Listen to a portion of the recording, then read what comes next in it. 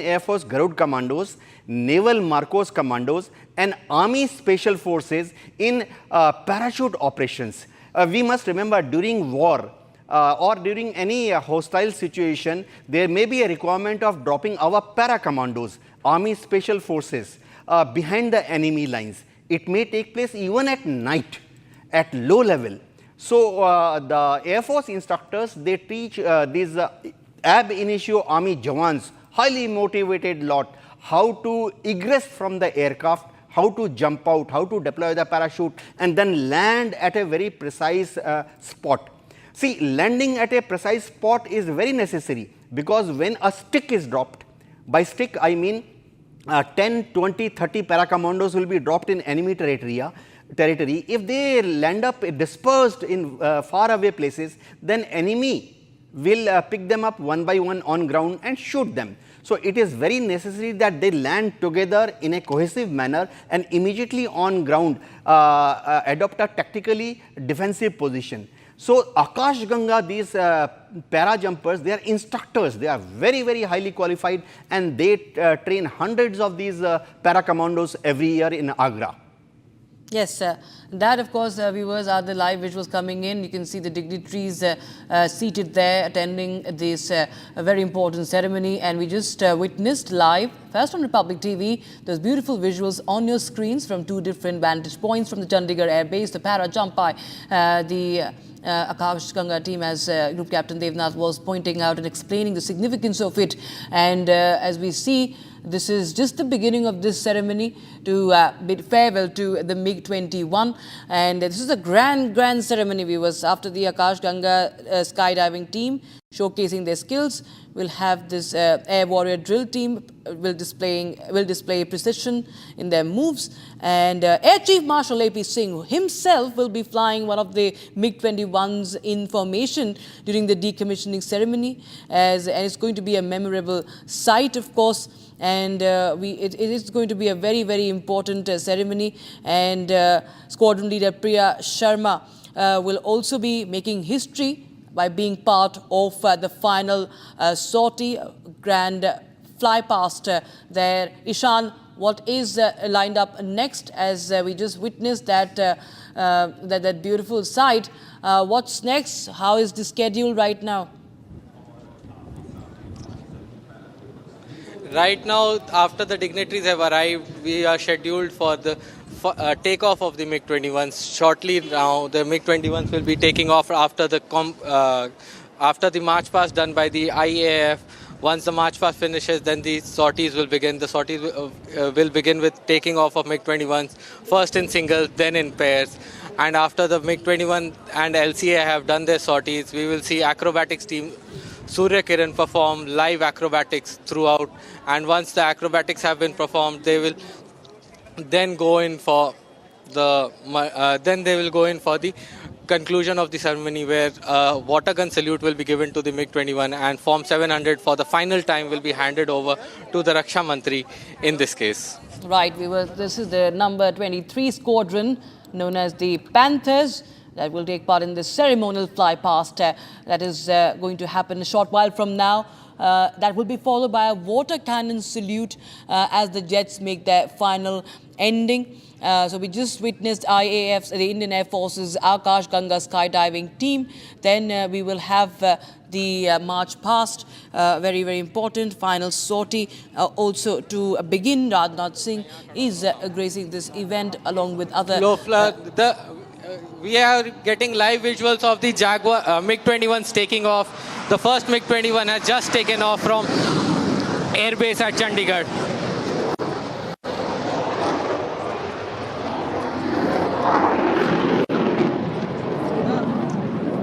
The next MiG-21 in pairs are now taking off. These are the two MiG-21s taking off of the Panther Squadron.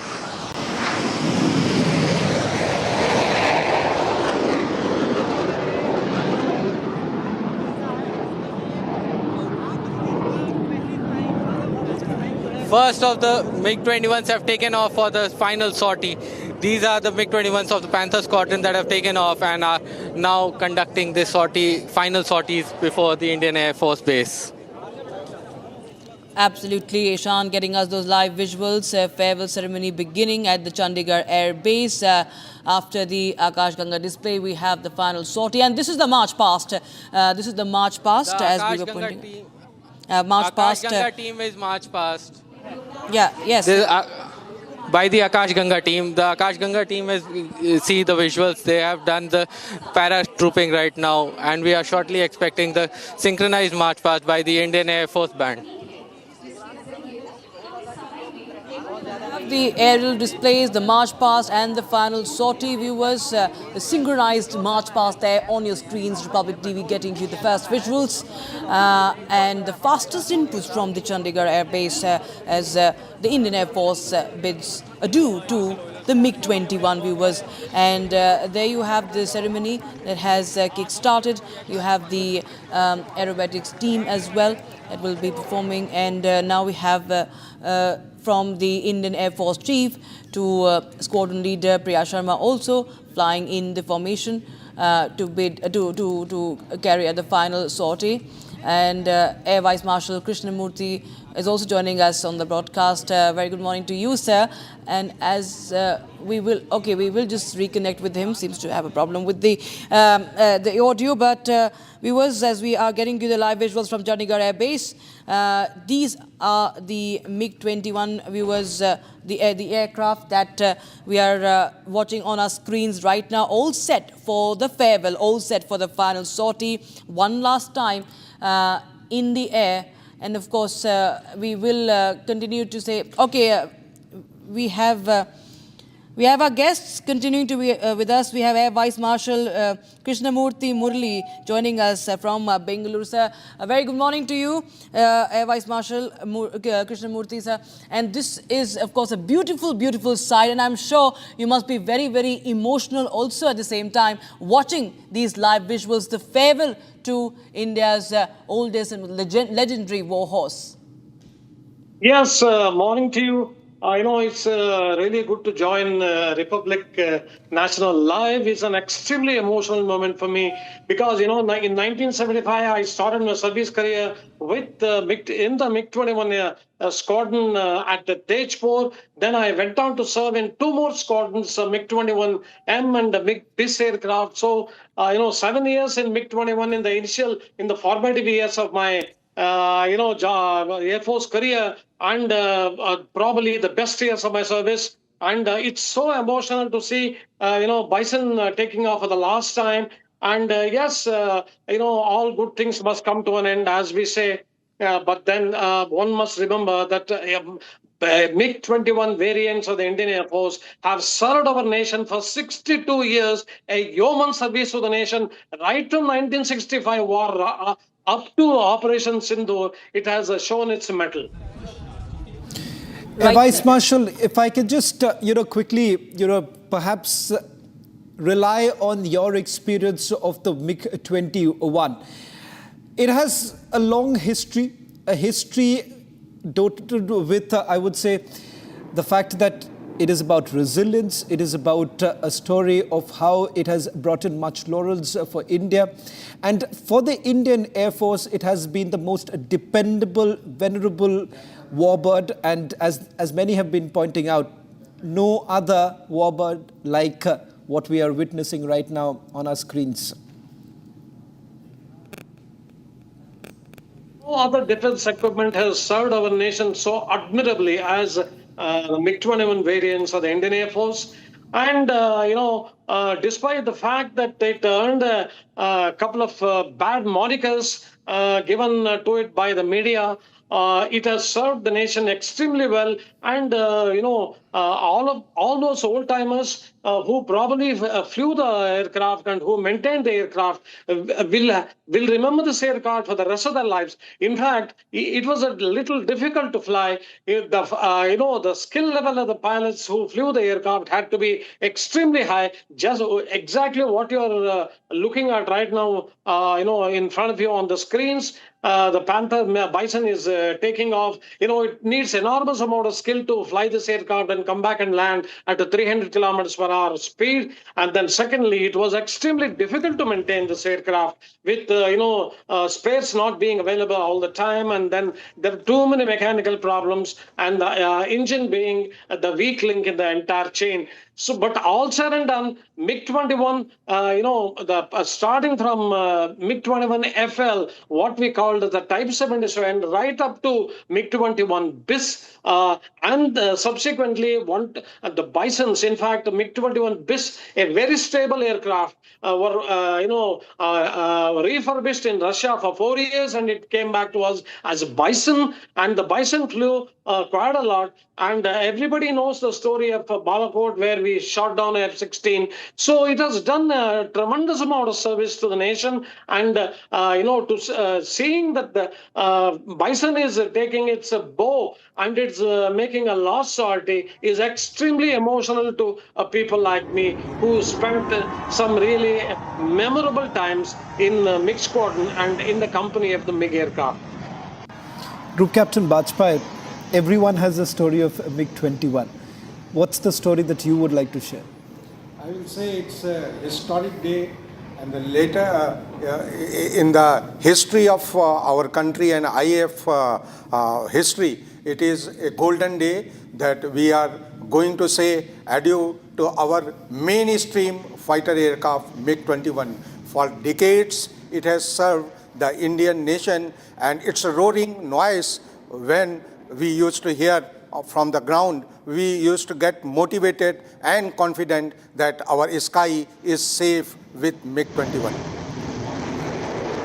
Group Captain Debnath, there is no doubt about the fact that there are multiple tales of courage as far as the MiG-21 is concerned. I want to perhaps trace back to the very time that it was inducted. That was the time when India had suffered a setback, and then what we witnessed over the next few decades was complete aerial dominance that Indian Air Force had, despite the sort of resources that we did not really have, or we had expected that we would have at that point in time. Despite the limitations, the Indian Air Force actually was able to deliver, primarily because what we have seen, the induction of the MiG-21, and then of course the Mirage came in and the others too. But what makes the MiG-21 so very special as a fighter jet? Oh yes, very, very special fighter jet, because it could do anything its pilot will put in command. It will obey the pilot in seat. It had a very, very lovely engine. Initial days R11, R13, they were very, very powerful engine. The aircraft was aerodynamically designed to do two things. One, climb up very high altitude at supersonic speed. And second was it could turn very fast. A good pilot during combat situation could turn at 6G, 7G. Now I must tell viewers what is a G. It is also said that initially it started off not having the capabilities of coming low and perhaps carrying out the attacks, but when it comes to our skillful pilots, we were able to do what the MiG-21 was never designed for. Oh yes, even Russians were surprised. See, 1963 is 1964, Russia supplied this aircraft to us, we started flying it. In Russian Air Force, it was only doing high altitude interception roles. They had made this aircraft, they had designed this aircraft with exclusive aim of doing only one thing. That is, take off, quickly climb up to a height, then shoot down NATO or US incoming bombers, and then come back and quickly land. But in Indian Air Force, we modified it. We modified it to carry weapons, bombs, rockets. Air-to-ground delivery of bombs and rockets was very, very accurate. And best thing is that we flew at ultra-low level at night. Russian pilots, they were amazed. I can tell you that Russian pilots used to come do test flying with our fighter pilots in Nasik, Ozar. And that time they said one thing, that the Indian Air Force has not only optimized this aircraft for all kind of ground attack role, which was unheard of. We optimize it for ground attack roles, pinpoint precision. I must tell viewers, there were no laser guided bombs in those days, initial days. There were no radar guided or GPS guided bombs in those days. But yeah, We used to drop what is called pure and simple iron bomb. What does it really mean? Like imagine a car that you're basically driving not with enough gears in place. So ladies and gentlemen, no matter how good the fighter jet is, it is also about the pilot which is inside the aircraft, and that is one of the reasons why even the Russians, as Group Captain Devnath was pointing out, even the Russians were really surprised the way the Indian Air Force was being able to use the MiG-21. There would be many stories over the next few hours, Rakshit, I think so. As our distinguished guests join in, they would be also sharing their stories of what made the MiG-21 so very different. Of course, the last was the kill that we saw during when Wing Commander Abhinandan did actually use the MiG Bison, and of course being able to carry out the kill of F-16, which many would say scripted military aviation history. Let's just once again, Rakshita, let's go to Ishan. I believe that's the parade that is on right now.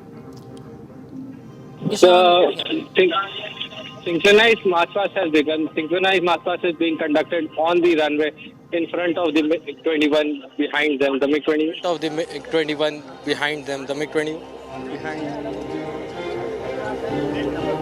MiG-21 behind them are there just to as a display models. Just now, few minutes ago, the MiG-21's in formation took off here. They took off in a 2x2 formation in similar manner of a combat air patrol as they would have if they were on a ready alert state. Water cannons are in position for the final salute.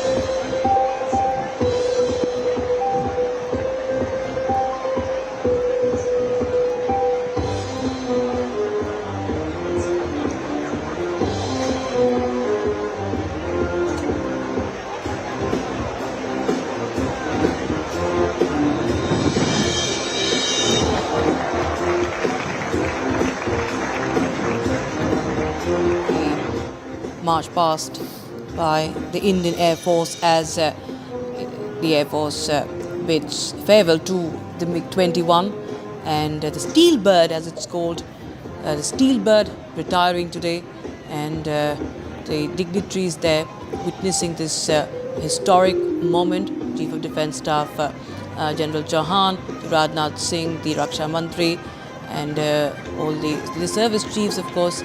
Importantly, of course, we will witness that sortie, and we will also see the water cannon salute as well for the departing jets, and the Air Chief will hand over the Form 700 logbook of the MiG-21s to Defence Minister Rajnath Singh, tradition marking the end of an era as we bid farewell to the war horse the Indian Air Force after 6 decades. Air Vice Marshal Krishnamurthy, if I can bring you back, as we bid goodbye to the MiG-21, the questions would now be raised about how do we really fill up this entire gap, because the gap that has been created, and that's perhaps a cause of concern, because if you compare to our neighbors right now, particularly with regards to China, we are woefully down in terms of the fighter squadrons are concerned, and some frustration that we've seen building within the Indian Air Force in terms of the acquisition, in terms of being able to have the delivery on time. And this has been a long history of acquisition plagued with several controversies. Yes, what you say is true. The acquisition program, the process is very long as in our country, and we have set documents which are available to us, issued by the Ministry of Defense, which has to be followed for every acquisition if the aircraft is to be, or the equipment is to be bought outright from other countries. Fine, we have our own indigenous equipment coming online, what we call as Atmanirbhar, thing. But then, unfortunately, it doesn't seem to have produced the desired results as far as the Indian Air Force is concerned.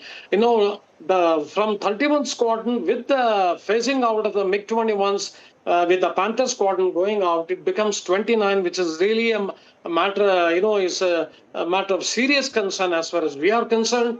Even though it is not possible to really numerically outnumber our eastern adversary, at least, we should equip our, Indian Air Force with modern aircraft so that any future conflicts are taken care of very admirably. In fact, what happened, in Pahalgam was actually took the entire nation by surprise, but then we acquitted ourselves admirably in 4 days of conflict.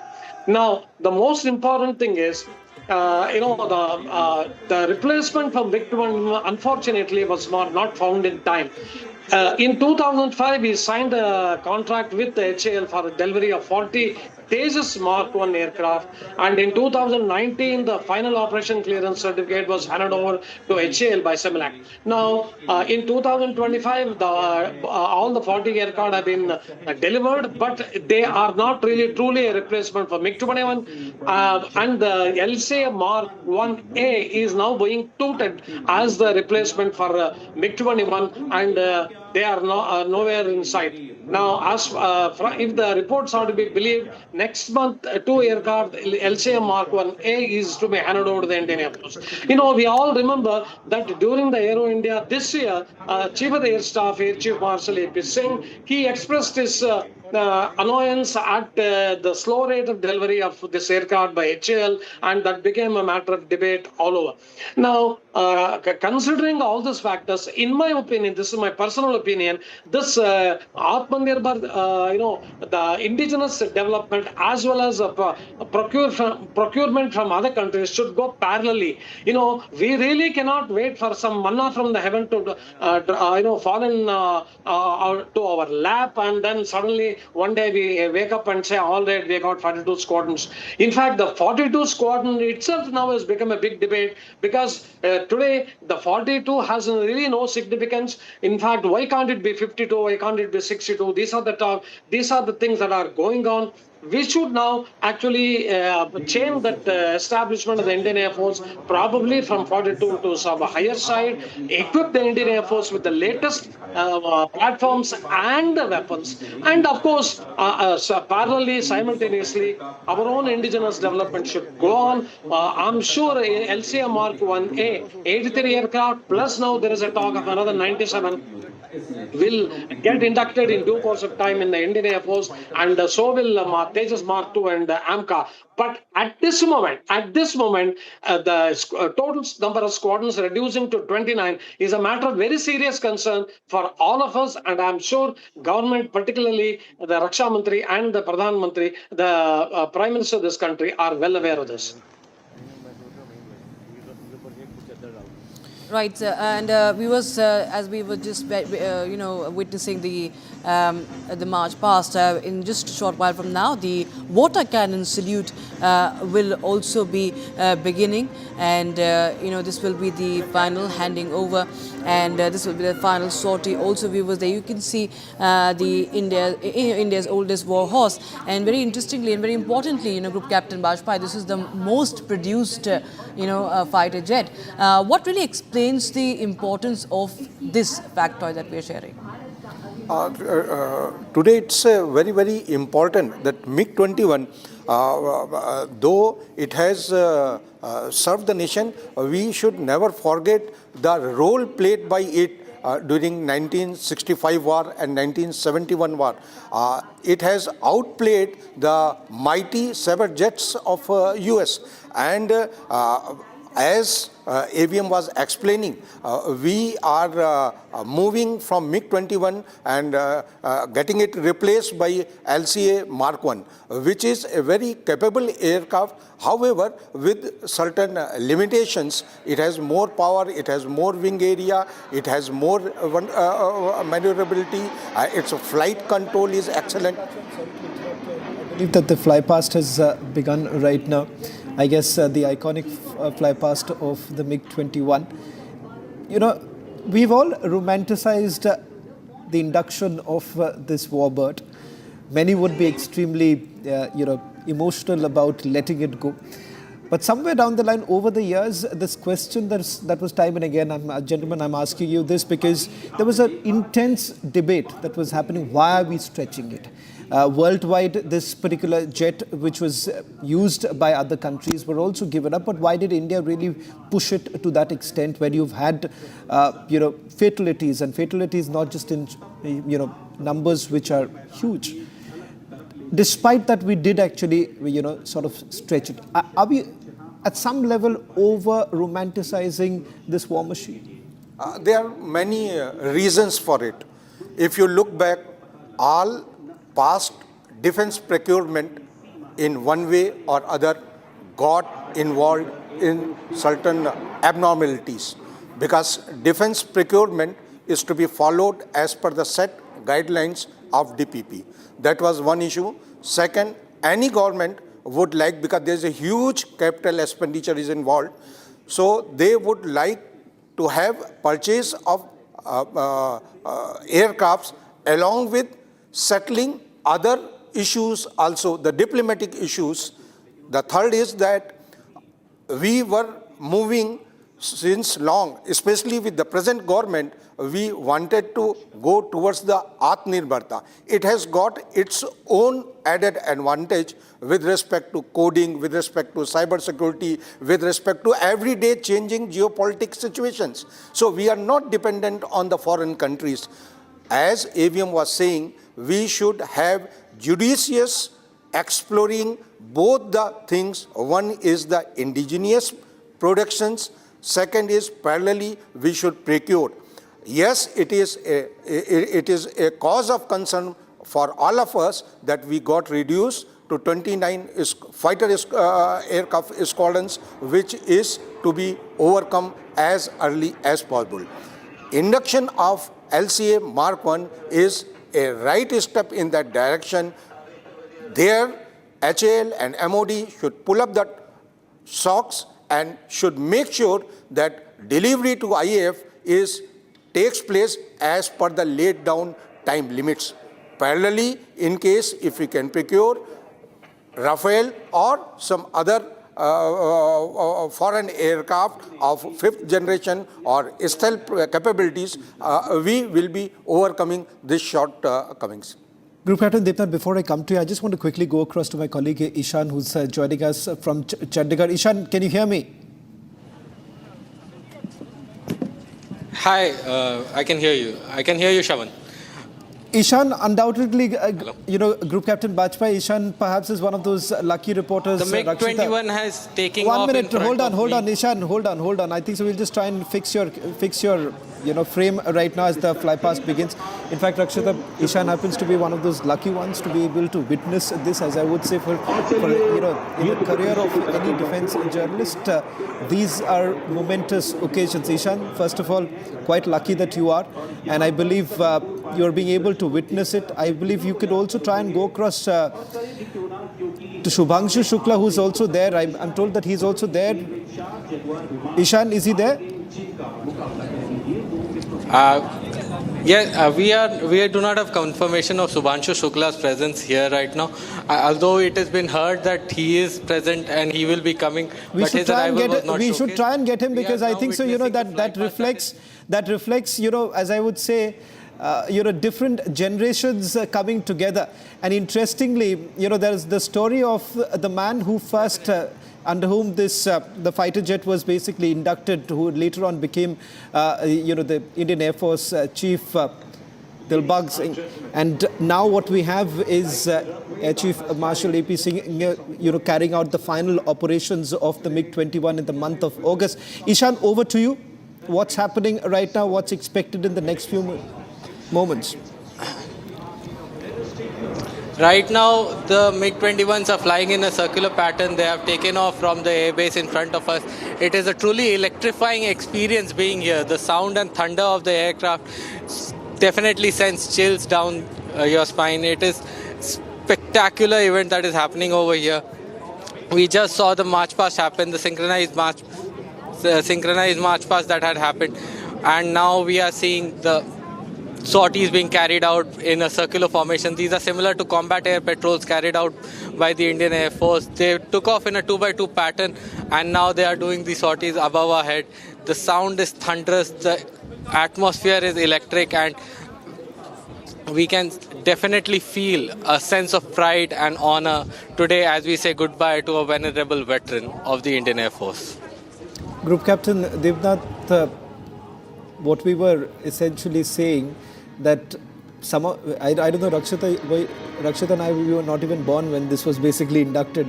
And I hear some stories of those who've been covering you know, the Indian Air Force for a very long time. They say that, you know, there are stories that we may not even know till date, because there are so many of it. So many generations of fighter jet pilots have actually been part of the story. Is there one story that Group Captain Devnath, that you would like to say, that something that you're not never going to forget when it comes to flying the MiG-21? Oh yes, I will tell you. One fine day came, my engine had a problem. The engine RPM got settled at idling. I moved my throttle, I switched off my engine, I tried to relight, it won't reignite again. And the best sound you can hear as a fighter pilot is a comforting engine. That sound had gone dead. All that I could hear was windmilling N1, N2 RPM, 43%, 47%. Aircraft can only glide down, and we as pilots were told, if you are below 2 kilometer, below 1 kilometer with engine trouble, eject. I ejected, my parachute came out, it blossomed, what a relief. I finally landed on ground. And again, I will tell you, my flight commander was flying on top of me in his MiG-21. And what a reassuring sound. I was on ground, I had injured my neck and spine, and as doctors had trained us, we were not supposed to move. So I was on a sand dune, hot desert sand, 44-degree temperature, and I was not moving. But best sound I heard was my flight commander flying over me in a MiG-21, and then when he saw me, he waggled his wings while turning. This is a way of telling me, because now I'm out of aircraft, my wireless is gone. This is a way he was flying over me, waggling his wing, saying, don't worry, Debu, I have seen you, you are alive, and I am reporting it to radar and to air traffic control. What a lovely sound of that MiG-21. Group Captain, you remember the sound, but I believe your body must have gone through, a turmoil that you may have had to sort of deal with over the last few years. And this is exactly what we say, the resilience that we have witnessed with every of our pilot within the Indian Air Force. even if they may have gone through some of the most troubled times, setbacks during their flight career, they would still remember the story of, as Group Captain Debnath says, the sound of the MiG-21 and not what their body had to really withstand, because the kind of gravitational force that one actually goes through, particularly as a fighter jet, is unimaginable to really say the least. We've actually had the opportunity of seeing that with the Sukhoi Group Captain when we were undergoing certain training as a defense reporter, and I would always be amazed how the Air Force actually sort of normalizes it, simply saying that it's okay. It's the thrill of being inside the cockpit, the thrill to see the circuit breakers, and it's a lot. I'm sure you have much more to say on that. Yeah, just 3 sentences. Our ladies, when a girl gets married in Indian Air Force, she is mentally prepared for that one day. So for Mrs. Debnath also, that one day came. Mrs. Debnath was at home, 12 o'clock in afternoon, Jodhpur. Very hot days. Suddenly she finds that commanding officer's wife in commanding officer's car in Safed Salwar Kameez lands up at afternoon 12 o'clock at home, accompanied by wife of flight commander. And she knew instantly that something has happened. Something has happened to Debu. Before commanding officer's wife came in and sat down, Mrs. Debnath served them 2 glasses of water. Commanding officer's wife said, Debu has ejected. Mrs. Debnath was alone at home. She said, tell me, he is alive or not? That is the extent of mind training our wives have. If husband has ejected, they are strong. Their only wish is to be intimated immediately. Has he survived? They are mentally very strong. They don't want, Madam chot lagi hai, Madam he is in hospital, and then being informed after 4 hours that he is no more. They want to know instantaneously. And all Air Force ladies, kudos to them, salute to them. They prepare their children also for this day, that one day their fathers news में कम like this. Children कहते हैं, बच्चे बोलते हैं, mummy पिताजी का parachute खुला क्या? Even children know that if father has ejected safely, his parachute should blossom. Yes. Right, we continue to bring more stories to you with our esteemed panel of guests as we witness the live visuals coming in from the Chandigarh Air Base. Right. And there you have the landing on the runway.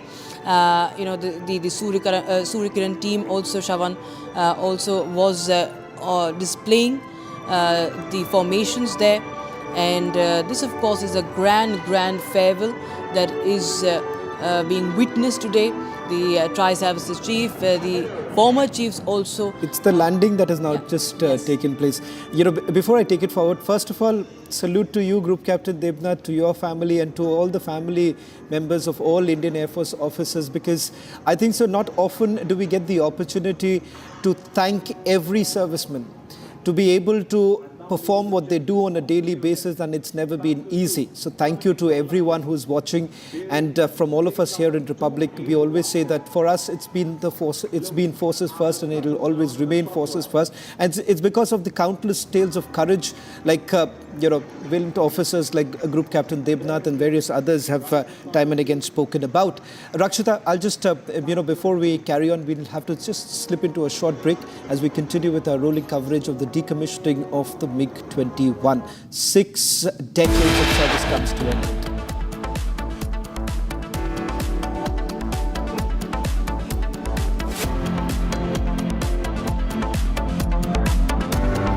ये है secret recipe MDH का जीरा SIP जल जीरा मसाला. SIP जीरा SIP MDH का जीरा SIP MDH का जीरा सिप.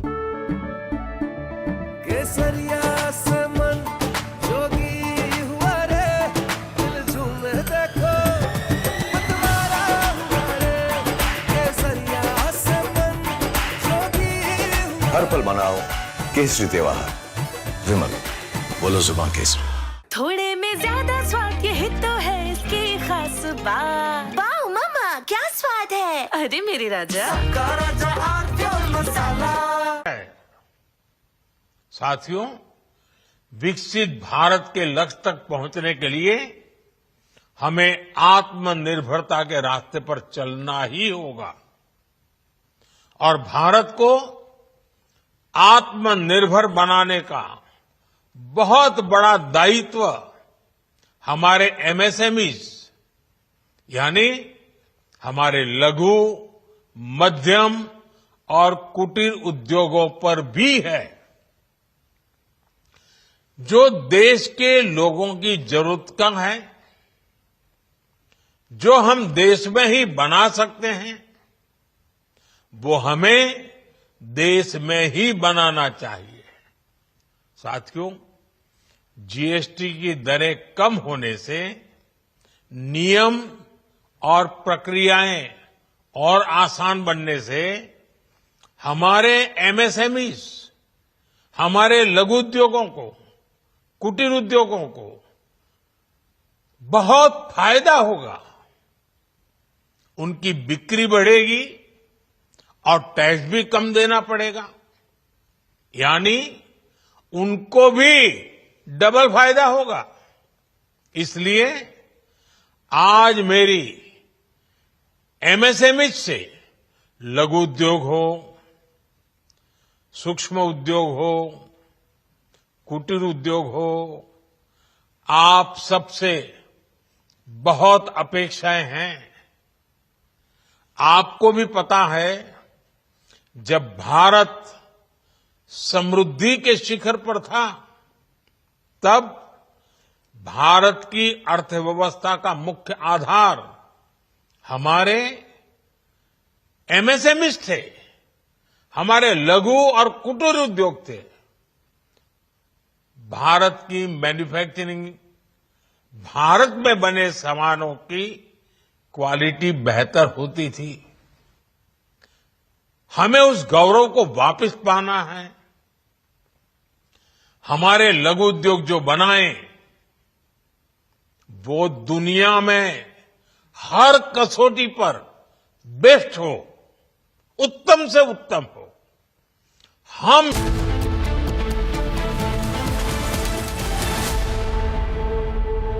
त्योहार भी आ गए और हुंडई सुपर डिलाइट डेज भी। अब हर कदम पे खुशियां बांटेंगी। हर सेलिब्रेशन अपना अपना सा लगेगा। यही तो टाइम है प्यार दिखाने का। अपनी फेवरेट हुंडई कार को आपकी मनपसंद हुंडई कारों पर मिल रही है कमाल की डील्स। वैसे लोगे तो आप हुंडई ही, चाहे दिल की सुनो या डील्स की। दादी के हाथों का जादू और खुशबू से महकता घर, माँ की मुस्कुराहट और खाने की सुगंध। MDH गरम मसाला, क्योंकि हर रिश्ता है स्वाद से जुड़ा। केसरिया से मन जोगी हुआ रे, दिल झूमे देखो मतवारा हुआ रे।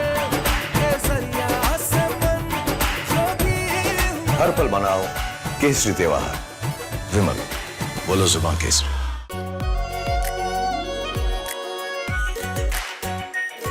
Pure shahi paneer masala, delicious, healthy everyday.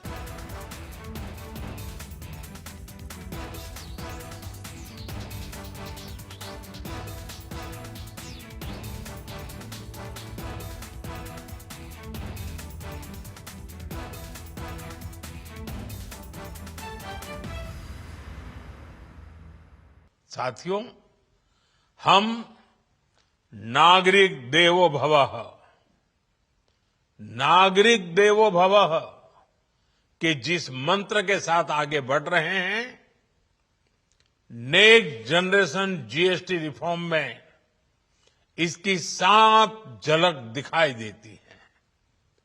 अगर हम इनकम टैक्स में छूट और जीएसटी में छूट को जोड़ दें, तो एक साल में जो निर्णय हुए हैं, उससे देश के लोगों को 2.5 लाख करोड़ रुपए से ज्यादा की बचत होगी। और तभी तो मैं कह रहा हूं, ये बचत उत्सव है।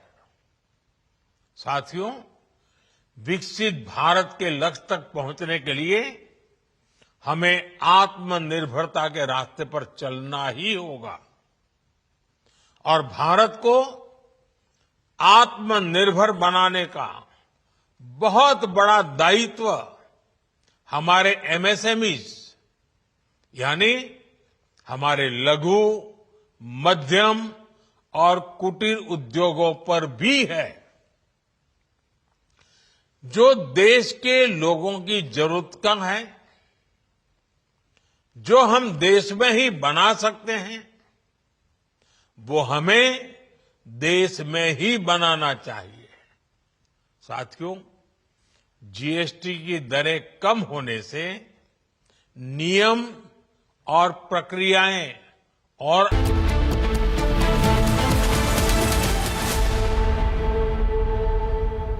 थोड़े में ज्यादा स्वाद, यही तो है इसकी खास बात। वाओ मामा, क्या स्वाद है। अरे मेरे राजा, I choose a world where we dream and the limit is the sky, and this world is my home where I'm living my best. Mindfully crafted home decor fabrics. Sansar, a D-Decor brand. Live consciously. MDH की देगी मिरज, देगी मिरज का तड़का, अंग अंग फड़का। MDH की देगी मिरज। कल यानी नवरात्रि के प्रथम दिवस 22 सितंबर को सूर्योदय के साथ ही नेक्स्ट जनरेशन जीएसटी रिफॉर्म्स लागू हो जाएंगे। एक तरह से कल से देश में जीएसटी बचत उत्सव शुरू होने जा रहा है। इस जीएसटी बचत उत्सव में आपकी बचत बढ़ेगी और आप अपनी पसंद की चीजों को और ज्यादा आसानी से खरीद पाएंगे। नए स्वरूप में मुख्य रूप से अब सिर्फ 5% और 18% के ही टैक्स स्लैब रहेंगे। इसका मतलब है रोजमर्रा के इस्तेमाल की ज्यादातर चीजें और सस्ती हो जाएगी। खाने पीने का सामान, दवाइयां, साबुन, ब्रश, पेस्ट, स्वास्थ्य और जीवन बीमा, ऐसे अनेकों सामान, अनेकों सेवाएं या तो टैक्स फ्री होगी या फिर केवल 5% टैक्स देना होगा। जीएसटी कम होने से अब देश के नागरिकों के लिए अपने सपने पूरे करना और आसान होगा। घर बनाना, टीवी, फ्रिज खरीद।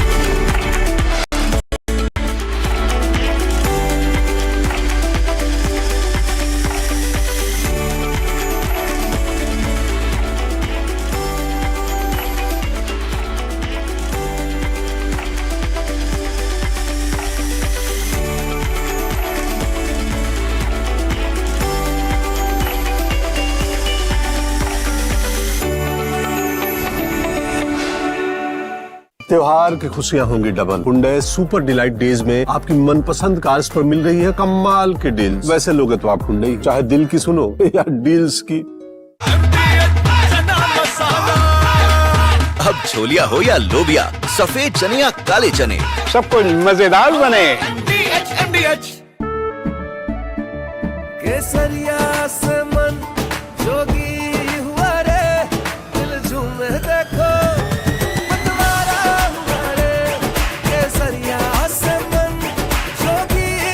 हर पल मनाओ केसरी त्योहार। विमल, बोलो जुबान केसरी। थोड़े में ज्यादा स्वाद, यही तो है इसकी खास बात। वाओ मामा, क्या स्वाद है। अरे मेरे राजा, मसाला।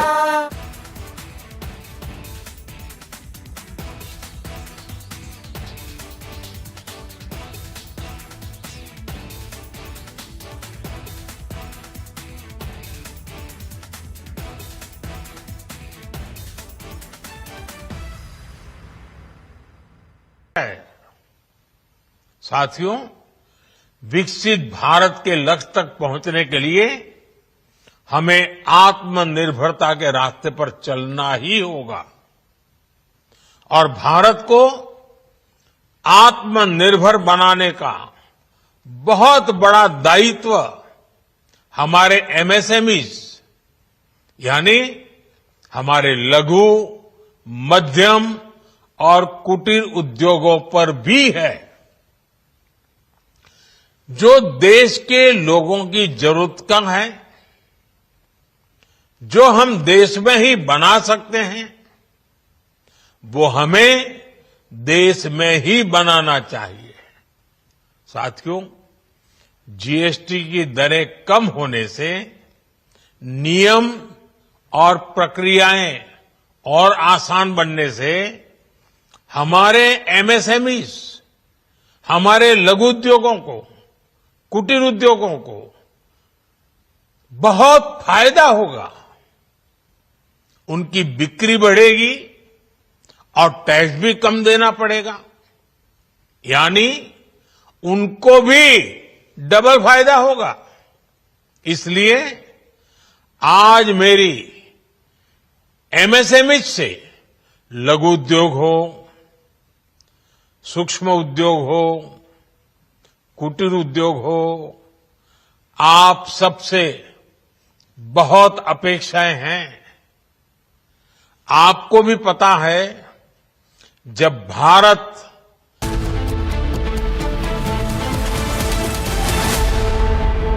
MDH की हल्दी मिर्ची धनिया करे कमाल, ये रंग दे, ये खुशबू दे, ये तीखा, ये कम पड़े, क्या निराला MDH मसाला।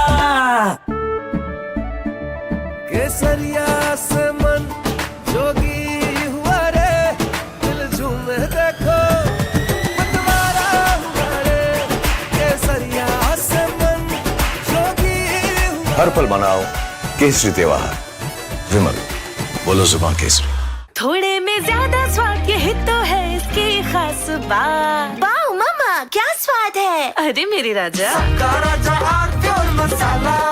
साथियों, हम नागरिक देवो भवः,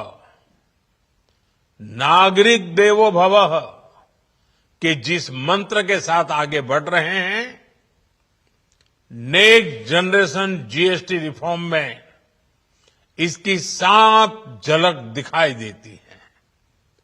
अगर हम इनकम टैक्स में छूट और जीएसटी में छूट को जोड़ दें, तो एक साल में जो निर्णय हुए हैं, उससे देश के लोगों को 2.5 लाख करोड़ रुपए से ज्यादा की बचत होगी। और तभी तो मैं कह रहा हूं, ये बचत उत्सव है। साथियों, विकसित भारत के लक्ष्य तक पहुंचने के लिए हमें आत्मनिर्भरता के रास्ते पर चलना ही होगा और भारत को आत्मनिर्भर बनाने का बहुत बड़ा दायित्व हमारे एमएसएमईज यानी हमारे लघु, मध्यम और कुटीर उद्योगों पर भी है, जो देश के लोगों की जरूरत कम है, जो हम देश में ही बना सकते हैं, वो हमें देश में ही बनाना चाहिए। साथियों, जीएसटी की दरें कम होने से नियम और प्रक्रियाएं और आसान बनने से हमारे एमएसएमईज, हमारे लघु उद्योगों को, कुटीर उद्योगों को बहुत फायदा होगा। उनकी बिक्री बढ़ेगी और टैक्स भी कम देना पड़ेगा, यानी From Asia's largest news headquarters, setting the agenda for Bharat.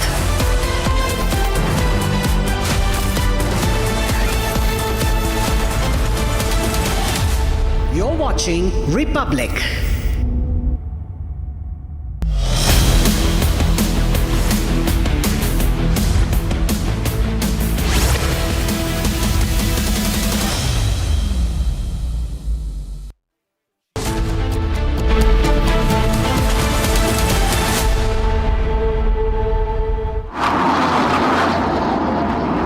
farewell ceremony that is underway. You can see the tri-colors in the skies as the Air Force bids farewell, bids adieu to India's oldest war horse, the MiG-21, India's first supersonic fighter jet, and Air Chief Marshal AP Singh will be taking the final sortie on the MiG-21 Bison.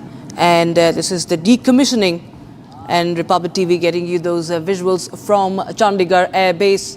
And we just showed you the formation, and you can see the trail that has been left there in the skies. And this is, of course, the penultimate stage of this decommissioning ceremony, the farewell ceremony of the MiG-21 fleet. And on your screens, which was from the runway right now, and the Jaguars and locally produced Tejas also said to have been taking part in the ceremony today. Elite Suryakiran aerobatic team enthralling the people with skillful aerobatic feats. Para jumpers also had skydived, performing for this ceremony, and this is the final salute to the MiG-21. Designed by the Soviet Union in the 1950s, inducted into the Indian Air Force in the year 1963, and India went on to acquire a total of 874 aircraft, with the final upgraded Bison version that you will be seeing flying for one last time there. And there you have visuals from the runway, live from the Chandigarh Air Base.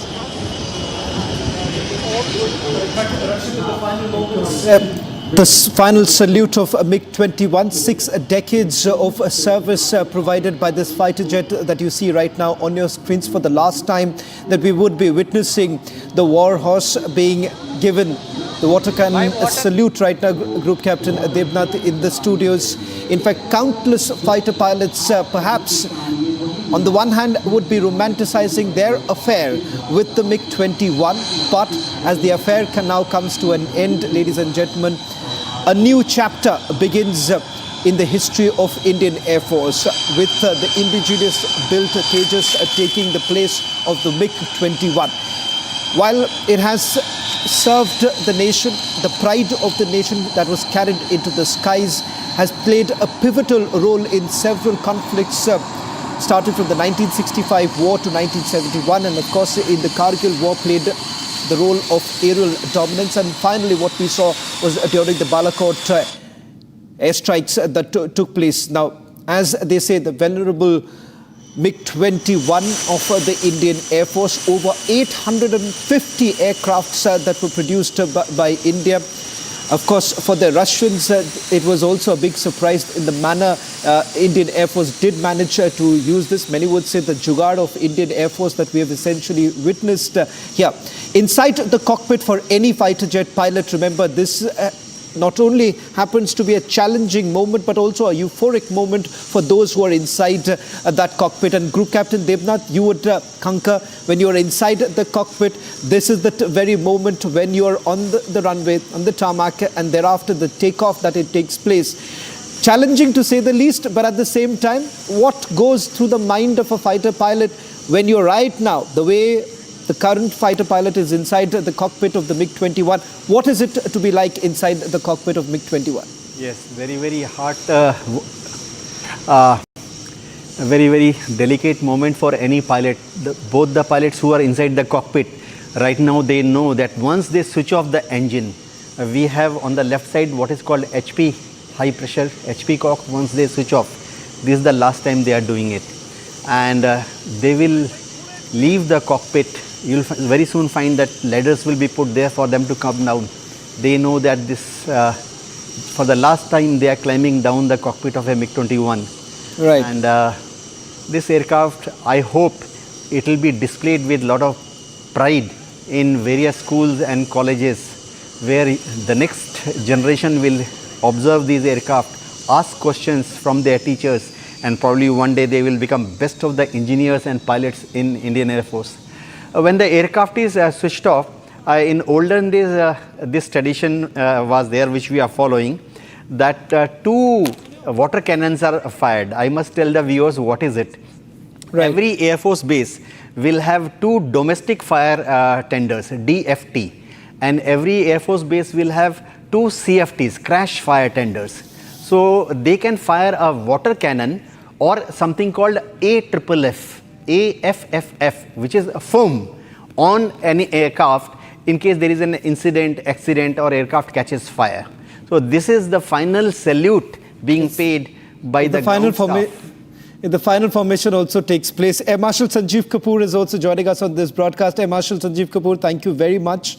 A somber moment, many would say, as we say goodbye to the MiG-21, a dependable warhorse that the Indian Air Force has had. Air Marshal Sanjeev Kapoor, you've been part of the acquisition process within the Indian Air Force. Intense debate must have always taken place as to why are we really stretching the usage of MiG-21, especially at a time that we've had numerous fatalities. We've lost several of our young lives, young pilots that we have lost to the MiG-21 crashes that have taken place. For you, perhaps it would have always been a very challenging moment, especially the discussions inside the boardrooms. I want to ask you, Air Marshal Sanjeev Kapoor, what has it been like to side with the MiG-21? Good afternoon to your panelists and your viewers.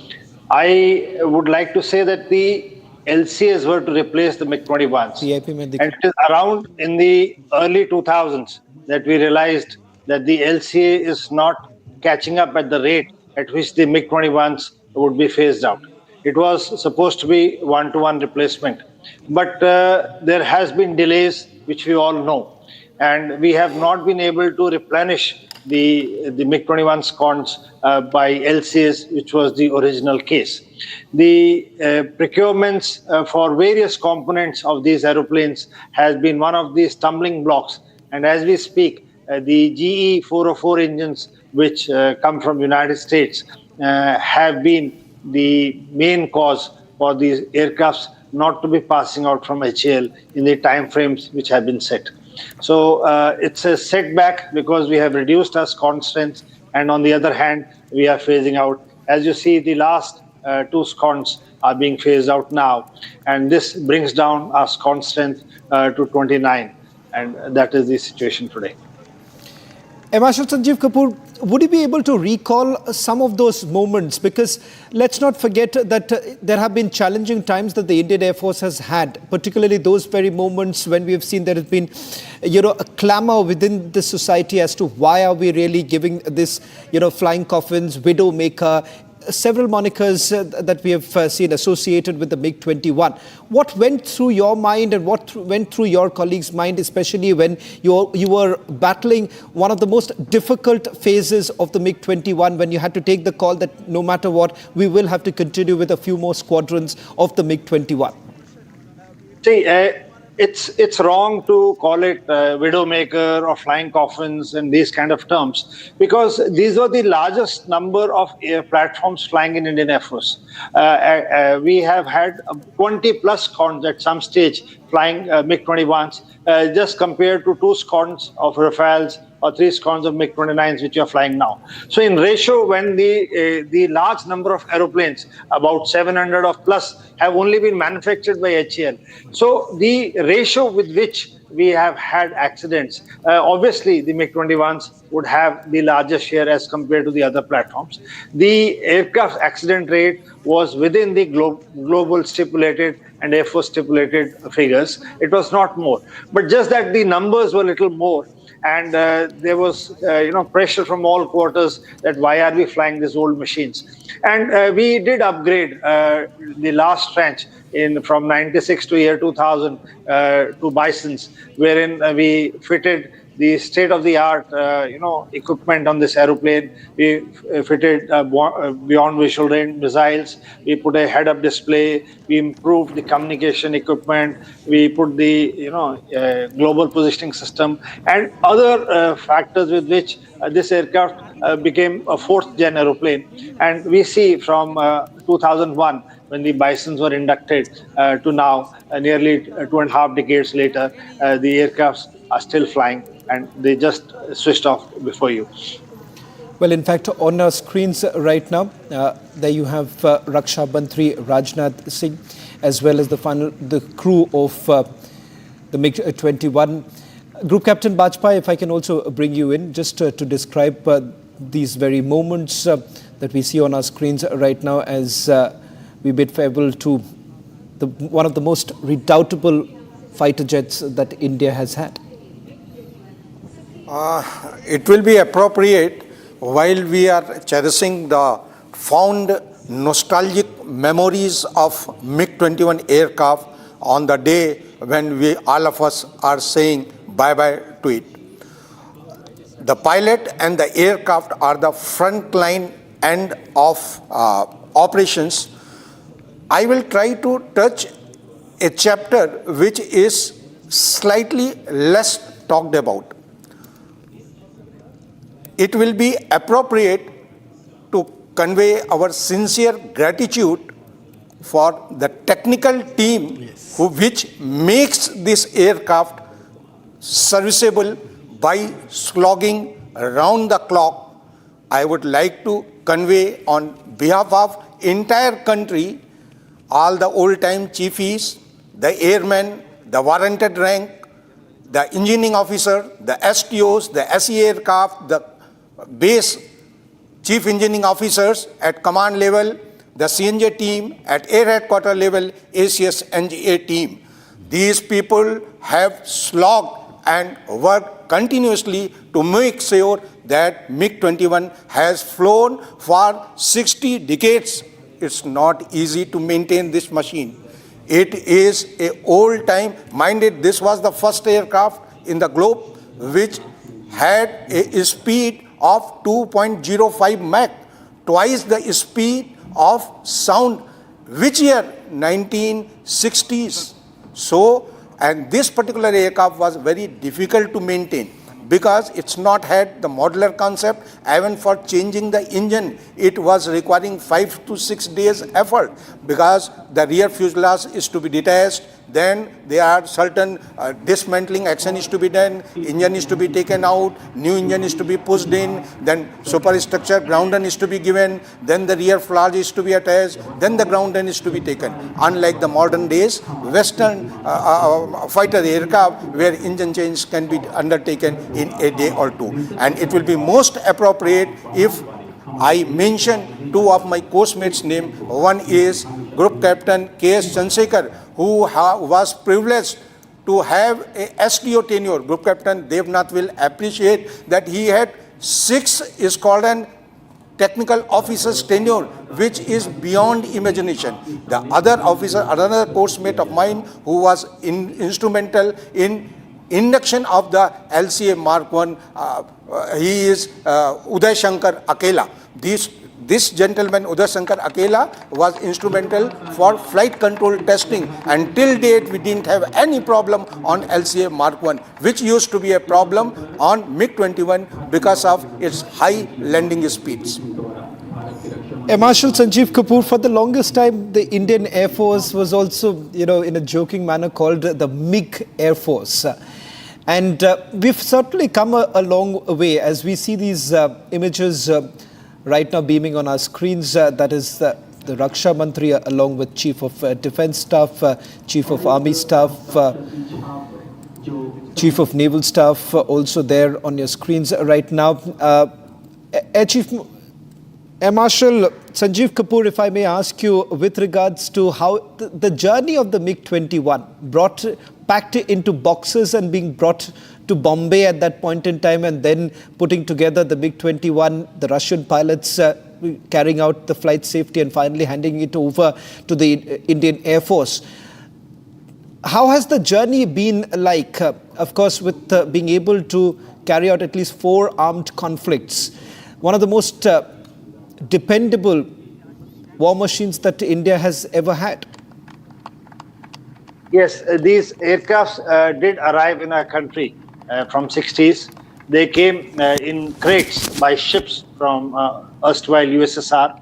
They were assembled at Nasik and Pune for many years till HAL got the contract to further assemble. And slowly in the 70s and early 80s, we had a huge number of these aeroplanes joining, and at some stage we had over 25 squadrons operating. These aircrafts have flown in all terrains and all weathers this country has seen.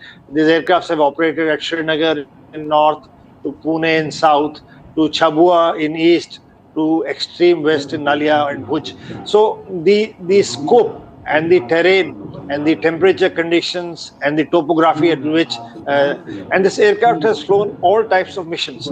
This was originally planned and made for a high interception, but this aircraft has been utilized for air-to-air role, air-to-ground role, electronic warfare, photo recce, and after Bison coming, it has been used for close combat for BVR missiles. So see the innovation and modifications which the Indian Air Force, our engineers, our technicians, and like Group Captain Bajpai just mentioned, that the hats off to all the maintenance team and staff who over these decades have kept this machine flying. It's not easy. The other air forces have wound it up. Over 60 countries flew MiG-21s in this era. But India, which started as the first country outside the Soviet bloc to fly this aeroplane, is phasing it out today after nearly 6.5 decades. So my compliments to all the support staff, ground crew, engineers, technicians who over these years... Marshal Sanjeev Kapoor, I'm sorry to interrupt you. Raksha Mantri has just started speaking. We'll have to cut to that. I'm sorry for that. एक बार सभी तालियां बजाकर हमारे pilots जिन्होंने करिश्मा किया है उनका स्वागत किया जाना चाहिए।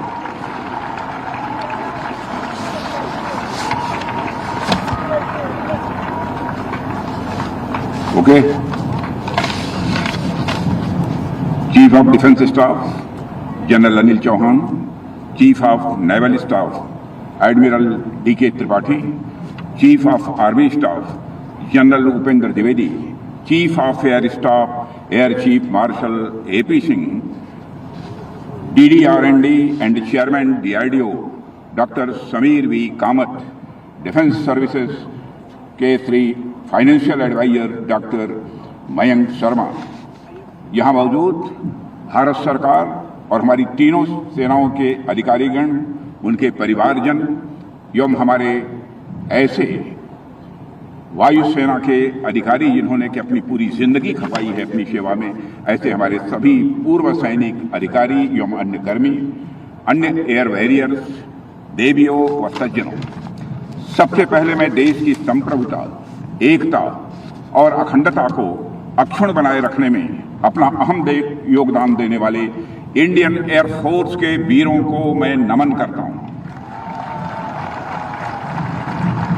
आजादी से लेकर अब तक आप सबने भारत की सुरक्षा सुनिश्चित करने के लिए जिस शौर्य और पराक्रम का परिचय दिया है, वह अपने आप में सभी भारतवासियों के लिए प्रेरणादायी है। आपकी वीरता की यह जो यात्रा रही है, इसके पीछे मैं समझता हूं MiG-21 का भी बहुत बड़ा योगदान रहा है।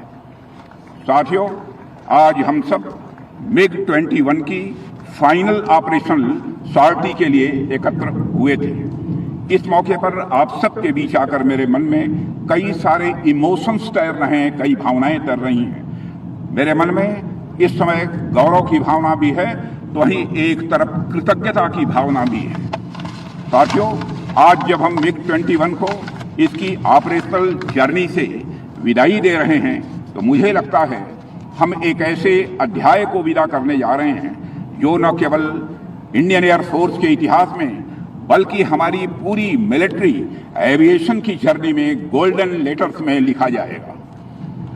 MiG-21 केवल एक एयरक्राफ्ट या मशीन भर ही नहीं है, बल्कि यह भारत और रशिया के बीच गहरे संबंधों का एक प्रमाण भी है। साथियों, एक तरफ तो मिलिट्री एविएशन का खुद का जो इतिहास है वह अपने आप में इनक्रेडिबल है ही, दूसरी तरफ MiG-21 ने मिलिट्री एविएशन की जर्नी में कई और प्राउड मोमेंट्स यानी गौरव के क्षण जोड़े हैं। दुनिया के मिलिट्री एविएशन के इतिहास में ऐसा कोई फाइटर जेट नहीं हुआ जो इतनी बड़ी संख्या में निर्मित हुआ हो। दुनिया भर में MiG-21 के 11,500 से अधिक विमान बनाए गए और उनमें से लगभग 850 विमान भारतीय वायुसेना का ही वह हिस्सा रहे हैं। साथियों, यह संख्या अपने आप में इस फाइटर एयरक्राफ्ट की पॉपुलरिटी, इसकी क्रेडिबिलिटी और इसकी मल्टी डायमेंशनल कैपेबिलिटीज की एक टेस्टिमनी है। अभी आप लोगों ने देखा कि MiG-21 की फाइनल फ्लाई पास्ट को air chief marshal AP Singh ने स्वयं लीड किया है और यह इस मशीन की क्रेडिबिलिटी और एयर वॉरियर्स के मन में इसके सम्मान को दर्शाता है। इतने लंबे समय तक MiG-21 अनेक वीरतापूर्ण कृत्यों का साक्षी रहा है।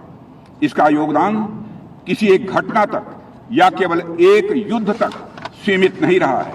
1971 के वार से लेकर कारगिल के युद्ध तक या फिर बालाकोट एयर स्ट्राइक से लेकर ऑपरेशन सिंदूर तक ऐसा कोई क्षण नहीं रहा जब MiG-21 ने हमारी आर्म फोर्सेस को जबरदस्त मजबूती न प्रदान की हो। 1971 का वार भला कौन भूल सकता है। MiG-21 ने पाकिस्तान के साथ युद्ध के दौरान विपरीत परिस्थितियों में जिस दिन ढाका के गवर्नर हाउस पर हमला किया, उसी दिन उस युद्ध के परिणाम की रूपरेखा तय कर दी गई। इसके अलावा भी इसके लंबे इतिहास में अनेक ऐसे मौके आए जब MiG-21 ने अपनी डिसाइसिव कैपेसिटी साबित की है। साथियों, कोई भी ऐतिहासिक मिशन हो, हर बार MiG-21 ने तिरंगे का सम्मान बढ़ाया है। इसलिए यह फेयरवेल हमारी कलेक्टिव मेमोरीज का भी है और हमारे नेशनल प्राइड का भी है और इस जर्नी का भी है जिसमें करेज, सैक्रिफाइस और एक्सेलेंस की कहानी लिखी गई है। साथियों, MiG-21 की इस शानदार जर्नी और इस कार्यक्रम को एक अलग नजरिए से भी मैं देख रहा हूं। यह नजरिया हमारे प्राचीन भारतीय परंपराओं की भी एक झलक दे रहा है। हमारा जो एंशिएंट कल्चर है वो हमें यही सिखाता है कि केवल लिविंग ही नहीं बल्कि नॉन लिविंग थिंग्स भी इसमें ईश्वर का वास होता है। हमारे यहाँ ईशावास्यमिदं सर्वम कहा गया है, यानी हर एक चीज में ईश्वर को देखा गया है। हमारे यहाँ जमीन, आसमान, पेड़, यहाँ तक कि घास को भी पूजा जाता है। हम तो पत्थर में भी देवता का वास मानते हैं। हम तो माता भूमि ही पुत्रो अहम पृथिव्याः कहने वाले लोग हैं, यानी हम सब इस भूमि को अपनी माता और खुद को इसकी संतान मानते हैं। आप सब ने देखा होगा कि जब कोई नया घर बनता है तो हम उसमें प्रवेश करने से पहले पूजा करते हैं। जब कोई नई गाड़ी आती है तो उसका भी हमारे यहाँ पूजन होता है। और अभी कुछ ही दिनों में हम सब दशहरा में शस्त्र पूजन भी करेंगे। यह परंपरा केवल आस्था और विश्वास नहीं है, यह हर टूल के प्रति, हर सिस्टम के प्रति, हर इंस्ट्रूमेंट के प्रति हमारी कृतज्ञता की यह भावना है जो हमें प्रोटेक्ट करती है, जो हमें एम्पावर करती है। हमारी सिविलाइजेशन और हमारी कल्चर हमें यही सिखाती है कि रेस्पेक्ट सिर्फ इंसान को ही नहीं बल्कि हर उस चीज को दिया जाना चाहिए जिसने हमारे जीवन में कुछ न कुछ योगदान दिया है। साथियों, जब हम हर छोटी बड़ी चीज को इतना सम्मान देते हैं तो MiG-21 तो हमारा नेशनल प्राइड है। यह तो हमारी रक्षा का शील्ड रहा है, हमारी शक्ति का यह सिंबल रहा है और इसलिए इसका सम्मान करना भला हम कैसे छोड़ सकते हैं। इसलिए आज जब हम MiG-21 को फेयरवेल देने के लिए यहाँ पर एकत्रित हुए हैं तो इसे सिर्फ एक फॉर्मल मिलिट्री सेरेमनी की तरह ही नहीं देखा जाना चाहिए। यह एक सांस्कृतिक परंपरा का विस्तार है। जैसे हम अपने सोल्जर्स की रिटायरमेंट पर उन्हें सम्मान देते हैं, उसी तरह आज हम इस माइटी मशीन को सम्मान दे रहे हैं जिसने डिकेड्स तक हमारी सुरक्षा का भार अपने विंग्स पर उठाया है। साथियों, भारत के गांवों का बच्चा MiG-21 के बारे में जानता है और इसके शौर्य और पराक्रम को भी अच्छी तरह जानता है। और यह एयरक्राफ्ट हमारे देश की मेमोरीज और इमोशंस में डीपली इम्बीडेड है। 1963 में जब MiG-21 पहली बार हमारे साथ जुड़ा था, तब से लेकर आज तक 60 से भी ज्यादा वर्षों का यह सफर अपने आप में अनमैच्ड है, अपने आप में यह बेजोड़ है। मुझे लगता है कि हमारे कुछ वेटरन्स को छोड़ दें तो यहां मौजूद अधिकांश लोगों का उस समय जन्म भी नहीं हुआ होगा जब यह मशीन पहली बार इंडियन स्काईज में उड़ी थी। यही बात इसे और भी स्पेशल बनाती है। हम सबके लिए यह सिर्फ एक फाइटर जेट नहीं बल्कि एक फैमिली मेंबर जैसा है मेरे साथियों, जिसके साथ हमारा अटैचमेंट बहुत ही गहरा है। MiG-21 ने हमारे कॉन्फिडेंस को शेप किया है, हमारी स्ट्रेटजी को इसने मजबूत किया है और हमें ग्लोबल स्टेज पर स्थापित करने में हमारी मदद की है। अपनी इतनी लंबी जर्नी में इस फाइटर जेट ने हर चुनौती का सामना किया और हर बार इस फाइटर जेट ने अपनी काबिलियत भी साबित की है। साथियों, जब MiG-21 की बात होती है, अक्सर ये कहा जाता है कि भारतीय वायुसेना 60 साल पुराने विमान उड़ा रही थी। मैं इस अवसर पर एक बहुत ही महत्वपूर्ण फैक्ट भी स्पष्ट कर देना चाहता हूं। 1960 और 1970 के दशक में जो MiG-21 विमान हमारी आर्म्ड फोर्सेज के पास आए थे, वह बहुत पहले ही सेवा से बाहर हो चुके हैं। और जो MiG-21 विमान आज तक हम उड़ा रहे थे, वे मैक्सिमम 40 ईयर्स यानी 40 वर्ष पुराने हैं। 40 साल की लाइफ टाइम ऐसे एयरक्राफ्ट के स्टैंडर्ड में बिल्कुल नॉर्मल है। कई देशों में ऐसे फाइटर जेट्स को इतने ही टाइम तक एक्टिव रखा जाता है, लेकिन MiG-21 की एक खास बात यह है कि इसे तकनीकी रूप से हमेशा अपडेट रखा गया है और हमारे एयरफोर्स के अधिकारियों और जवानों ने और मैकेनिस्ट ने इस काम को किया है। आज जो MiG-21 हम यहां देख रहे हैं, यह तो त्रिशूल, विक्रम, बादल और मिशन जैसे नामों से भी जाना गया है। इसका वर्तमान रूप तो अपडेटेड था। यहां मैं हिंदुस्तान एरोनॉटिक्स लिमिटेड की भी सराहना करना चाहता हूं, जिसने अपने एडवांस राडार्स एवियोनिक्स से MiG-21 को लगातार अपडेट करने में अपनी महत्वपूर्ण भूमिका का निर्वाह किया है। साथियों, MiG-21 ने अपने बायर्स और अपने सेलर्स दोनों की अपेक्षाओं से कहीं बेहतर प्रदर्शन किया है। 1950 के दशक में जिस डिजाइन पर यह जेट बना था, वह उस समय की टेक्नोलॉजी के हिसाब से बेस्ट था। समय के साथ इसमें state of the art system जोड़े गए, बेहतर राडार सिस्टम भी जोड़ा गया। इसके अलावा भी इसमें अनेक एयर टू एयर मिसाइल्स भी जोड़ी गई, टारगेट मिसाइल्स जोड़ी गई, फ्री फॉल बम भी जोड़े गए। यही कारण है कि MiG-21 को इतने लंबे समय तक हमारी वायुसेना का भरोसा और सम्मान मिलता रहा है। इसलिए आज जब हम इसे विदाई दे रहे हैं, तो यह मोमेंट हमें यह याद दिला रहा है कि हमारी स्ट्रेंथ सिर्फ मॉडर्न टेक्नोलॉजी में नहीं है, बल्कि उस लेगेसी में भी है जिसे हमने दशकों से बिल्ड किया है। उस लेगेसी को सेलिब्रेट करना और उसका सम्मान करना, बहनों भाइयों, मैं यह मानता हूं कि हम सभी की जिम्मेदारी है और उसी जिम्मेदारी का हम लोगों ने निर्वाह किया है। साथियों, एक दिलचस्प बात यह है, यह कार्यक्रम चंडीगढ़ में हो रहा है। यहीं से भारतीय वायुसेना की सुपरसोनिक यात्रा की शुरुआत हुई थी। नंबर 28 स्क्वाड्रन, जिसे फर्स्ट सुपरसोनिक्स कहा जाता है, नंबर 28 स्क्वाड्रन, जिसे फर्स्ट सुपरसोनिक्स कहा जाता है, यहीं से MiG-21 का इंडक्शन हुआ था। यह स्थान इसलिए भी खास है क्योंकि यह उस गौरवशाली अध्याय का गवाह है जिसने भारत की एयर पावर को एक नई पहचान दी थी। आप सबके समक्ष MiG-21 के बारे में विस्तार में बताने की मैं समझता हूं कोई जरूरत तो नहीं है। हाँ, यहां बैठे हुए आप सभी, चाहे एयर वॉरियर्स हों, वेटरन्स हों या फिर डिफेंस एक्सपर्ट हों, हम सब इसके परफॉर्मेंस से भली भांति परिचित हैं। लेकिन मेरी नज़र में इसका जो सबसे खास विशेषता रही है वह है वर्सेटिलिटी। यह एक ऐसा फाइटर जेट रहा जिसने अपने लंबे ऑपरेशनल लाइफ में हर तरह के रोल इसने निभाए हैं। इसको बर्ड ऑफ ऑल सीजन्स ऐसे ही नहीं कहा जाता है।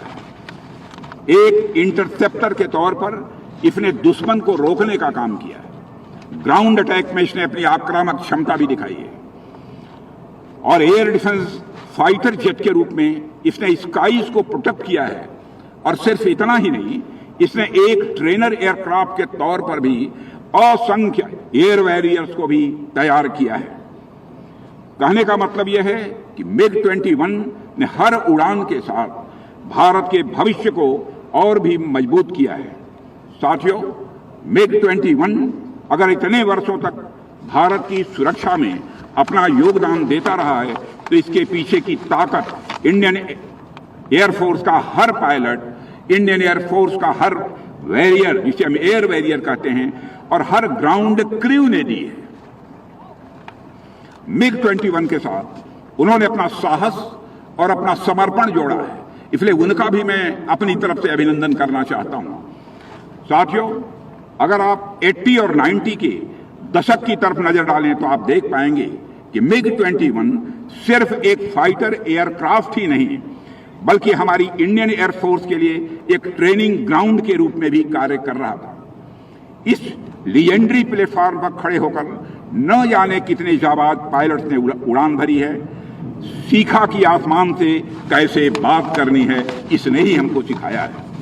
कैसे हर परिस्थिति में अपनी मशीन को कंट्रोल करना है और कैसे मुश्किल हालात में भी शांत रहकर मिशन को अंजाम देना है। आज जो हमारे पास हाईली स्किल्ड फाइटर पायलट्स हैं, उनकी नींव कहीं न कहीं MiG-21 ने ही रखी है। यही वजह है कि भारत की सुरक्षा यात्रा में MiG-21 एक सारथी की तरह हमेशा हमारे साथ खड़ा रहा है। साथियों, आज जब हम उसे फेयरवेल दे रहे हैं तो यह भरोसा भी ले रहे हैं कि आने वाले कल में हमारी नई पीढ़ी इसी स्पिरिट के साथ डिफेंस मैन्युफैक्चरिंग और एयर पावर को और ऊंचाइयों पर ले जाएगी।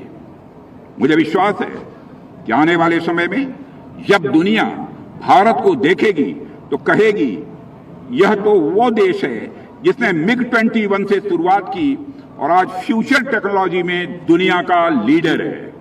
यही हमारी जर्नी है और यही हमारी प्राइड है। और मैं देश का रक्षा मंत्री होने के नाते नहीं बल्कि एक भारतीय होने के नाते कहता हूं कि इस लिगेसी को हमें टूटने नहीं देना है किसी भी सूरत में।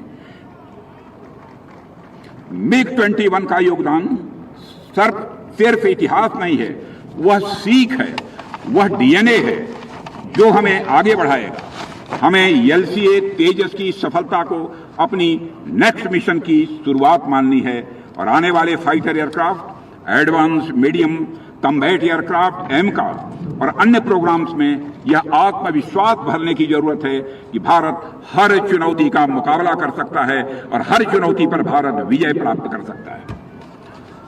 आज हमारे डिफेंस इकोसिस्टम में रिमार्केबल बदलाव हो रहा है। हमारी research labs, academia, defence PSUs, private sector और हमारे यूथ, हमारे स्टार्टअप, हमारे साइंटिस्ट, यह सब मिलकर बदलाव की इस गाड़ी को तेजी से आगे बढ़ा रहे हैं। साथियों, आज का दिन हमें यह भी याद दिलाता है कि हमें अतीत को तो सम्मान देना ही है, साथ ही साथ भविष्य की ओर कदम भी हमको बढ़ाते रहना है। पुराने साधन भले ही आज सेवा के बाहर हो जाएं, लेकिन हमें ध्यान रखना है कि उनकी लेगेसी हमेशा प्रेरित करती रहे। MiG-21 ने हमें यह सिखाया है कि बदलाव से घबराना नहीं है बल्कि उससे नई ऊर्जा लेकर हम सभी को आगे बढ़ना है। हम तो इस भाव को लेकर चलने वाले लोग हैं कि तंत्र है नूतन भले ही। हम इस भाव को लेकर आगे बढ़ने वाले हैं कि तंत्र है नूतन भले ही, चिर पुरातन साधना। यानी हमारे पूर्वजों ने हमें यह दर्शन दिया कि साधना यानी मूल भावना और आदर्श ये शाश्वत होते हैं, मिटते नहीं हैं। ये कभी समाप्त नहीं होते हैं। उन्हें प्रकट करने के लिए जो साधन यानी तंत्र और उपकरण हैं, यह सब तो समय के साथ बदलते रहते हैं।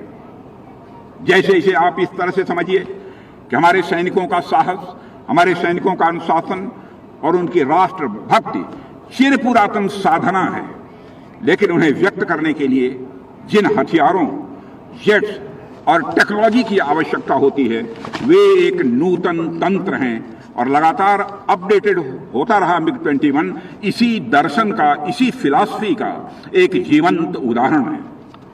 अंत में मैं उन सभी पायलट्स, टेक्नीशियंस, ग्राउंड स्टाफ और इससे जुड़े एशियल के समस्त इंजीनियर्स और अन्य स्टाफ को भी हृदय से नमन करता हूं, जिनकी मेहनत, समर्पण और साहस ने MiG-21 को भारतीय वायुसेना की आत्मा का हिस्सा बनाया है। हमारे पायलट्स ने अपने प्राणों की परवाह किए बिना आसमान में हमारी सीमाओं की रक्षा की और टेक्नीशियंस और ग्राउंड स्टाफ ने अपने पसीने और कौशल से यह सुनिश्चित किया कि हमारे विमान हर बार पूर्ण शक्ति के साथ उड़ान भर सके। आज जब हम इस गौरवशाली अध्याय को विदा कर रहे हैं, तो यह उन अनगिनत नायकों को भी स्मरण करने का क्षण है, जिनके त्याग ने इस मशीन को एक जीवंत विरासत बना दिया है। उनका योगदान हमेशा हमारी राष्ट्रीय स्मृतियों में सदैव अमर रहेगा। साथियों, अंत में मैं बस इतना ही कहना चाहता हूं कि MiG-21 जिस तरह दशकों तक हमारी सिक्योरिटी का पिलर बना रहा, वह हम सब के लिए एक गर्व का विषय है। मुझे खुशी है कि मैं एक भारतीय नागरिक के रूप में भी इस पल को आप सबके साथ बांट रहा हूं।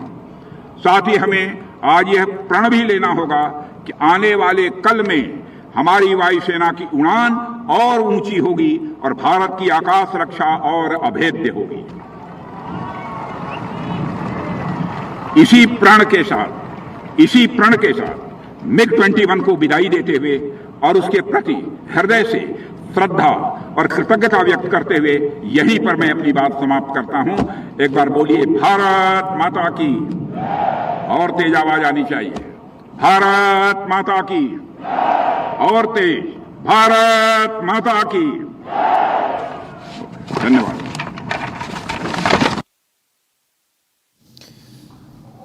The final comments being made by Raksha Mantri Rajnath Singh as he hails the MiG-21 as part of our legacy, which he says it's now a responsibility to celebrate its incredible service to India. And not just that, it also marks the way forward as to how India would now be remembered, keeping in mind that it started with the journey of from a subsonic to a supersonic aircraft, and now harnessing the best of technology. And that's what India would essentially be remembered for, being able to harness the technology that we have. Ladies and gentlemen, as a proud moment for India, as we say goodbye to one of the most dependable war horses that you see right now on your screens, the final salute as we are calling it, part of several armed conflicts, the MiG-21 has played a formidable role in providing security to our nation, and it has not only been able to carry our pride into the skies, but also been able to keep us safe from our enemies. Remember, it has played some of the most decisive role, changing the nature of the conflicts that we have seen in the past. Had it not been for the role that was played by the MiG-21 back during the Dhaka bombings, when the flight took off at a short notice from Guwahati and Hashimara, things would have been very, very different had that bombing not really taken place, and had we not been able to make those last minute changes. On your screens right now are those images from the time the induction actually began. And it's quite poetic that the final journey also takes place from Chandigarh, the very place from where the induction actually began back in 1963. And thereafter, for about 6 decades, MiG-21 has been part of Indian Air Force's journey. And it was, for a very long time, the Indian Air Force was also known as the MiG Air Force. Joining us also in this broadcast, Group Captain Debnath and Group Captain Bajpai joining us on this broadcast. And Group Captain Anant Mathur is joining us on this broadcast too. Group Captain Anant Mathur, I want to come to you first. A somber moment, but at the same time extremely joyful that we are saying goodbye to one of our most dependable war horses. Absolutely. Actually, this is a pivotal movement in the journey of Indian Air Force as we move away from the MiG-21, which has been in our arsenal over the last 6 decades. The role played by MiG-21 in the 1971 war is actually somehow a little underplayed because we as a nation which is finding its confidence and courage slowly but surely has not really played out the fact that after the Second World War, 93,000 soldiers surrendered. Such a large number of soldiers surrendering has never happened after 1945. And MiG-21 played a pivotal role as the meeting was going on in the Governor General's house or the Dhaka house. And the Governor General was asking General Niazi, what is the condition on the battlefront? And General Niazi was telling him that all is well and we are going to rout the Indian Armed Forces. That is the time the MiG-21s from 28th Squadron fired at the Governor General's house with rockets, shaking up the Governor General and breaking up that conference. And he said, you are all lying and I am immediately surrendering.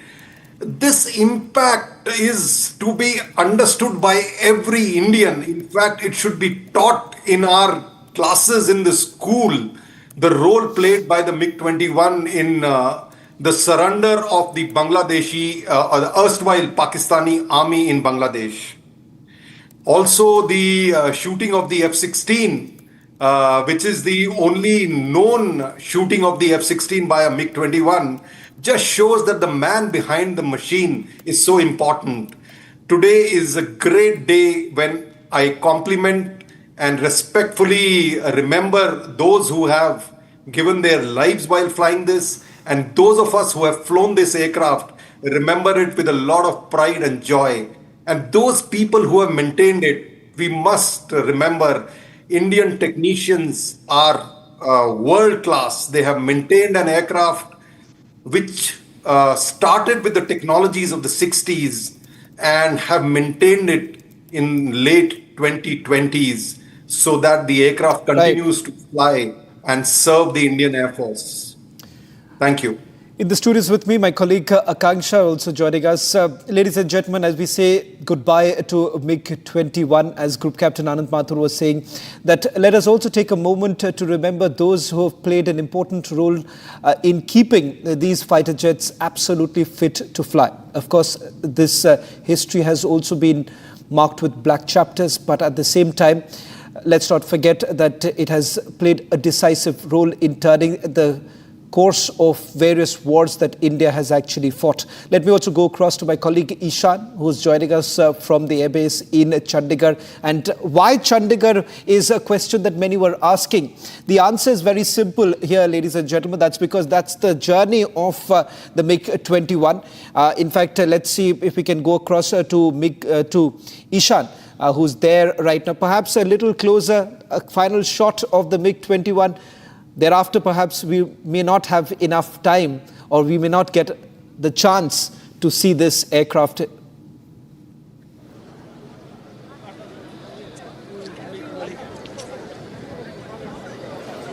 Ishan, can you hear me?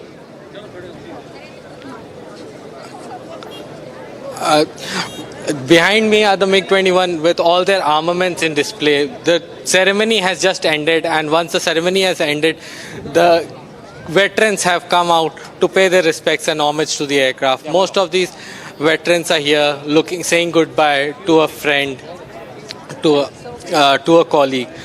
The MiG-21 behind me are the two MiG-21s displayed before me. One is the two-seater trainer aircraft, the other one is the single-seater fighter aircraft. The bombs on display, the missile rocket pods and the 500-pounder bombs are on display. The RRB missile is also on display, the one that took down the F-16 of the Pakistan Air Force. The guns of the MiG-21s are also there. These were the internal mounted guns. The pod guns were phased out, and these were the first internal mounted guns of the MiG-21. Behind me you can see the MiG-21 that was behind me you can see the MiG-21 that was flown by the Air Chief. This is the one that was flown by the Air Chief, and Air Chief Marshal landed in this particular aircraft, and all of the veterans are here saying their goodbyes, looking at, taking pictures. This is a fond memory of the Indian Air Force that will stay with us for decades to come. Back to you. We'll stay with these images. Ishan, I want to please ask your camera person to perhaps move around, show us those images while we here in the studio will perhaps help you a little bit to get our viewers a sense of what's really happening there. Now, these are, Akanksha would say, moments that every fighter pilot would cherish. Group Captain Debnath, if you were there today in Chandigarh, what would you have gone through? Because you sacrificed by not going to Chandigarh, but being here in the Republic studio, taking us through a journey that many of us would not have been. Okay. We are lucky that we are witnessing this. Group Captain Debnath, why don't you take us through these images that you see, relive those very moments that when you were inside this very aircraft that we are now beaming live? Yes, if I was there, I would have gone and hugged the aircraft. I would have touched each part of the aircraft as if it is my own baby. Each weapon system like my own cherished toy. I would have requested the ground crew to climb up the ladder and help me in sitting inside the cockpit. The ejection seat of MiG-21 was called KM1, very highly reliable. Hundreds of ejections all over the world due to contingencies and emergencies. KM1 never failed. The only time when after ejection the pilot did not survive in KM1 ejection seat was when the pilot had ejected beyond the ejection envelope of KM21. If I was there, I would have touched each dial in front of me. I would have touched the controls in front of me. I must tell, MiG-21 control column has first concept of what we call HOTAS, HOTAS, hand on throttle and stick, wherein pilot could manipulate most of the controls and weapon systems from his control column. Debnath, sorry to interrupt you. I believe Ishan has just got Group Captain Sinha joining us. Ishan, Group Captain Sinha with you.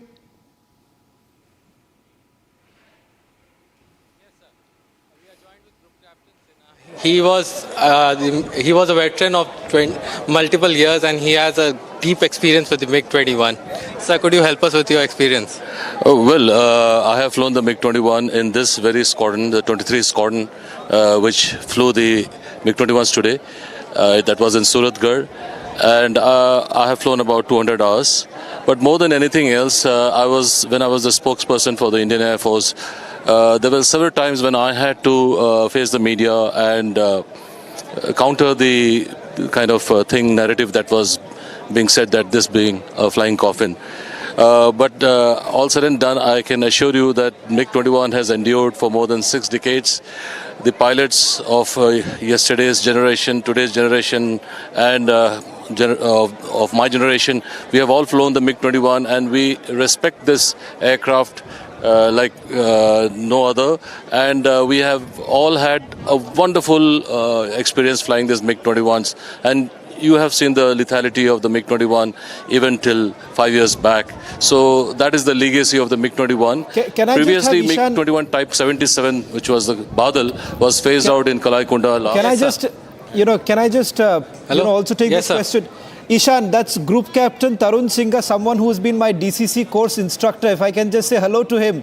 Group Captain Tarun Singha, hello, this is Shavan this side. Can you hear me? Sir. That's my DCC course instructor there. Okay. Hello, Shravan. How are you? I'm great to see you, Group Captain Singh. Now, Great. you know, you are quite lucky. Unfortunately, I'm here in Delhi and you are in Chandigarh. The final moments there.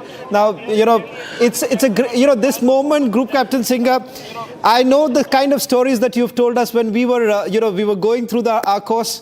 And, it's a privilege to have you and several others, veterans today, who've flown the MiG-21.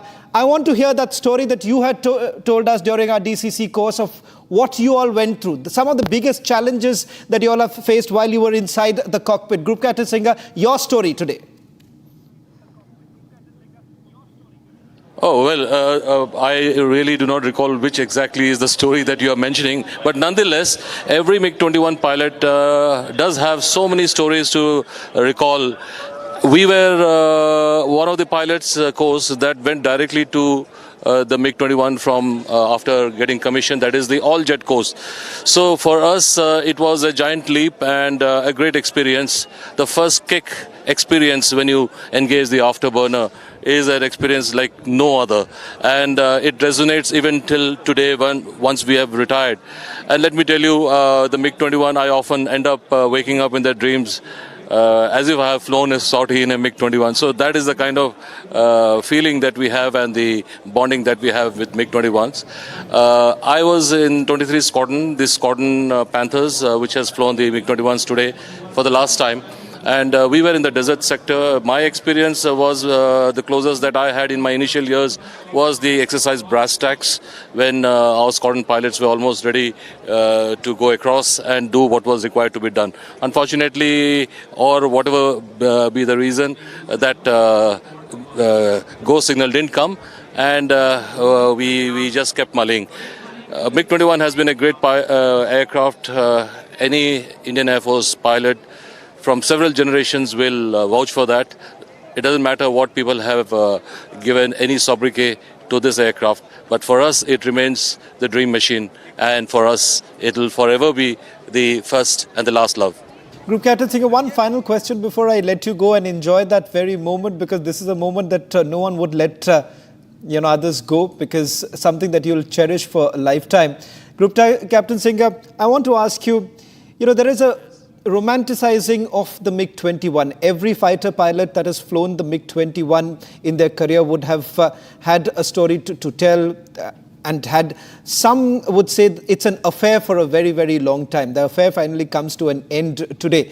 What made it so very special for every fighter pilot in the Indian Air Force? Because even the Russians were quite surprised. The manner in which Indians were able to use the MiG-21, much beyond its capabilities. What made it so very different? Well, all I can say, Shravan, is that by now in fact, the world knows what MiG-21 has been capable of. As far as romanticizing this aircraft, well, I'd just like to digress a little bit, because having been the spokesperson for the Indian Air Force, I know the image of MiG-21 had suffered a bit at one point in time, and over a period of time, of course, that image no longer existed. And as of today, we are all aware what MiG-21 had done till about 5-6 years back. But that said, I'd just like to say that previously in the movies, for instance, invariably the MiG-21 pilot always ended up dying in a crash. But those were actually very much a fantasy-related kind of stories. But true heroism, for example, what happened during Kargil, Squadron Leader Ajay Ahuja, my late course mate who won the Veer Chakra, was one such hero in MiG-21s of our contemporary times. And as a tribute, I had suggested and decided to make a movie on the life of Ajay Ahuja and his squadron, the Golden Arrows, during the Kargil War. And that is how tributes are being paid. We recently did a shooting for that, and hopefully next year it will come out as Operation Safed Sagar, where you will see, people will see MiG-21s forever in the most, in a manner where they will never ever forget. Right. So that's it, Shravan, from one of the old veteran MiG-21 pilot. Thank you very much, Group Captain Singh. Akanksha, Absolutely. We've had some very, wonderful moments, Group Captain Devnath, when Group Captain Singh has had a lot of stories to tell us. Now, he doesn't remember some of the stories. I think so some of the stories we'll just leave it beyond this studio. Akanksha, over to you. Absolutely. And as they say, all good things come to an end. Now, I want to bring in Group Captain GP Bajpai. Sir, last time it was used was during Balakot strike. So, safe to say that Pakistan will not forget the power of MiG-21? No doubt about it.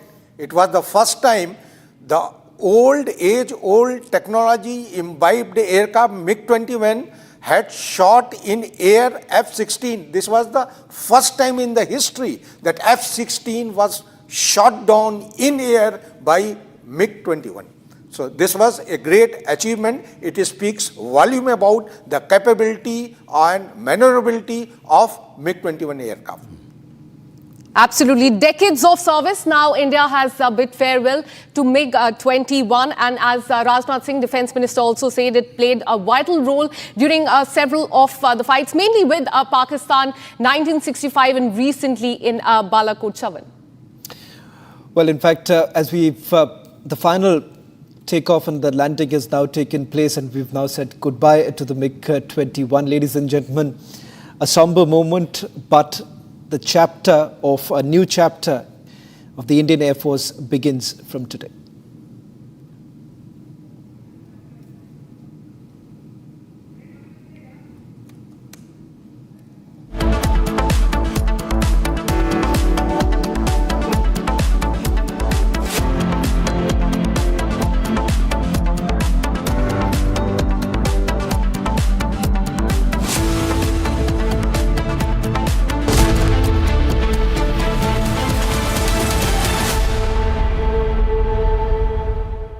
QS and THE, the world's foremost university rankings organizations, have ranked Amity amongst the top 3% universities globally, making it among the very few Indian universities to be included in both rankings.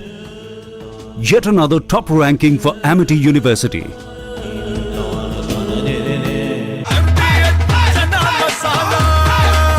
अब छोलिया हो या लोबिया, सफेद चने या काले चने, सब कुछ मजेदार बने। इसको घर पे लगाओगे तो शादी का तो पता नहीं, पर घर पक्का नहीं टूटेगा। रुंगटा नहीं तो घर स्ट्रॉन्ग नहीं। रुंगटा स्टील TMT बार एकदम सॉलिड। पहाड़ों में एक हाइकिंग स्टिक भी बन सकती है। थोड़े में ज्यादा स्वाद, यही तो है इसकी खास बात। वाओ मामा, क्या स्वाद है। अरे मेरे राजा, सबका राजा आर्थिक मसाला।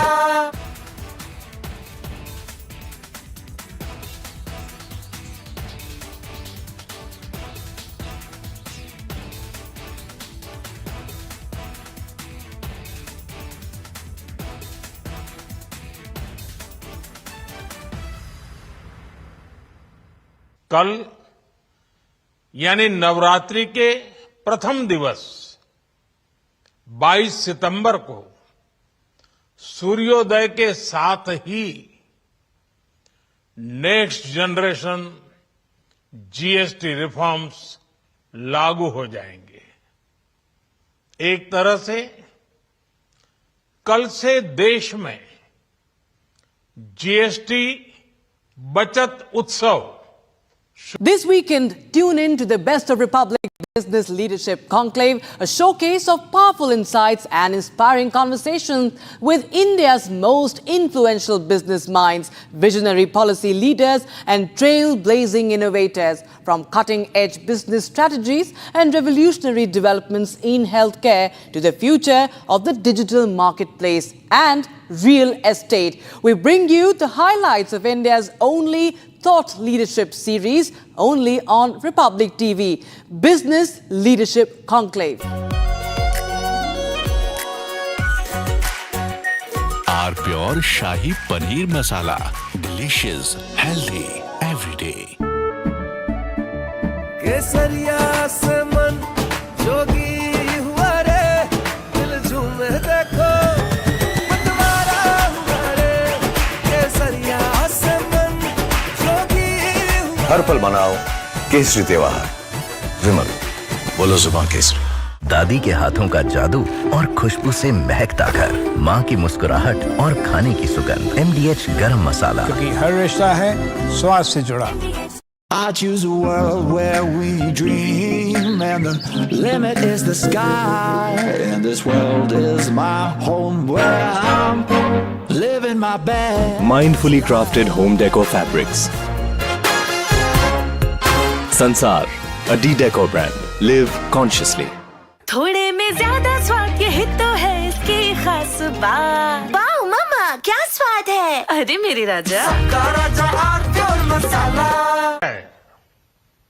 साथियों, विकसित भारत के लक्ष्य तक पहुंचने के लिए हमें आत्मनिर्भरता के रास्ते पर चलना ही होगा और भारत को आत्मनिर्भर बनाने का बहुत बड़ा दायित्व हमारे MSMEs यानी हमारे लघु, मध्यम और कुटीर उद्योगों पर भी है,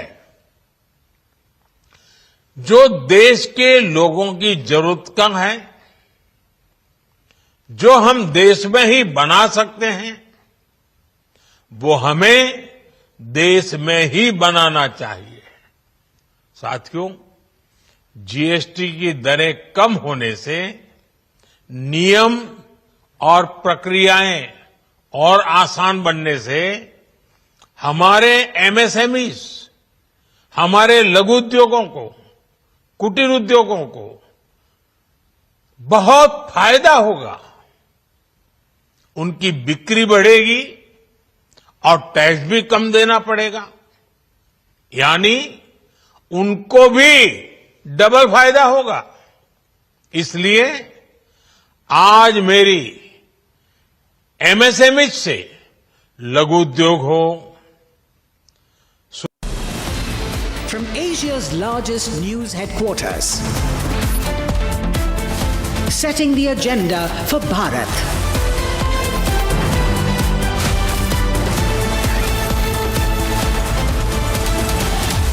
You're watching Republic.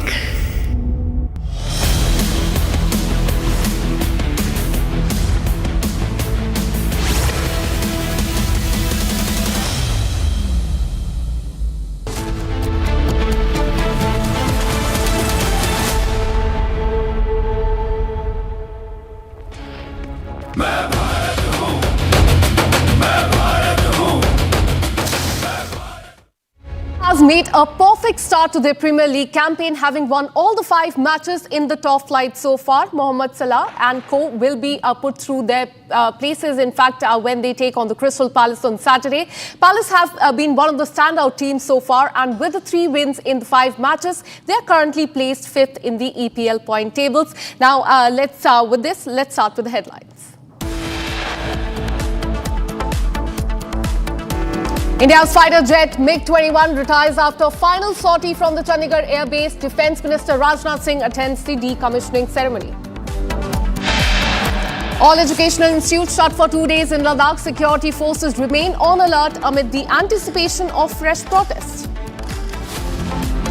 45 hours after Ladakh violence, Congress councillor is still on the run.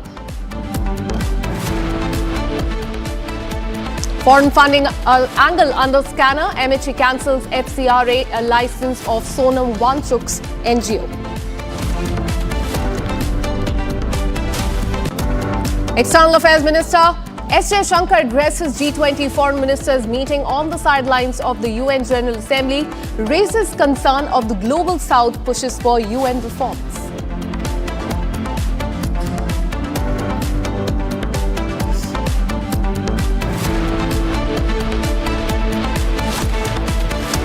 Hello and welcome. You're watching Republic TV with me, Akanksha Khajuria. The Indian Air Force iconic MiG-21, the country's first supersonic fighter jet and interceptor aircraft, which was first inducted in 1960s and went on to script a glorious chapter in the country's military aviation history, took its final bout earlier today at a grand farewell ceremony in Chandigarh. Defence Minister Rajnath Singh, military leaders, veterans and families gathered to mark the end of the Soviet-era fighter jet's 62 years of distinguished service. The farewell ceremony featured a spectacular flypast by MiG-21 Jaguars and Surya Kiran aerobatic team as well, with the iconic jets leading the formation. Air Chief Marshal AP Singh also joined the formation, in fact flying the last sortie alongside squadron leader Priya Sharma, India's 7th women fighter pilot, as the aircraft fleet was decommissioned earlier today. The fighter jet received a water cannon salute on landing as the Air Chief handed over the Form 700 logbook of MiG-21 to the Defence Minister Rajnath Singh, a tradition marking the end of an era. So these are the visuals on your screen. The Indian Air Force has retired the last of its iconic MiG-21 jets earlier today, bringing the curtain down on the 62-year-long journey. And those are, in fact, the visuals on your screen. Let me go across to Air Marshal RGK Kapoor, retired defense expert. Thank you so much, sir, for speaking to Republic TV. It's an iconic day. It has had a very glorious past, but also tragic past as well. But first up, I want to hear from you. What story do you have as far as the MiG-21 is concerned?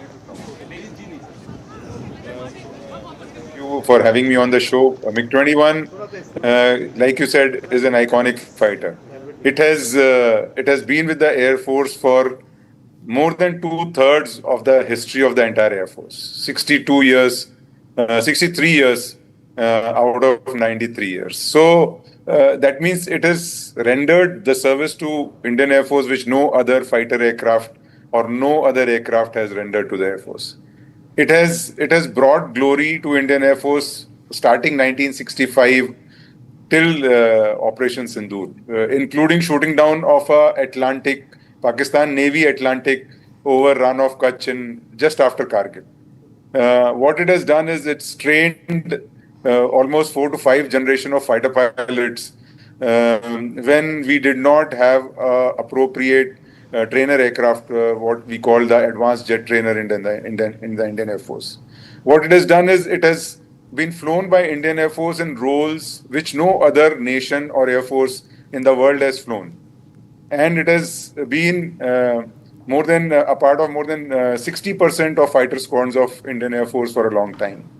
So what it has contributed to the nation and legacy today, what Air Force is on the foundation which has been laid by the people who brought in MiG-21s, who flew MiG-21s, who maintained MiG-21s. And today, if HAL is anything of kind of industry or manufacturing capability, it is on the foundation that was laid down by the licensed manufacturing of MiG-21s. So that is the legacy of MiG-21s that is laid. People can keep saying whatever they want, but the fact is that this was a safe aircraft. It was a good aircraft.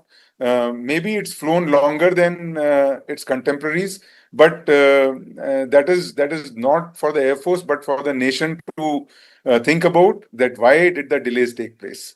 But overall, I think today, the second most... It has had iconic journey so far. Now India has bid farewell to MiG-21. Before I come across to Group Captain Anant Mathur, let me go across to our reporter on the ground, Ishan. In fact, Ishan is there at the Chandigarh Air Base, and it's very important because that is the place from where the journey started from, and it is there that it is ending. Ishan, tell us what is happening around here. Are you able to see the MiG-21 there? And take us through the closer look of MiG-21 that you can see there.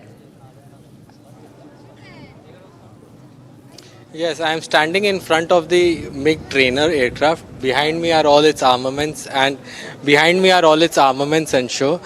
In front of me you can see the rocket launching pod with 16 rocket ports. Apart from that, you can see the 500-pounder bomb, 1,000-pounder bomb, and the multiple laser guided bombs that were available in the later MiGs. This MiG also had an internalized cannon. The initial MiGs that were brought to India did not have this gun cannon, and these gun cannons were then later on added by HAL to the Indian MiGs. Behind me is also the single-seater MiG aircraft. That was the fighter aircraft used for the training, fighter aircraft used for bombing and missions, flying missions. Apart from this, you can also see the laser-guided missiles and non-smart missiles also. The cannons of this cannons of the MiG-21 were very vulnerable as they have been providing security to the Indian skies. Behind me you can also see the veterans saying their final goodbyes to the MiG-21 aircraft. We are walking towards the MiG-21 that was flown by. We are walking towards the MiG-21 that was flown by the IAF chief, who during this sortie. One of the most important iconic sorties. We'll try to speak with veterans on ground here. Sir, would you like to speak with us? मैं इसमें train नहीं हूँ। कोई बात नहीं sir. क्या बोलना बोलो। सर आपका मिग के साथ क्या एक्सपीरियंस रहा है? नहीं उसके साथ नहीं है ना मेरा। अच्छा। मिग के साथ नहीं है। अच्छा आप किस में थे सर? आप कौन से में थे? मैं एयरफोर्स एकेडमी हैदराबाद टेटा स्कूल में था। अच्छा। तो वहाँ जहाँ ऑफिसरों की ट्रेनिंग होती है वहाँ पर मैं अवेलेबल था। 3 टेनोर में मैं वहाँ अवेलेबल था और ग्राउंड स्पोर्ट के लिए मैं वहाँ था और हम लोग वहाँ इनको ग्राउंड पे पढ़ाते भी थे। अराउंड 15 डेज का कोर्स करवाते थे टेटा स्कूल में। टेटा स्कूल से मतलब है technical type training school, Hyderabad air force academy. वहाँ पर मेरा वेल एक्सपीरियंस रहा और मैक्सिमम इन्होंने अच्छी ट्रेनिंग ली है और इतना इजी नहीं है ट्रेनिंग लेना, बहुत स्ट्रॉन्ग उनसे गुजरना पड़ता है इन लोगों को, तब जाकर के ट्रेंड होते हैं। Thank you. Thank you for speaking with us today. Furthermore, you can also see that today's ceremony was provided security by the Garud commandos of the Indian Air Force. All of them in all their glory are standing in front of us. The Garud commandos had provided security and ensured that no untoward incident happened. They are armed with the latest weaponry and tactics. Absolutely. And as they say, all the journeys must come to an end. That is where the journey started in Chandigarh, and that is where it is coming to an end. Now, let me bring in Group Captain Anant Mathur. Thanks so much, sir, for speaking to Republic TV. Now, it has had a very glorious past, but also fair share of tragedies as well. If you look at the data, more than 500 MiG-21s have crashed in the last 60 years, killing at least 170 pilots. So, going forward, what lessons have we learned in the last 6 decades? See, if you realize today, F-35 is the best fighter which the US Air Force has. Why is it still flying the F-15 and F-18s today? So every Air Force does not have the best fighter available to them across the board. There is a mixture of the technologically superior and advanced aircraft like Rafale that we have. Then there are Su-30s and MiG-29s and the Jaguars that make up a composite force. And of course, Tejas is the aircraft that we are banking on in the coming days and years so as to boost the technologically advanced Tejas aircraft and improve the air power of the country. AMCA is on the way, although I would say that AMCA needs to be pushed much faster, and the involvement of private sector is the way forward so as to speed up the process. Thank you. Absolutely, absolutely. A glorious past. It has served India for the last 62 years. We have several bites, in fact, reactions coming in from the Chandigarh Air Base. Let's listen into that. ये हमारे लिए बहुत ही emotional moment है वाकई.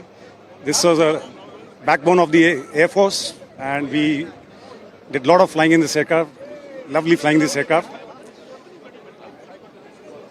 और अब क्योंकि technology change हो गई है, this aircraft cannot sustain in the present scenario. All right, so there in fact people who have flown that as well, calling this a backbone of the Indian Air Force. Before I come to my guest, let me once again go across to my colleague Ishan. Ishan, I think you're joined by the expert there, former Indian Air Force. Out after very proudful service, और ये हमारे लिए और पूरी air force के लिए बहुत अच्छा है और हम आज बहुत अच्छा फील कर रहे हैं. सर, आज आपने यहाँ पे सिक्योरिटी के पुख्ता इंतजाम किए थे, उसके बाद आज का इवेंट बहुत अच्छे से हुआ. आपका इसके बारे में क्या कहना है सर? हाँ, सभी सिक्योरिटी एजेंसीज में लगी हुई थी, एनएसजी और गरुड़ कमांडोज. हमारी सबके ऊपर नज़र थी. जैसा कि शुरू से हमें बताया गया था कि वीआईपीज़ यहाँ पर आने वाले हैं, तो हम कल रात से यहाँ पर डिप्लॉय हो गए थे और तब से अब तक लेकर पूरी अपनी are not authorized to interact with the media. It's a very strict policy. Please don't do उन्होंने this. कहा था No. All right, we'll try and reconnect that line with my colleague there on the spot, Chandigarh Air Base, from where we saw whistles coming in earlier today. Defence Minister Rajnath Singh was also there. Let me go across to Air Marshal RGK Kapoor for more on this. Sir, talk to us about the experience that you have had, your colleagues have had over the last 62 years. People have been telling many stories about MiG-21. Yes, it has had glorious past, but also fair share of tragedies as well. It used to be called a flying coffin, widow maker. All of these terms were used for MiG-21 over the last few years. What do you have to say on that? My association, I have flown mostly on MiG-21s. So I have almost 2,300 hours on the MiG-21s. And so my flying career primarily was on MiG-21s. I am extremely attached with this flying machine. It gave great service to the nation, and I was the basic thing on a MiG-21 is it depends on the flying skills of the pilot. So this aircraft taught us how to actually hone our flying skills and take the maximum out of an aircraft with the very, very basic technologies. The difference from there to now is the quantum jump in technologies. And so I think MiG-21 today gave the foundation to all the kinds of tactics and whatever we have learned, including certain amount of BVR combat. Just to give you an example, when Balakot happened, there were Su-30s in air, Mirage 2000 in air, and Bisons in air. And this Bison went unnoticed and it finally shot down F-16. So it is the kind of opportunities that it could convert into great kills. That is what stood out in the MiG-21. And the fifth generation which trained. So I think I owe my career to this iconic fighter. And the issue about the Widowmaker or the flying coffin, I think these are sobriquets which were not needed, but came in for various reasons. First is, this aircraft was not supposed to be a trainer aircraft for training the young fighter pilots. But it had to do the job because since 1980s, when the advanced jet trainer was to come, which finally came in 2008. So for almost 2 generations of fighter pilots, it provided training. It was supposed to be a high-level interceptor which would take off, rapidly climb to high altitudes, shoot down at the enemy and come and land. But Indian Air Force used it for air defense, for ground attack, for photo recce, which hardly any other air forces used. The kind of exploitation that we did in Indian Air Force of a MiG-29, no other air force has done. And so it had to go a little longer than other aircraft, primarily because of the delays in procurement and the LCA, which is yet to be fully operationalized, and things like that. So there are very many factors which are there. But what RM told is also very important, that the latest MiG-21s, which have just been phased out today, have been flying only for 40 years. So not a single of these aircraft went beyond their technical or calendar life. And there was no violation of any kind of technical regulations by the Indian Air Force. Each aircraft was maintained to its highest standards, which were derived from the manufacturers. So to say that it is a flying coffin, there were various reasons why the accident rate was high. And so that must be kept in mind before. And today, I think, is a day when we should feel proud of MiG-21 rather than talk about it as any of these words which were used earlier. Absolutely, because it has been the backbone of the Indian Air Force, but now the journey has come to an end. Thanks so much, Air Marshal RGK Kapoor and Group Captain Anant Mathur, for giving your perspective on the farewell of the iconic MiG-21. Thanks so much.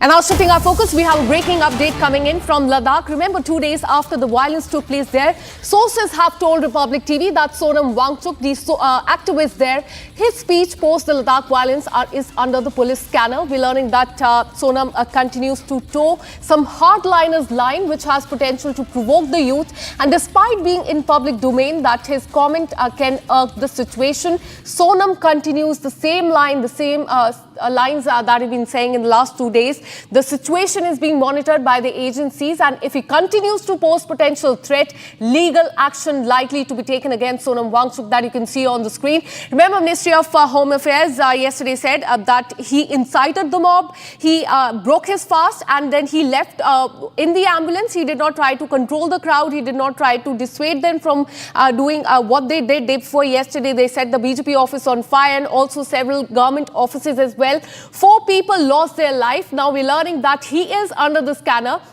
And sources have told Republic TV that Sonam Wangchuk's speeches post the Ladakh violence is under the police scanner. And Sonam Wangchuk continues to toe some hardliner line, which has potential to provoke a youth once again in Ladakh. Remember, Ladakh is on the edge right now. Curfew has been imposed. It is under the security blanket. But despite being in public domain, his statement can the situation is what the agencies have told Republic TV. Let me go across to my colleague Zeenat, who's been tracking all the details very closely. Zeenat, tell us what the agencies are saying as far as Sonam Wangchuk is concerned. His NGO is under the scanner. Now his speeches are also under the scanner. He has been accused of towing the line, inciting the mob. He has been accused of inciting the mob on ground, and that is why we see a heavy action coming from the Ministry of Home Affairs against Sonam Wangchuk. But meanwhile, we are seeing restrictions on ground as far as the Kargil is concerned, because in some time from now, the Kargil Democratic Alliance leaders will be moving to Leh, because tomorrow they will be going to Delhi from Ladakh. It is going to be a 6-member group. Meanwhile, I'll ask my VJ Mubashir to show you the visuals from the Kargil here. This is today being the Friday, and the conversation prayers being held in some time from now. So a lot of restrictions, the stringent restrictions have been put in place. In fact, the deployment that you see here, the people have been asked not to indulge in any international activities and also to maintain calm on ground. We see the Thana police, the SHOs, the CRPF has also been deployed with the cans, jackets, and all other gadgets to see that nothing goes untoward on the ground. Because today, during the Friday sermons also, the Imams of the Masjid have been delivered sermon on Ladakh violence. Although the Ladakhis believe in the non-violence, but seeing the kind of protest that had erupted had obviously put the administration on the toes. We have seen LG Ladakh carrying a meeting yesterday about how to keep the situation under control. Then there is going to be a talk between the KDA and the Ladakh apex body day after, and on 29th, what the meeting will fetch these leaders who have been demanding since 2021. Around 10 to 12 meetings had there been between MHA and these leaders, although the main meeting will be held on the 6th of October. Ladakhis have been pitching for the 4 points that also includes the statehood, the reservation for jobs, climate, and also for their identity and the culture, and particularly the focus is on the jobs and the land. And we are expecting, as the people here have been saying, that they have an eye on the meeting for day after. The 2-day meeting will be held in New Delhi, how the things will turn, because recently the protests have turned violent. Some 4 people lost their lives, some 80 have been injured, including the security forces. The BJP headquarters was gutted. The Hill Council office was also received the damage. But now you see the stringent measures because since the Friday and the congregation prayers, people do come in huge numbers to offer prayers and to keep the protesters or any law and order incident away. You see the deployment of the forces just outside the main mosque here in Kargil. We have also spoken to the leaders in the morning about their further moves. We're expecting they will be speaking to more people because a group of leaders who will be traveling from Kargil to Leh and they will be speaking to the people. They will be taking the suggestion, and accordingly they will also put forth the pointers before they may meet the people, those who have been injured in the hospital. They'll go to the police station. That is to see those who have been detained. Whether the Ladakh police will allow to meet them, that is another point that will be raised, that will be discussed. Absolutely, and even as the situation is under control in Ladakh, the agencies are trying to find out who was the real instigator as far as the violence is concerned. Thanks so much, Zeenat, for all the details. We'll keep coming back to you for more on this and give you more updates as far as the Ladakh violence is concerned. Keep watching Republic TV.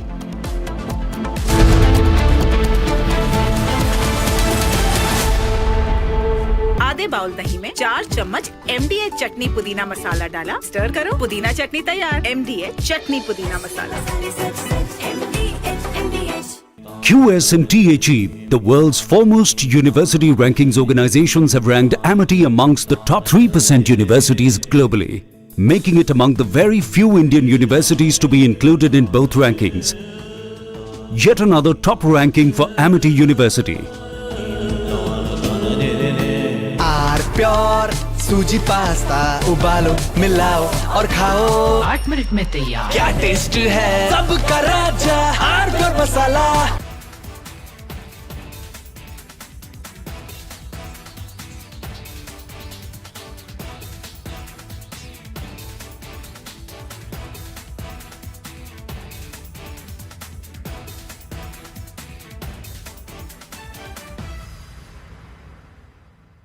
साथियों, हम नागरिक देवो भवः, नागरिक देवो भवः के जिस मंत्र के साथ आगे बढ़ रहे हैं, नेक्स्ट जनरेशन जीएसटी रिफॉर्म में इसकी साफ झलक दिखाई देती है।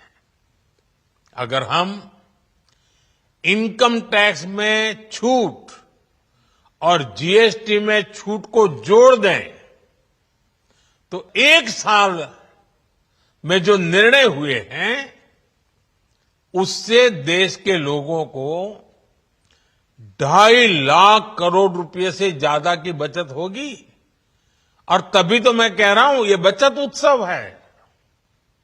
साथियों, विकसित भारत के लक्ष्य तक पहुंचने के लिए हमें आत्मनिर्भरता के रास्ते पर चलना ही होगा और भारत को आत्मनिर्भर बनाने का बहुत बड़ा दायित्व हमारे एमएसएमईज यानी हमारे लघु, मध्यम और कुटीर उद्योगों पर भी है, जो देश के लोगों की जरूरत कम है, जो हम देश में ही बना सकते हैं, वो हमें देश में ही बनाना चाहिए। साथियों, जीएसटी की दरें कम होने से नियम और प्रक्रियाएं और आसान बनने से हमारे एमएसएमईज, हमारे लघु उद्योगों को, कुटीर उद्योगों को बहुत फायदा होगा। उनकी बिक्री बढ़ेगी और टैक्स भी कम दे।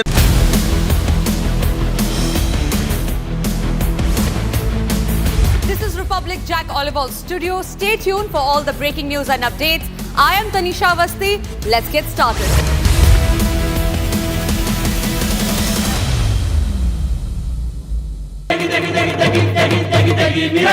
MDH की देगी मिरज, देगी मिरज का तड़का, अंग अंग फड़का। MDH की देगी मिरज। त्योहार की खुशियां होंगी double. Hyundai super delight days में आपकी मनपसंद कार्स पर मिल रही है कमाल के डील्स। वैसे लोगे तो आप हुंडई, चाहे दिल की सुनो या डील्स की।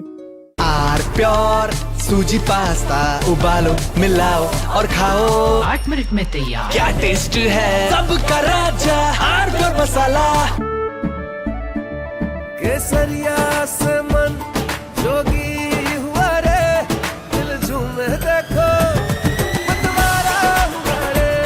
केसरिया से मन जोगी हुआ। हर पल मनाओ केसरी त्योहार। विमल, बोलो जुबान केसरी।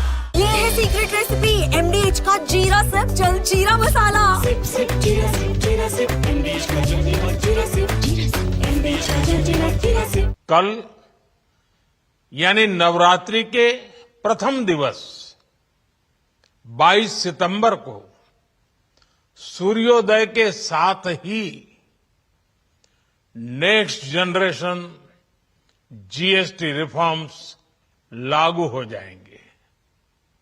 एक तरह से कल से देश में जीएसटी बचत उत्सव शुरू होने जा रहा है।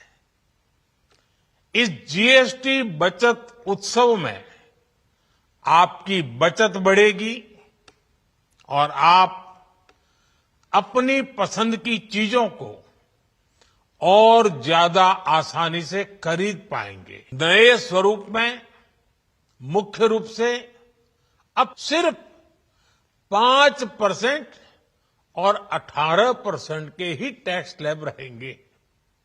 इसका मतलब है रोजमर्रा के इस्तेमाल की ज्यादातर चीजें और सस्ती हो जाएगी।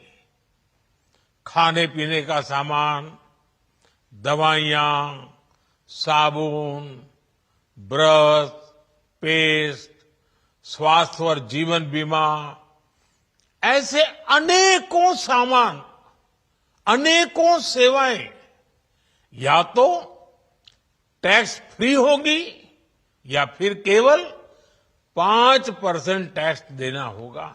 जीएसटी कम होने से अब देश के नागरिकों के लिए अपने सपने पूरे करना और आसान होगा। घर बनाना, टीवी, फ्रिज खरीदने की बात हो, स्कूटर, बाइक, कार खरीदना हो, ये सब पर अब कम खर्च करना होगा। आपके लिए घूमना फिरना भी सस्ता हो जाएगा, क्योंकि ज्यादातर होटल्स के कमरों पर भी जीएसटी कम कर दिया गया है। हम नागरिक देवो भवः, नागरिक देवो भवः के जिस मंत्र के साथ आगे बढ़ रहे हैं, नेक्स्ट जनरेशन जीएसटी रिफॉर्म में इसकी साफ झलक दिखाई देती है। अगर हम इनकम टैक्स में छूट और जीएसटी में छूट को जोड़ दें,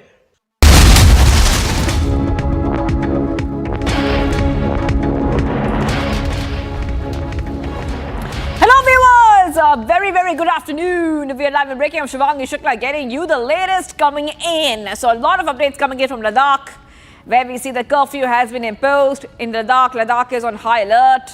At the same time, some source-based information coming in that the police is going to be looking at the speeches which have been made by Sonam Wangchuk. All this and much more coming right up. But the headlines first. Let's get started.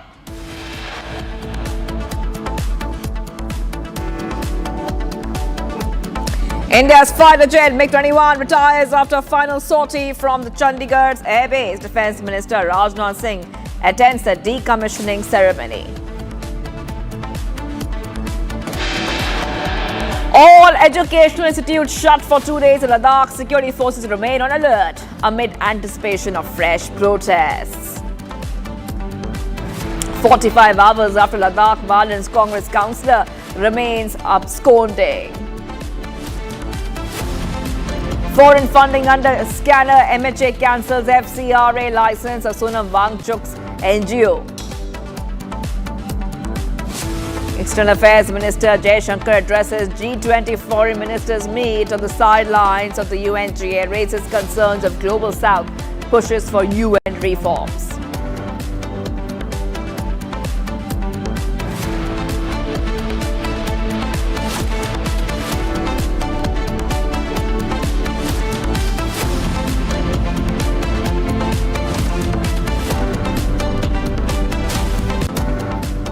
Viewers, getting some breaking news coming in right now. We're coming to know this is source-based information coming in, by the way, that after Ladakh violence, the Congress councillor, in fact, is right now or still absconding, is still on the run. And this is coming in, viewers, as the BJP has made all these remarks. I'll just tell our viewers exactly what the BJP has said on this. The BJP is claiming that the violence in Ladakh was incited by Congress, and this specific councillor this is also one of the top updates that we're getting for our viewers. Also, getting you some more updates coming in where Wangchuk's speeches are under the scanner. So that is also one of the top updates we're tracking right now on Republic TV. Breaking news coming in. Sources have told Republic TV that Sonam Wangchuk's speeches post-Ladakh violence are under police scanner. Sources say Sonam Wangchuk continues to toe the same hardliner line, which has potential to provoke the youth. Despite being in public domain, his statements can irk the situation. All right, let's go straight across to my colleague who's joining us. We have with us, Zeenat is joining us live. Zeenat, I'm coming across to you right now, and what we see are multiple updates. Number one, we understand that Ladakh is on high alert. Number two, the Congress councillor is absconding. Number three, and this is source-based information coming in, the police will be looking at Sonam Wangchuk's speeches because there's a lot of suspicion that he is, again, trying to instigate.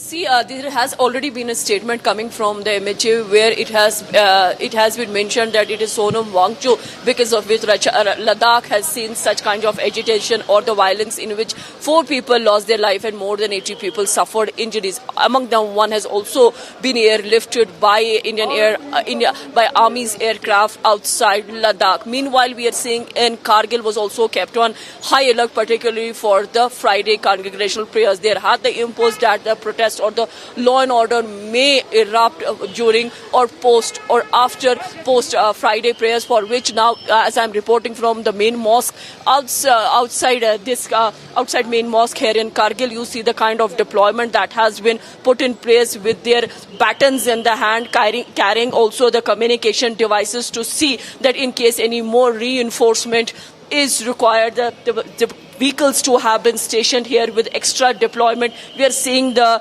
Kargil police in action along with the CRPF. They have been deployed here since morning to keep an eye on anti-nationals or who will try to disrupt the situation on ground. Although the Friday prayers have just concluded and people are coming out from the mosque and moving to their destinations, the prayers have concluded peacefully. Now, in some time from now, the Kargil Democratic Alliance leaders, the group of 3 members, will be travelling to Leh because they will be joining the Ladakh Apex body there. 3 members from the Ladakh Apex body.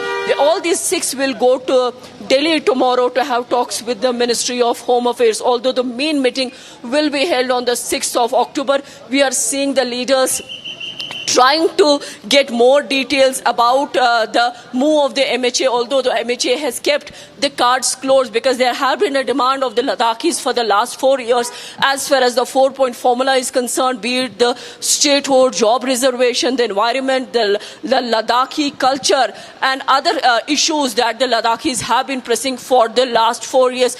In fact, the MHA has been engaging these leaders time and again, and till now in the 4 years, some 12 meetings have taken place officially and multiple such meetings off the record or that were carried behind the curtains. This time, the leaders of Kargil Democratic Alliance and the Ladakh Apex body expects that after the disruption of things and the situation on ground, the MHA may take a serious note of it, and MHA may provide certain concessions or may fulfill the promises that were made to the people in all these years. How the meetings will pan, that time will tell, because next 2 days will be crucial as far as the meetings with the MHA is concerned. But yes, the main meeting that will be held on the Ladakh issue will be on the 6th of October. So how the leaders here will plan their move once they meet the officials at MHA? Will there be more protests or the things will turn peaceful now? As of now, after the violence that broke in Ladakh, where BJP office was gutted, they also targeted the Hill Council office. Police and paramilitary was targeted. Petrol bombs were hurled. Pelting was also reported from Ladakh. But now, for the last 2 days, we are seeing the situation is turning conducive. All the demand still remains there, and they're just waiting how the MHA will play its cards. All right. Okay. We also have Gursimran joining us live. Gursimran, coming back to you in just a moment. I just want to go to Zenith once more and just try to find out what kind of legal action can be taken against Sonam Wangchuk now that his speeches that he has made are under the scanner. And you know, Zenith, we also were first to break here on Republic TV about the action which was taken by the CBI after one of the NGOs of Sonam Wangchuk, the license was suspended. So it looks like more legal action could be underway for Sonam Wangchuk. See, we need to understand that Sonam Wangchuk, a climate activist, he has been in for a very long time. He was the first one when the Article 370 and 35A were abrogated and Jammu and Kashmir was bifurcated into union territory. He was the first one to praise Narendra Modi. He had a better relation with the central government. But then we need to understand that he's a great crowd puller. We have seen Sonam Wangchuk's fast and for the statehood many times. He had been a crowd puller, and for the last 14 days he was fasting, and during that fast only the two people turned unconscious, and that instigated the youngsters on the ground, and due to which we have seen the violence in Ladakh. But then now MHE is coming heavily on its institute.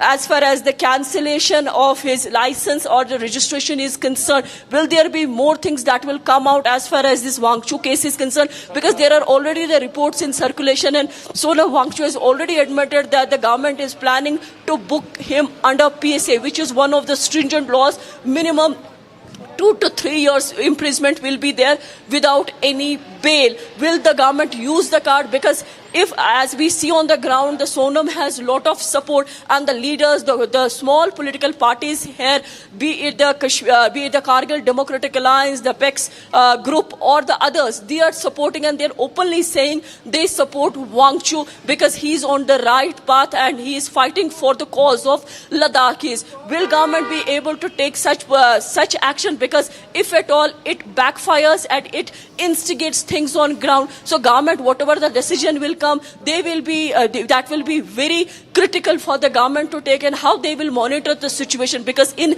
recent protests we have seen the petrol bombs, people in huge number, be it the men, women, even the young children were seen coming, and they were the part of the violence, due to which 80 people, that also includes the 40 paramedicals and the 40 paramilitary troops and the J&K and the Kashmir, this Ladakh police getting injuries. So whatever the MHA will decide, it has to really play well to keep to diffuse the situation on ground. Because right now we're seeing that, knowing the Ladakh population, knowing that the leaders are meeting the MHA official for the demands, so they're definitely waiting what will be the outcome of these meetings and how the leaders will convince the people who are waiting for them to come back to them with the meeting outputs. That definitely needs to be seen. Then again, since these Ladakhi leaders will be camping in Delhi, as I am being told, will they try to corner government? Because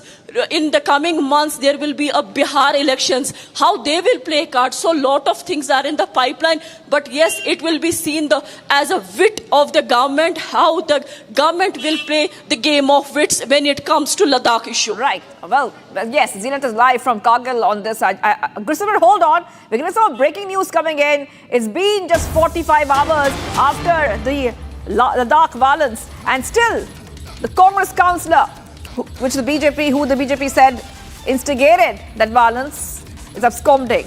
That is right. And the phone of this councillor has been switched off. The cops are carrying out raids to nab this Congress councillor. We also understand the police is carrying out raid at many locations to nab the absconding Congress councillor. For this, I really want to go back to Gursimran, who's joining us live right now. Gursimran, the BJP has been claiming from the beginning that the violence in Ladakh was incited by the Congress, specifically this Congress councillor, who, by the way, is right now absconding. The cops are looking for him, Gursimran. Yes, over to you. Yes, if we speak of the Congress councillor from the Upper Leh, it's Funsong Stenzin. He has been absconding since the day the violence broke out in the Ladakh, in which 4 people lost their life and more than 90 people and 30 security force personnel got injured. Now, what we are getting to know that this is not mere the allegations by the Bharatiya Janata Party, but also the Ladakh police has booked him under the relevant sections for provoking the youth of Ladakh a day prior to this incident. So it was very clear that he was one of the key instigators and the provocators of this entire thing that has taken place. Now what we are picking up that since the day the violence has taken place, post 3 in the afternoon, he has gone incommunicado. His phones have been switched off since 6 or 7 in the evening, and he is not traceable. He has gone to a far-off village, and from then where he has gone, his whereabouts are not known to anyone. Multiple teams of the Jammu and Kashmir police, they have already been formed that are going to carry out the searches for this Congress councillor who was behind instigating the people of Ladakh, calling them to come on the streets and also to burn the office of the Bharatiya Janata Party. That happened on 24th. So it seems a pre-planned strategy that was there, and now he is on the radar of the security forces, and the forces are going all out to arrest him at an earliest. That is right, Gursimran. Thank you for getting those details. Gursimran and Zeenat both reporting live for us. Police probing the Ladakh violence, Congress council on the run. We're taking a short break right now, viewers. Much more coming up on the other side. We'll put our focus on some of the other stories. Specifically, we'll be talking about how Sonam Wangchuk's speeches are right now under the scanner. More legal action could be likely.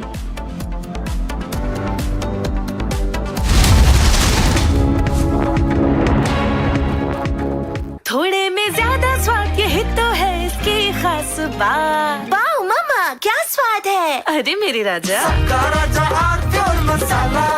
त्योहार भी आ गए और Hyundai super delight days भी। अब हर कदम पे खुशियां बांटेंगी, हर मोड़ पे नई यादें बनेंगी, हर सेलिब्रेशन अपना अपना सा लगेगा। यही तो टाइम है प्यार दिखाने का। अपनी फेवरेट हुंडई कार को आपकी मनपसंद हुंडई कारों पर मिल रही है कमाल की डील्स। वैसे लोगे तो आप हुंडई ही, चाहे दिल की सुनो या डील्स की।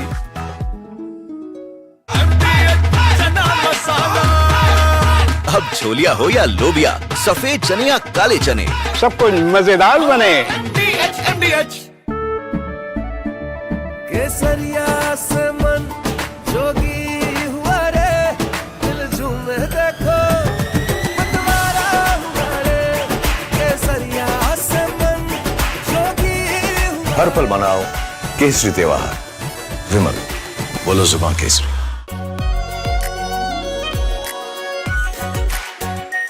Are pure shahi paneer masala, delicious, healthy everyday.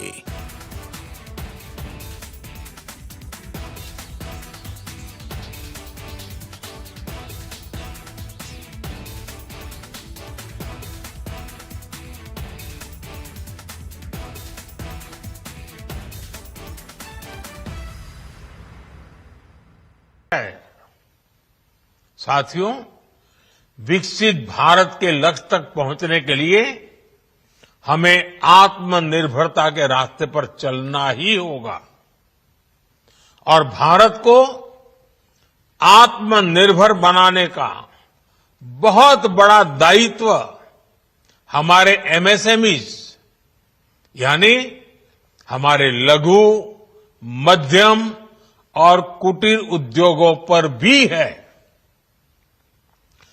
जो देश के लोगों की जरूरत कम है, जो हम देश में ही बना सकते हैं, वो हमें देश में ही बनाना चाहिए। साथियों, जीएसटी की दरें कम होने से नियम और प्रक्रियाएं और आसान बनने से हमारे एमएसएमईज, हमारे लघु उद्योगों को, कुटीर उद्योगों को बहुत फायदा होगा। उनकी बिक्री बढ़ेगी और टैक्स भी कम देना पड़ेगा, यानी उनको भी डबल फायदा होगा। इसलिए आज मेरी एमएसएमई से लघु उद्योग हो, सूक्ष्म उद्योग हो, कुटीर उद्योग हो, आप सबसे बहुत अपेक्षाएं हैं।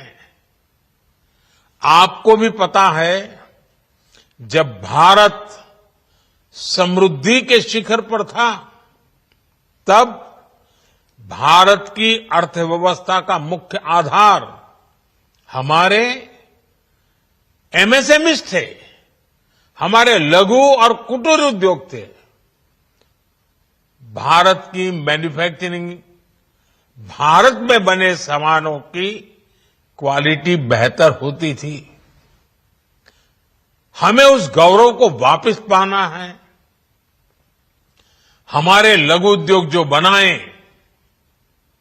वो दुनिया में हर कसौटी पर बेस्ट हो, उत्तम से उत्तम हो। हम जो मैन्युफैक्चर करें, वो दुनिया में आन बान शान के साथ बेस्ट के सारे पैरामीटर को पार करने वाला हो। हमारे प्रोडक्ट्स की क्वालिटी दुनिया में भारत की पहचान बढ़ाए, भारत का गौरव बढ़ाए। हमें इस लक्ष्य को लेकर काम करना है।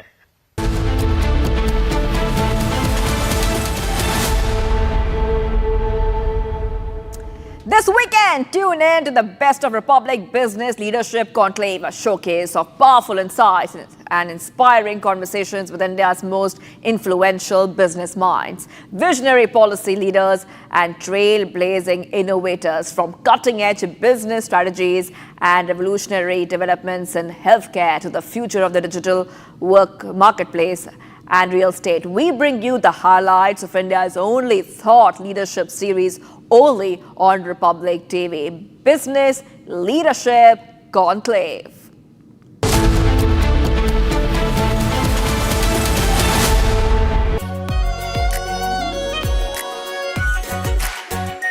Are pure shahi paneer masala, delicious, healthy every day. QSMTHE, the world's foremost university rankings organizations, have ranked Amity amongst the top 3% universities globally, making it among the very few Indian universities to be included in both rankings. Yet another top ranking for Amity University.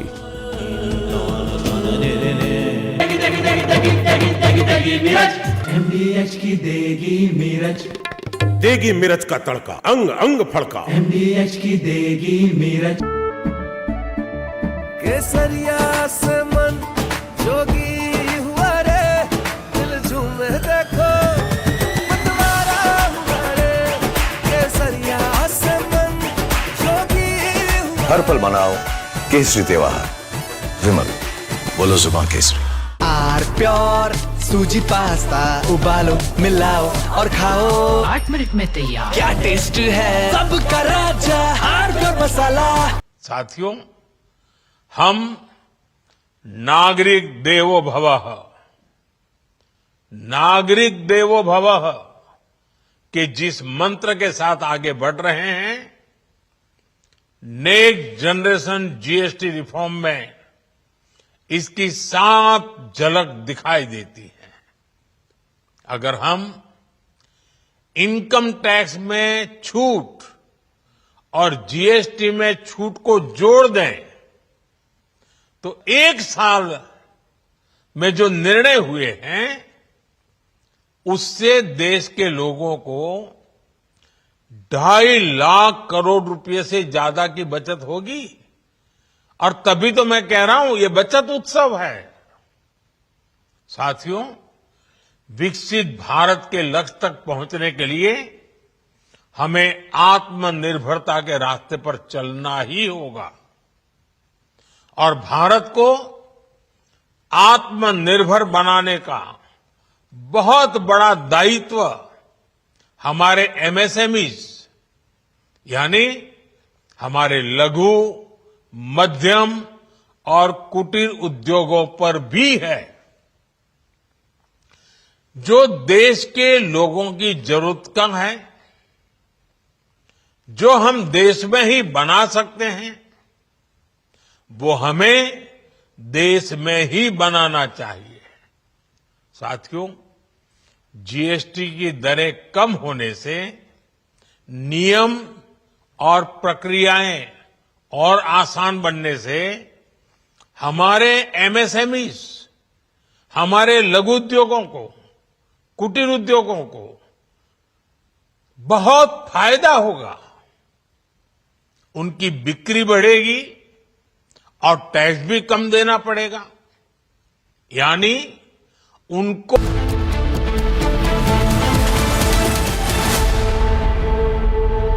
थोड़े में ज्यादा स्वाद, यही तो है इसकी खास बात। वाओ मम्मा, क्या स्वाद है। अरे मेरे राजा, सबका राजा और मसाला,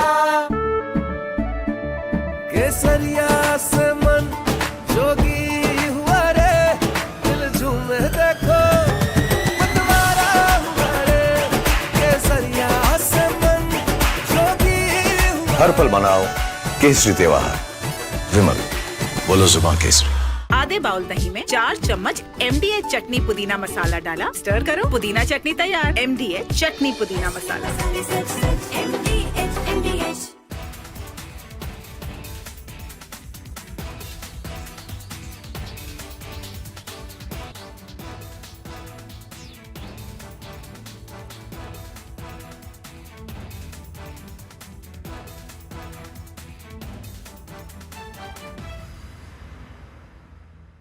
कल यानी नवरात्रि के प्रथम दिवस 22 सितंबर को सूर्योदय के साथ ही नेक्स्ट जनरेशन जीएसटी रिफॉर्म्स लागू हो जाएंगे। एक तरह से कल से देश में जीएसटी बचत उत्सव शुरू होने जा रहा है।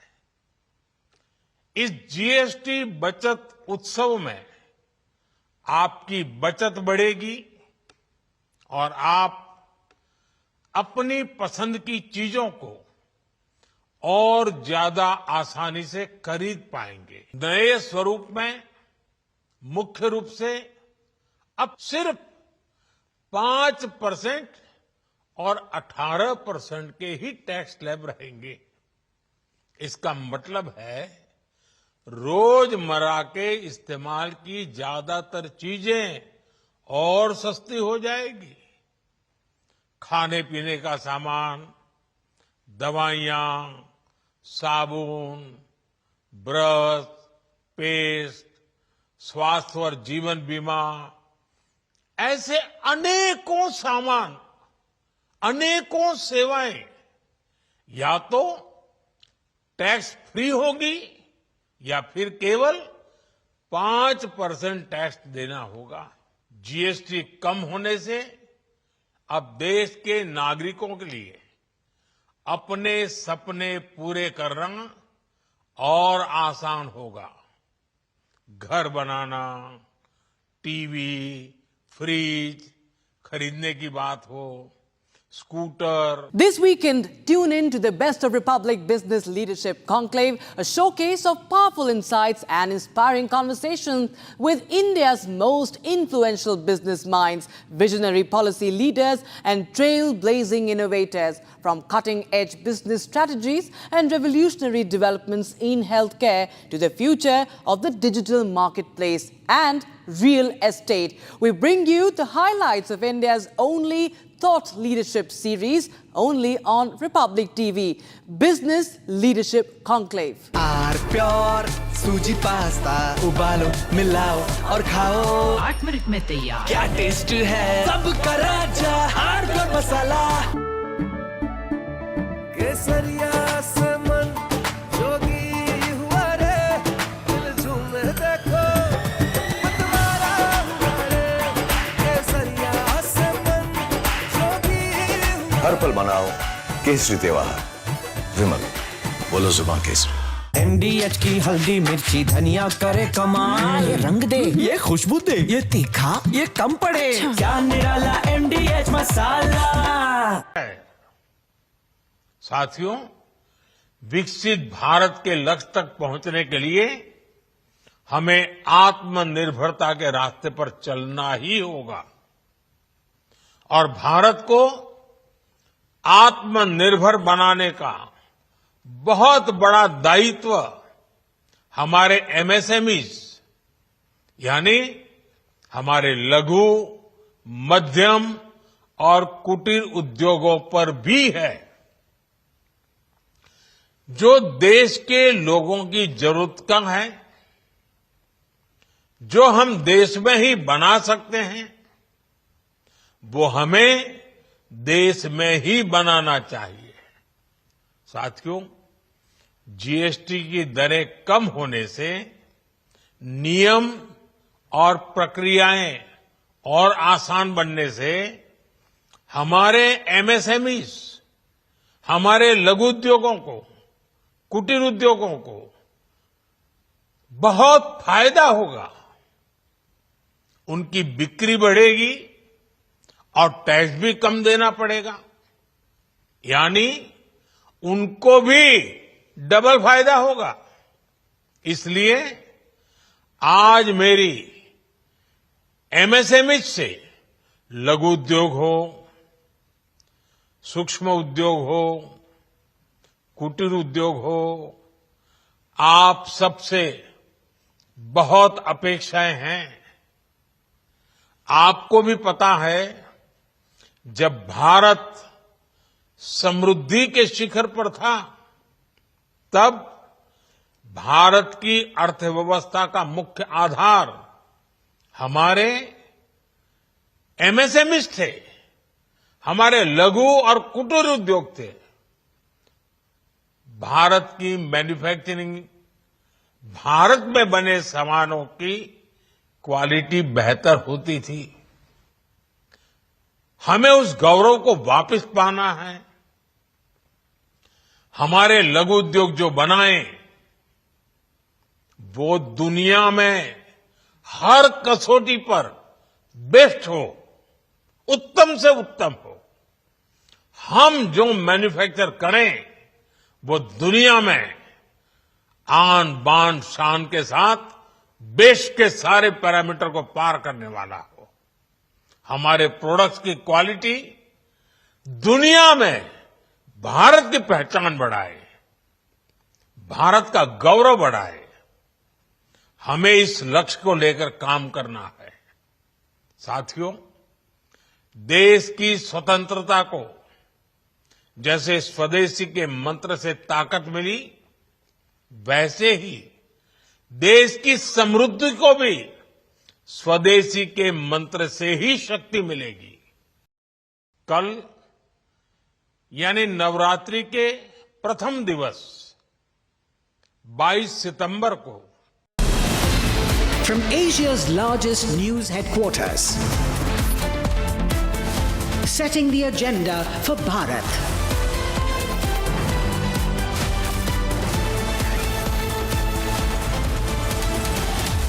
You're watching Republic.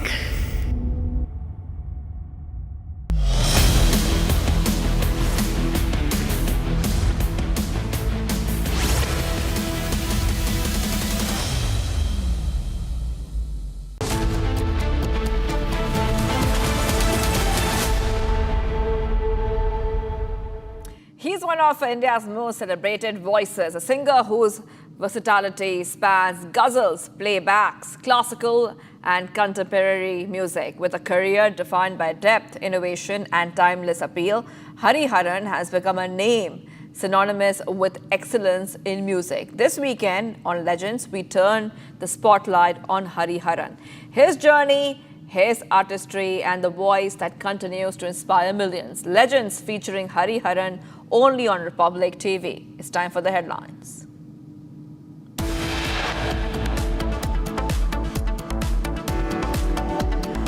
IAF bids an emotional farewell to its supersonic warhorse, MiG-21, ceremony held at Chandigarh Air Base.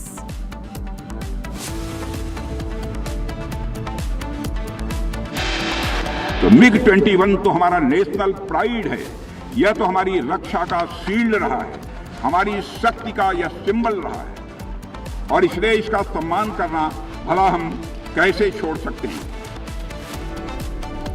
MiG-21 flies through Indian skies for the last time. Rajnath terms it national pride.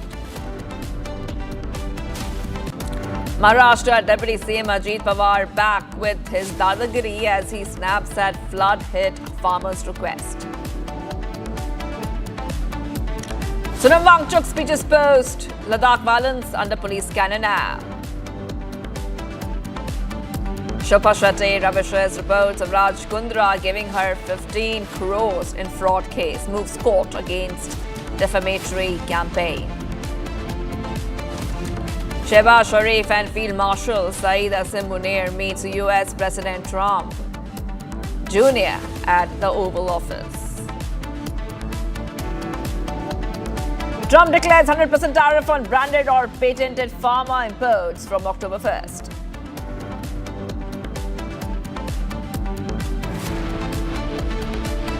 Viewers, getting some big updates coming in. Maharashtra Deputy CM Ajit Pawar sparked a political row after a video of him snapping at a farmer who questioned him over a loan waiver in rain-hit Marathwada region went viral. This video shows how the Maharashtra Deputy Chief Minister angrily responding to the young farmer and mocking his query by saying give him the Chief Ministership role. He is also heard asking the man if the latter thinks that the state government is here to play marbles. Watch the full video first.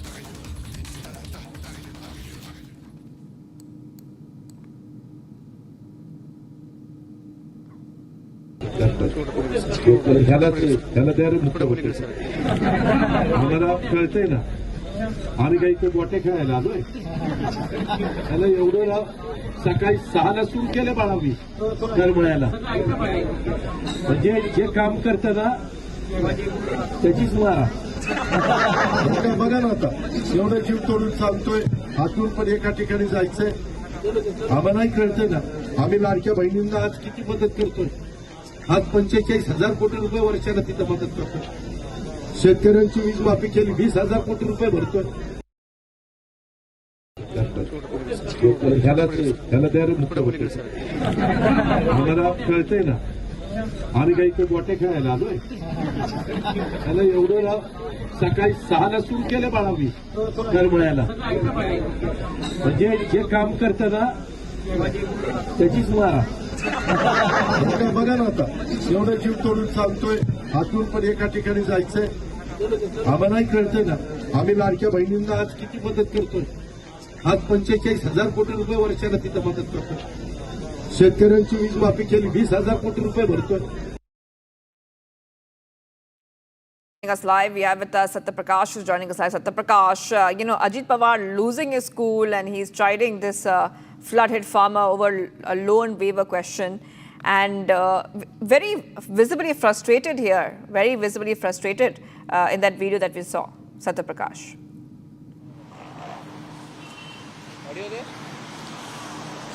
देखिए शिवांगी, साफ तौर से है जिस तरह से ये video सामने आया क्योंकि जिस तरह से वहाँ पे धाराशिव में वहाँ पे बाढ़ आया हुआ है और जब किसान लोग पहुंचे और जिस तरह से अजीत पवार जो कि डिप्टी सीएम है जिस तरह से वो धमकाते हुए नजर आ रहे हैं, साफ तौर से दिख रहा है कि किसान वहाँ पे मदद मांगने गया था। लेकिन जिस तरह से साफ तौर से अजीत पवार साफ तौर से कह रहे हैं कि तुमको सीएम बना दूं क्या, मैं यहाँ पे खेलने आया हूँ क्या, सुबह 6 बजे से आता हूँ और काम कर रहा हूँ। तो कहीं न कहीं साफ तौर से दिख रहा है कि किस तरह से धमकाने की कोशिश किया गया है किसानों को। किसान वहां पे मदद मांगने के लिए आया था और जिस तरह से धाराशिव में वहां पे बाढ़ आई हुई है और किसानों का काफी नुकसान हुआ है क्योंकि जो भी फसल थी वो बर्बाद हो चुकी है, उसी को देखने के मुआयना करने जायजा लेने के लिए गए हुए थे धाराशिव में अजीत पवार। और उसी समय किसान लोग वहां पे इकट्ठा हुए और जब किसान लोगों ने पूछा कि सवाल किया तो कहीं कहीं दादा जो है अजीत पवार जो कि काफी गुस्से में हो गए, साफ तौर से कह रहे हैं कि तुमको सीएम बना दूं क्या, यहाँ पे सुबह से 6 बजे से आया हूँ और यहाँ पे काम कर रहा हूँ। तो कहीं न कहीं साफ तौर से गुस्सा देखने को मिला है डिप्टी सीएम अजीत पवार का। और इसके पहले भी ये भी ऐसे वीडियो सामने आए हुए हैं जिस तरह से अजीत पवार का यहाँ पे जो एनसीपी के लोग हैं उनका कहना है कि ये जो है अजीत पवार का स्टाइल है। तो कहेंगे जो किसानों को साथ इस तरह से हो रहा है तो ये स्टाइल तो नहीं हो सकता क्योंकि वो किसान जो पीड़ित है और मदद मांगने के लिए पहुंचे हुए हैं और इस तरह से कहा जा रहा है कि आपको सीएम बना दे क्या, यहाँ मैं खेलने आया हूँ क्या। इन सारी चीजों को लेकर कहीं न कहीं जो है विपक्ष भी सवाल खड़ा कर रहा है। जी, That's right. Well, hold on, Satyaprakash. We're being joined right now by Shaina NC. Shaina, thank you for joining us here on Republic TV, and I just want your reaction because it's being seen as VVIP arrogance of what we have seen on our screens, because this flood-hit farmer, all he wanted was to speak about the problems that he's having, but he got a very cold reply from Ajit Pawar, who lost his cool. Look, all I want to say is that the Mahayuti government is very, very sensitive towards the farmers. In fact, only yesterday when the Honorable Home Minister was in Mumbai, Adanya Amit Shah ji, a memorandum was signed. It was signed between our Honorable Chief Minister Devendra Fadnavis, my own leader Eknath ji Shinde, saying that the incessant rains that one has seen in Maharashtra are most fortunate, and that we stand for the farmers, and we have requested that under the NDRF, the farmers who have been affected by natural disaster will be compensated, because this is the collectiveness of the state government and the center. So empathy towards the farmers are given, and I don't think I can comment beyond. All right, thank you for joining us at China NC, Shiv Sena, Eknath Shinde faction. I want to go across to our callers. Our phone lines are open, viewers. You can call in and talk about what do you think about this, because we're asking that is VVIP arrogance on full display? Is it what voters vote for? I want to go across to our first caller, SM Joshi, calling in from Ahmedabad. Thank you for joining us here, Mr. Joshi. Just you can share with us, what do you think about... what do you think about... Ajit Pawar. Hello? Yes, Can go you ahead. Ajit Pawar is a very good person, and he's a workaholic. And what he says is correct, and he's right, because he's doing a lot of work whole day, like Mr. Modi, our Prime Minister. So we support Ajit Pawar. There is nothing wrong what he talked. Okay, people are just nonsensely speaking with him. So they should be properly answered. And what Ajit Pawar said is perfectly right. It is very difficult to become a minister and then work for the people. That's all.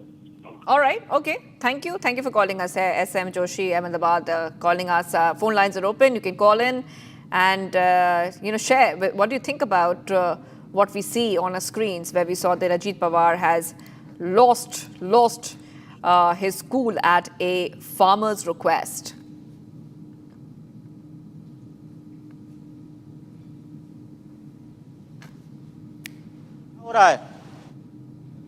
All right, let's go to Satya Prakash, who's joining us right now. Satya Prakash, our phone lines are open. You can call us, raise your voice against netas who are voted to power but do not help with everyday issues that voters bring up.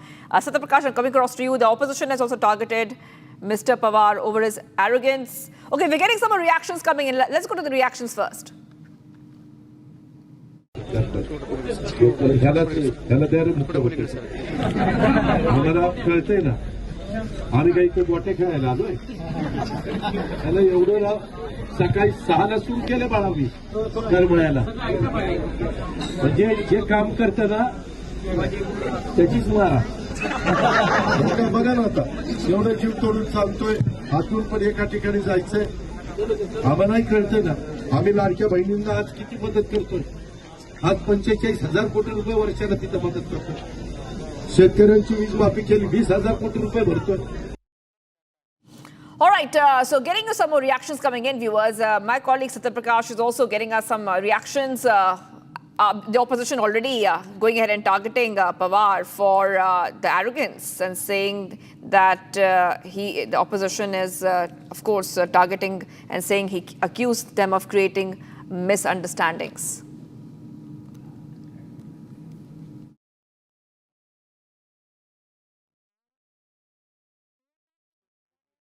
Ajit Pawar दादा इतना गुस्सा क्यों हो जाते हैं? अजीत दादा गुस्सा नहीं रहते, उनका बात करने का तरीका जो है वो थोड़ा सा अलग है. लोगों को लगता है कि वो गुस्सा है. किसी की आवाज बड़ी होती है इसका मतलब ये नहीं कि वो आदमी गुस्सा है. वो आदमी के बात करने का तरीका थोड़ा सा अलग होता है, इसीलिए लोगों को लगता है कि वो गुस्सा है. वो गुस्सा नहीं थे. जब भी वो बात करते हो जरा ऊंची आवाज में बात करने की उनकी आदत है. लेकिन जो वीडियो सामने आया है साफ तौर से दिख रहा है कि किसान के ऊपर गुस्सा निकाल रहे हैं और सीधे कह रहे हैं तुमको मुख्यमंत्री बना दूं क्या? नहीं, वो गुस्सा नहीं था। दादा किसानों का सवाल, जो भी किसानों के ऊपर आपत्ति आई है उसको सुलझाने के लिए सुबह 6 बजे से रात 10:30 11 बजे तक वहां पर काम किया और आप लोगों ने वो मीडिया के माध्यम से देखा है। उनका जो जितने भी प्रोग्राम थे पूरा लाइव हो गए हैं। इसीलिए सुबह 6 बजे से अगर आपत्ति में जो किसान भाई हो, जहाँ हमारी माता भगिनी हो, जो आपत्ति में नुकसान हुआ है उसकी भरपाई करने के लिए, उनका हौसला बढ़ाने के लिए अजीत दादा वहां पर गए हैं। तो अगर कोई बंदा, दादा जब भाषण कर रहे हैं तो दादा सबका हौसला बढ़ा रहे, उनको सपोर्ट कर रहे, उनका दुख समझ ले रहे, तो कोई बंदा आके अलग तरीके से वहां पर बात कर रहा है कि यही होना चाहिए, अभी होना चाहिए, बीच भाषण में अगर कोई बोल रहा है तो उसको डांटने का काम उन्होंने किया है। मगर आप जिस नजर से देख रहे हो वो नजर से नहीं, जिसने बोला था उसको आपत्ति नहीं, जहां पर बोला गया, बट जितना काम कर रहे हो वो भी आपको देखना चाहिए। दादा ने किसी को डांटा नहीं, दादा क्यों किसी के साथ अरोगेंटली बात नहीं की है। लेकिन बोले कि मैं सुबह से निकला हूँ, यहाँ पे कैच खेलने नहीं आया हूँ, इस तरह से क्योंकि किसान जो है पीड़ित है। खुद मुख्यमंत्री, उप मुख्यमंत्री, मंत्रिमंडल पूरा जो बाढ़ में हमारे किसान भाई मतलब मुसीबत में है, वो मुसीबत सॉल्व करने के लिए, उनका मनोबल बढ़ाने के लिए, उनका हौसला बढ़ाने के लिए मैदान में उतरे हैं, वो काम कर रहे। अगर वो काम कर रहे तो कोई आके बीच में ऐसी अलग बात कर रहा है तो मुझे लगता है कहीं ना कहीं दादा ने जो बोला है कि हम लोग काम कर रहे हैं, काम करने दो, तुम अगर बीच में आके उसको रुकावट डालोगे तो थोड़े हम लोग आपकी बातों का जवाब ये करने के लिए आए कि सवाल जवाब करने के लिए आए। हम जनता के जो प्रश्न है वो सॉल्व करने के लिए मैदान में उतरे, उसकी वजह से ऐसा बोला। मगर एक ही बंदे को बोला, पूरे लोग भी वहां पर हंस रहे थे, बाकी किसी ने वहां पर कुछ किया नहीं किया। लोग भी उसको मतलब सपोर्ट कर रहे थे कि जो दादा बोल रहे वो सही बोल रहे, दादा ने जो बोला था वो सही बोला था। वो सिचुएशन के अनुसार जो एक बंदा खुद होके डिस्टर्ब कर रहा है, जो सभा को संबोधित कर रहे थे, गांव वालों का हौसला बढ़ा रहे थे, मनोबल बढ़ा रहे थे, उसको डिस्टर्ब कर रहे, तो दादा ने वो बोला, लोग भी उसको हंस के साथ दे रहे। उसको ऐसा किसी के मन में, किसी के दिमाग में वो नहीं था। दादा का बोलने का स्टाइल महाराष्ट्र की जनता को मालूम है। महाराष्ट्र की जनता दादा के स्वभाव को जानती है, दादा के काम को जानती है। दादा की पहचान काम की वजह से है। जो भी है मुंह पे बोलते, पीठ पीछे नहीं बोलते, जो भी है सच बोलते हैं। होगा तो होगा, नहीं होगा तो नहीं बोलता, उनकी आदत है। उसकी वजह से लोग भी उनको सराह रहे। लेकिन एक चीज देखने को मिला है, जो पीड़ित किसान आए थे वो Let's go across to our next caller right now, because we just heard the NCP there saying that this is the normal tone of Pawar. He talks like this only, so they're defending him. I'm going to Murali. Murali is joining us live. Bengaluru, our caller is joining us live. Murali, can you hear me? Caller, our caller is joining us. Murali from Bengaluru. All right. We'll go back to callers, but viewers can call us and talk about what you really feel about this. How elected representatives are showing dadagiri, and what do you want to say about this? You can definitely call us and tell us more about it. We're getting some reactions coming in. Let's go and play it out.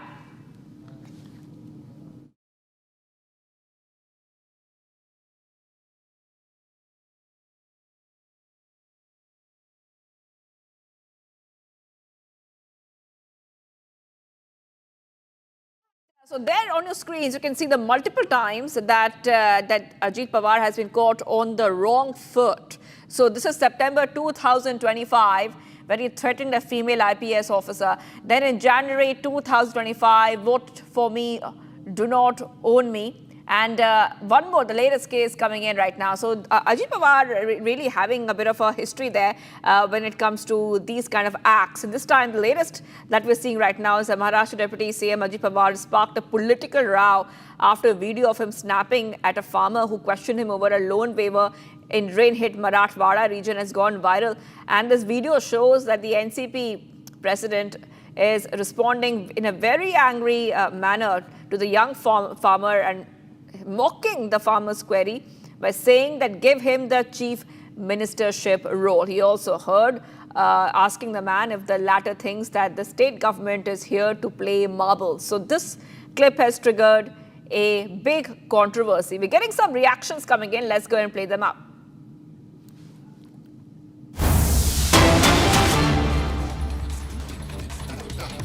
कि कल आपको दादा ने डांटा क्या, तो All right, NCP defends entitled behavior of Ajit Pawar, and this is coming in as the NCP has gone ahead and has defended Ajit Pawar. They're saying that this is the normal tone of Ajit Pawar. This is what that they're saying. And this is coming in as we keep getting you back-to-back updates. NCP defending the behavior of Ajit Pawar, saying that this is how he talks and this is normal for him. Also, just hearing those reactions coming in, especially NCP leader Sunil Tatkare has defended Pawar, NCP defending Pawar and saying, I don't think that Pawar threatened anyone. I want to tell you that this is a normal tone and he talks like this only. NCP is saying this is how that Ajit Pawar's normal tone is, and this is how he really talks. This is not the first time we have seen Ajit Pawar really, go ahead and behave in such a way. But Satya Prakash is joining us live. Satya Prakash, NCP is defending Ajit Pawar, defending him. You were speaking to the NCP leaders, and what they say is that this is the way Ajit Pawar talks. This is his normal tone.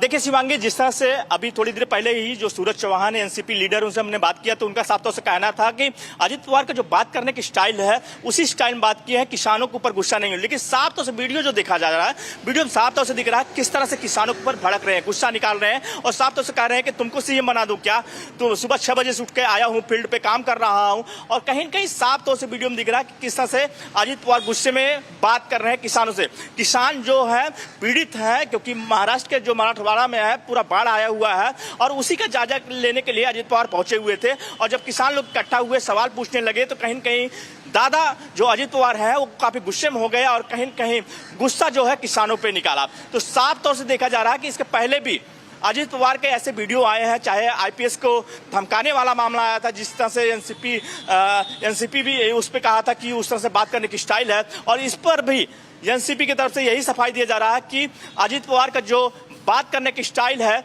उसी हिसाब से उन्होंने बात किया है, गुस्सा नहीं निकाला है। जी, that is right, Satya Prakash, getting us all these details coming in, Satya Prakash, and also we're getting some more reactions coming in. Ajit Pawar has spoken. Let's go and play out what Ajit Pawar has to say.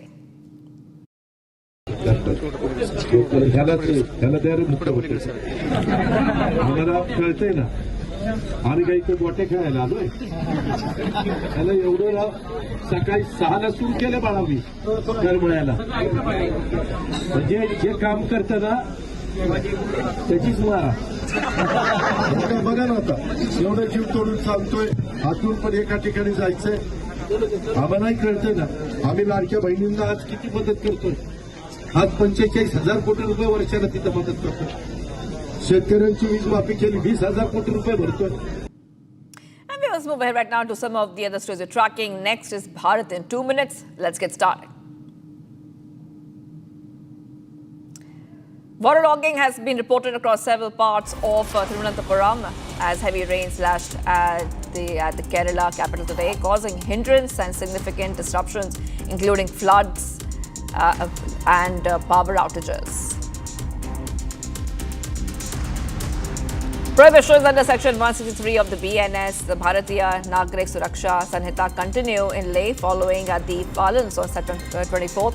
Assembly of 5 or more people banned in the district. No procession, rally or march to be carried out without prior written approval. Security personnel have been deployed here.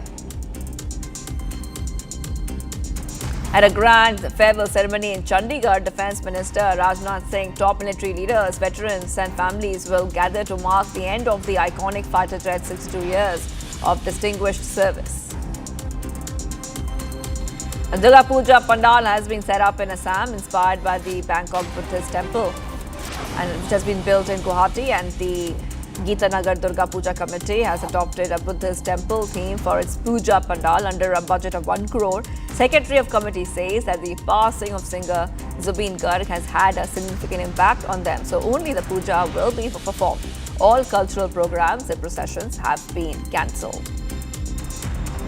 The Adani Group has hosted the 4th edition of Adani Green Talks, bringing together chain makers, social entrepreneurs and innovators shaping a sustainable and inclusive future.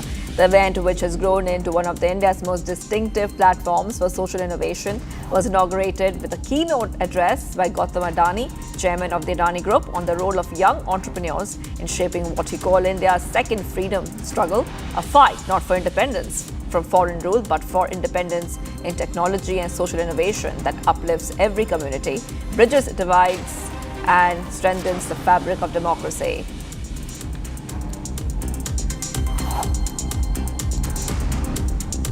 All right, getting you some updates coming in, viewers. Pro-Khalistan separatist Inderjeet Singh Gosal has reportedly been given bail by the Canadian court.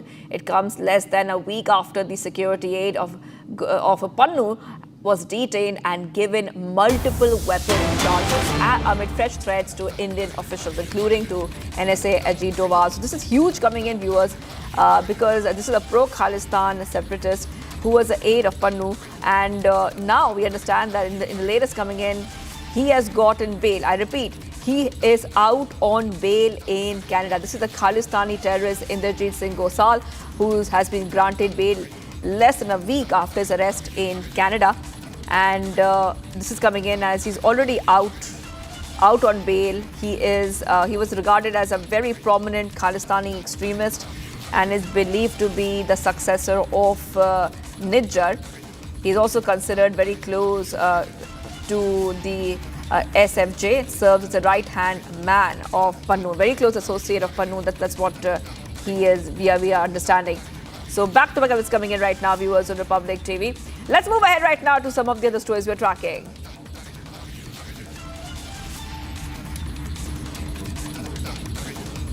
President Trump signed an executive order paving the way for a TikTok deal that could transfer majority ownership of the app to Americans. So under the new framework agreement outlined in the executive order, TikTok's Chinese parent company, ByteDance, and its affiliates will own less than 20% of TikTok. Here's more. So this is interesting because I had a very good talk with President Xi, a lot of respect for him. Hopefully he has a lot of respect for me too. And we talked about TikTok and other things, but we talked about TikTok, and he gave us the go-ahead. You know, it's run by American investors and American companies, great ones, great investors, the biggest. You don't get bigger, I don't imagine. And maybe I'll have JD. JD was very much involved and in charge of it. And maybe I'll have you say a few words about the deal. He would report back, and the points of the deal, I think, are great for our country. So, JD, do you want to give it a little talk, please? Yes, sir. Yeah, so thank you, sir, for your leadership and for your help. We really couldn't have done this without the President actually ushering this deal over the finish line. There was some resistance on the Chinese side, but the fundamental thing that we wanted to accomplish is that we wanted to keep TikTok operating, but we also wanted to make sure that we protected Americans' data privacy as required by law. And I think I can say that especially the young people, they really wanted this to happen. They did not want to have TikTok close. And I got, a little used to TikTok. I used it myself during the campaign, and it was very successful because you know how I did with the young voter. And Charlie helped me a lot too, and he said to me, "You should go on TikTok," and it actually had, because we got record votes with the young voter, as you know, for the election. So I was a little bit prejudiced in that way toward TikTok. It was very good and very meaningful, but we have American investors taking it over, running it, highly sophisticated, including Larry Ellison. And Oracle, I guess, is going to play a very big role in terms of security, safety, and everything else. So we have very good controls. And literally, I would get a call from friends of mine who were fathers of young people saying, "Could you do me a favor? Could you get it approved, please? My son is driving me crazy." So we're getting it done. Coming up, viewers, Shilpa Shetty rubbishes reports of Raj Kundra giving her 15 crore in fraud case, moves court against defamatory campaign. Shehbaz Sharif and Field Marshal Saeed-Azam Munir meets US President Trump at the Oval Office. Stay tuned, viewers. We are live and breaking.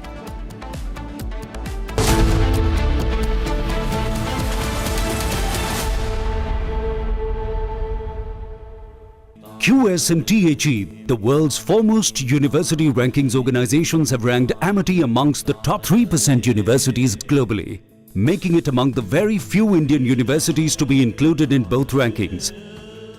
Yet another top ranking for Amity University. दादी के हाथों का जादू और खुशबू से महकता घर, माँ की मुस्कुराहट और खाने की सुगंध। MDH गरम मसाला, क्योंकि हर रिश्ता है स्वाद से जुड़ा। केसरिया से मन जोगी हुआ रे, दिल झूमे देखो मतवारा हुआ रे। केसरिया से मन जोगी हुआ। हर पल मनाओ केसरी त्योहार। विमल, बोलो जुबान केसरी। आर प्योर सूजी पास्ता उबालो मिलाओ और खाओ 8 मिनट में तैयार। क्या टेस्ट है सबका राजा आर प्योर मसाला।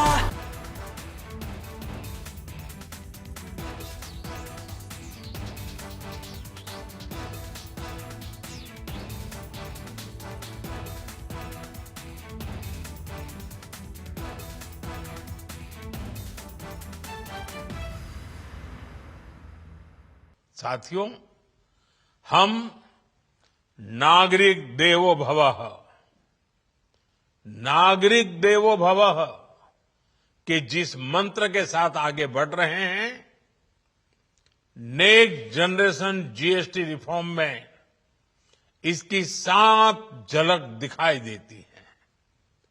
अगर हम इनकम टैक्स में छूट और जीएसटी में छूट को जोड़ दें तो 1 साल में जो निर्णय हुए हैं उससे देश के लोगों को 2.5 लाख करोड़ रुपए से ज्यादा की बचत होगी। और तभी तो मैं कह रहा हूं ये बचत उत्सव है। साथियों, विकसित भारत के लक्ष्य तक पहुंचने के लिए हमें आत्मनिर्भरता के रास्ते पर चलना ही होगा और भारत को आत्मनिर्भर बनाने का बहुत बड़ा दायित्व हमारे एमएसएमईज यानी हमारे लघु, मध्यम और कुटीर उद्योगों पर भी है, जो देश के लोगों की जरूरत का है, जो हम देश में ही बना सकते हैं, वो हमें देश में ही बनाना चाहिए।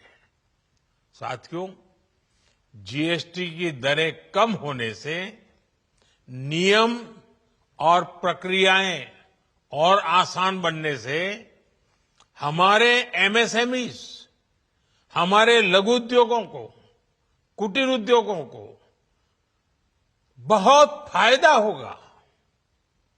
उनकी बिक्री बढ़ेगी और टैक्स भी कम देना पड़ेगा, यानी उनको भी double.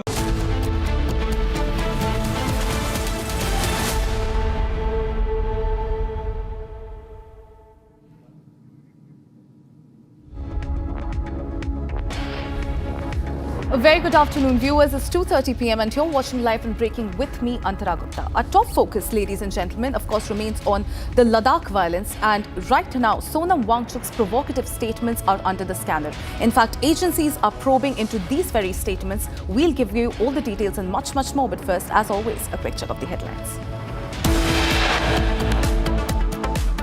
IAF bids an emotional farewell to its supersonic warhorse MiG-21 ceremony held at Chandigarh Air Base. MiG-21 flies through Indian skies for the last time. Rajnath terms it as national pride. Maharashtra Deputy CM Ajit Pawar back with his dadagiri as he snaps at flood-hit farmers' request. Sonam Wangchuk's speeches post-Ladakh violence under police scanner.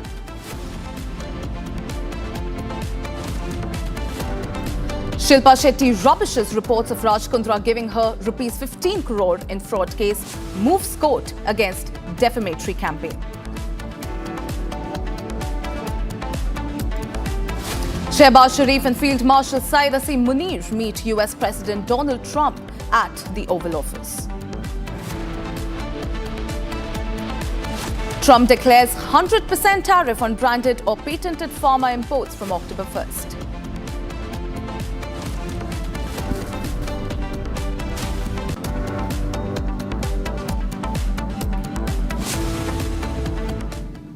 All right, starting this edition with the big news that we are tracking 45 hours after the Ladakh violence, ladies and gentlemen. Congress councillor Funsok Sanzin Sepak continues to remain absconding. Now, this Congress councillor has been absconding after 3 p.m. After the violence on the September 24th, in fact, the Congress councillor's phone is also reportedly switched off. The police, as we speak, is currently carrying out raids at several locations to nab the councillor. To put things into perspective, ladies and gentlemen, Bharatiya Janata Party had accused Congress of inciting the riots in Ladakh. In fact, it was Amit Malviya who had tweeted saying, and I quote, "This man in Ladakh is Stanzin Sepak. He can be clearly seen instigating the mob and participating in the violence that targeted the BJP office and the Hill Council." In fact, Malviya has also gone ahead and said, is this the kind of unrest Rahul Gandhi has been fantasizing about? And now, this councillor, the Congress councillor, continues to remain missing. 45 hours after the Leh riots, the councillors remains absconding and the police hunt is on.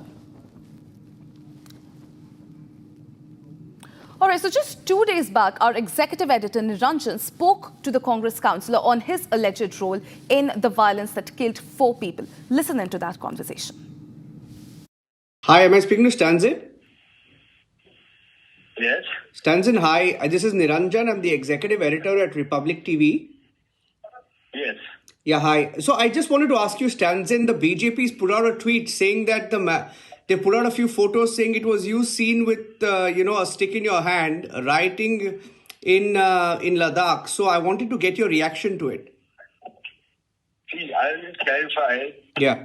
The guy, the picture that these people are sharing around, and the guy they are mentioning, he's wearing a mask. Right. And just because I have long hair and that guy also has long hair, these people are assuming that that guy writing is me. Okay. So right now I'm consulting with my lawyers to file a defamation case. Okay. You're saying it's not you in the picture? That is definitely not me. I categorically deny that, and that is not me. And the BJP is claiming that Congress was behind the violence. So did you guys also protest at all? Congress is not even part of the organization which is organizing the protest. Okay. We are simply supporting the whole agitation from outside. That's it. You're supporting the agitation from outside? Yes. So you're backing Sonam Wangchuk? We are definitely backing Sonam Wangchuk, and we are definitely backing the method he's using to raise the issue of 6th schedule for Ladakh. Okay. But you're saying none of the Congress leaders or any of your workers were involved in the violence today?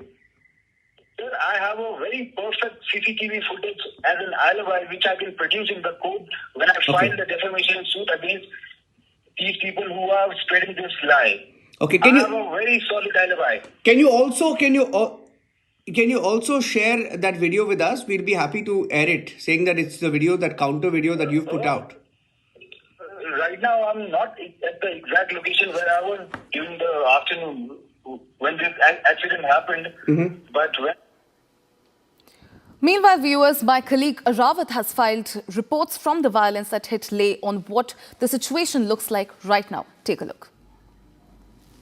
Right now we are here in the Ladakh and the curfew has been imposed here, and you can see that the announcement is going there. You can see that the restrictions have been imposed here and the complete shutdown here is, and you can see here in the visuals there is no traffic movement on the roads, and you can see that the senior officers from the Ladakh police are monitoring the situation continuously. It's day 3 and we have seen yesterday that the restrictions that was imposed here for the precautionary images, we have earlier seen that the stone pelting took place, and also we have seen that the violence was reported here, in which we have seen that more than 90 persons were injured and 4 were killed in the clash. And then after we have seen for the precautionary measures, Ladakh police along with the district administration has imposed the restrictions here, and you can see that there is no civilian movement on the road. This is the main market in the Ladakh, and you can see that the shops is still closed. It's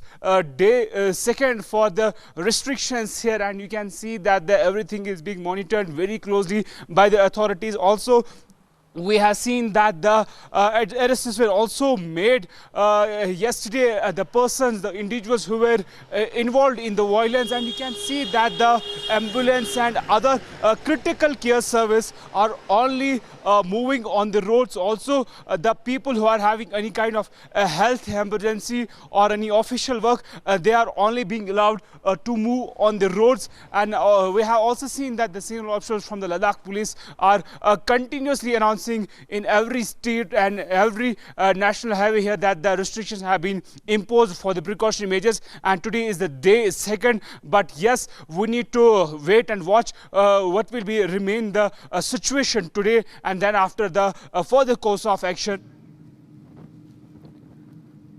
All right, let's breaking news that is coming in, ladies and gentlemen. There's a statement on the visit of Indian delegation to the United States of America from the 22nd to the 24th of September. Now, a delegation which was led by Commerce and Industries Minister visited the United States of America from the 22nd to 24th of September. The minister had meetings with the Ambassador Jamieson Greer of United States Trade Representative and Mr. Sergio Gore, US Ambassador Designate to India. Now, apart from these meetings, ladies and gentlemen, with the US government representatives on the bilateral trade matters, the delegation held discussions with key US-based businesses and investors on promoting trade and investment between India and United States. Now, the delegation had constructive meetings with the US government on various aspects of the deal. Both sides, in fact, exchanged views on possible contours of the deal, and it was then decided to continue the engagements with a view to achieve early conclusion of a mutually beneficial trade agreement. Now, the meetings with businesses and investors evoked a positive response, is what we are coming to know. The business leaders reposed confidence in the India growth story and, in fact, expressed their desire to intensify their business activities in India. So this is a statement that is coming in from the Indian delegation to the United States of America, who visited from 22nd to 24th of September. All right, let's cut straight across to Soumya, who is joining me live on this bulletin. Soumya, we are getting to know that a delegation, led by the Commerce and Industry Minister, was visiting the US. And in fact, we are getting to know that some key agreements have also been made. If you could tell our viewers what was the key focus and what was the agenda of the meet. Well, see, Antara, it goes without saying that the key agenda of this delegation meeting, which was led on by the Commerce Ministry, the Minister himself, that to bring back the trade deal on track. The talks which were halted post the Trump tariff threats is now back on track. The same has been confirmed by the sources within the ministry. Now, what we are picking up at the moment is that the delegation which had gone to the United States for the trade talks, after the delegation which visited India a few days back, and now this our team itself, along with the minister, was there in the United States to bring back the discussions on table, and rightly so. It has been confirmed by the sources within the industry that the trade talks are back on track. The results were positive. There were several talks that took place between the Secretary of Trade there in the US and the delegation which was present there from India, and the Commerce Minister also. So these are the developments that we are picking up. The ministry has shown has said that now that the talks are back on track, and it has given positive results as well. Yes, Soumya, yes.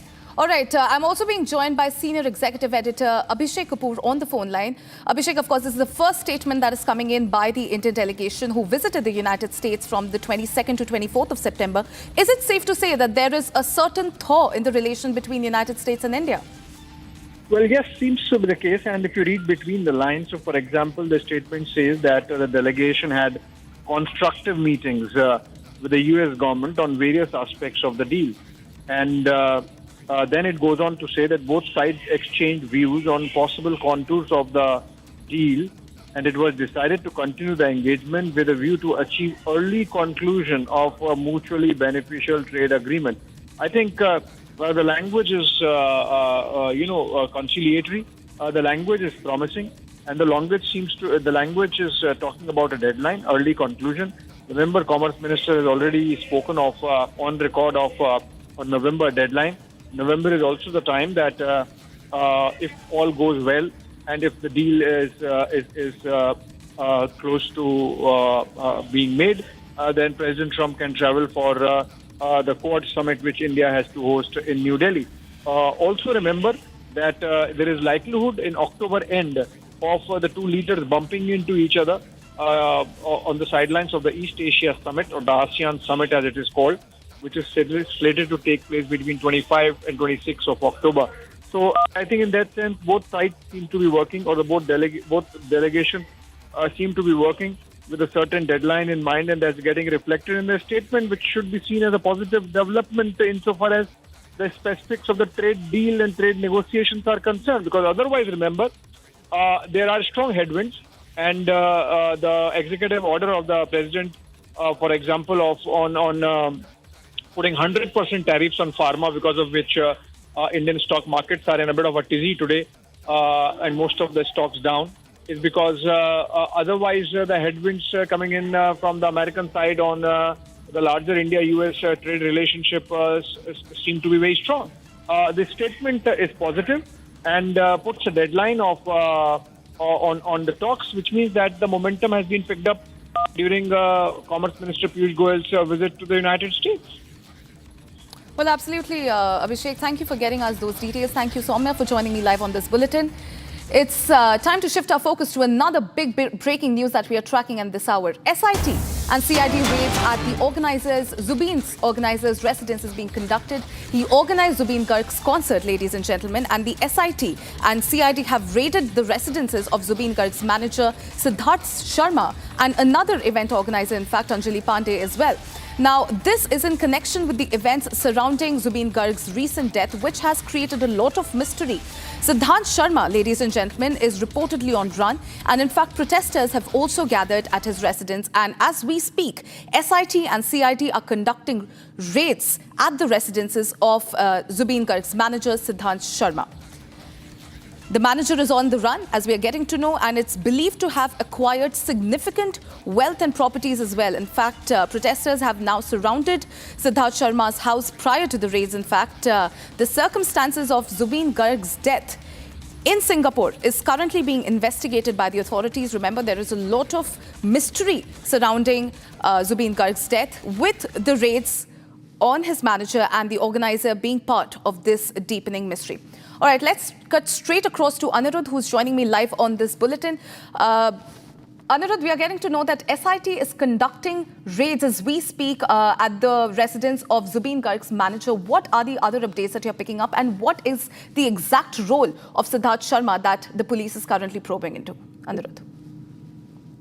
Yes, Justice for Zubeen Garg has been on the top of the trend as far as Assam is concerned. Everyone, any Indonesian has been echoing that justice for Zubeen is must. And we have witnessed that since yesterday, raids have begun at the residence of Syamkanu Mahanta, who was the organizer of the Northeast Festival in Singapore, as well as raids, simultaneous raids were also carried out at the residence of Siddharth Sharma yesterday. And today we are witnessing that raids are currently underway at the residence of Syamkanu Mahanta for the second consecutive day. Syamkanu Mahanta is still at Lurs, and we have sources have confirmed to us that he is still in Singapore. He has not returned to Guwahati or India. and there is a public outcry that they should be immediately arrested and put behind the bars. Not only put behind the bus, but the Zubin Garg fans, they have been demanding strict action against them. And that is the reason why yesterday Chief Minister Dr. Himanta Biswa Sarma has also clearly indicated that CBI inquiry will also be constituted and all the formalities have already been started by the state government to hand this case to the Central Bureau of Investigation for further inquiry. The role of Siddharth Sharma as far as in this entire mysterious death of Zubin Garg is concerned. Right. His role has been that it is... Anirudh, yes. Thank you for getting us those updates. We'll, of course, be closely tracking the story. All right, it's time to track some other stories that are making headlines from across the country in Bharat in 1 minute. Bharat 1 minute brought to you by Canara Bank. Together, we can. Trailblazer Surekha Yadav, Asia's first woman locomotive pilot, is set to take retirement on the 30th of September after 36 years of service. Her career has been instrumental in paving the way for millions of women ahead in venturing into such predominantly male-dominated industries. Chhattisgarh CM Vishnu Deo Sahai, on the occasion of late BJP leader Pandit Deen Dayal Upadhyay's birth anniversary yesterday, pays a tribute to Pandit's life and legacy. He claims that Chhattisgarh government to engage in service of Antyodaya, focusing on the development of the person standing at the very end of the society, as was pronounced by the latter. The Chetla Agrani Club has set up Durga Puja Pandal based on the theme of Amrita Kumbher Shandhane, the search for the nectar. The pandal displays the scene of Samrudra Manthan, the churning of the ocean, with a huge Shivlinga installed right at the center, constructed using over 3 crore Rudraksha beads.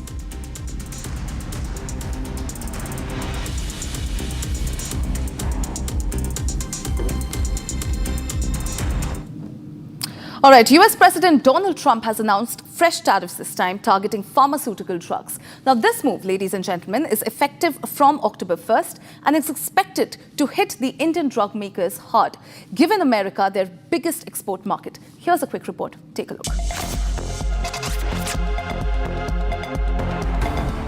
Donald Trump has declared a 100% tariff on branded and patented pharmaceutical drugs imported into the United States.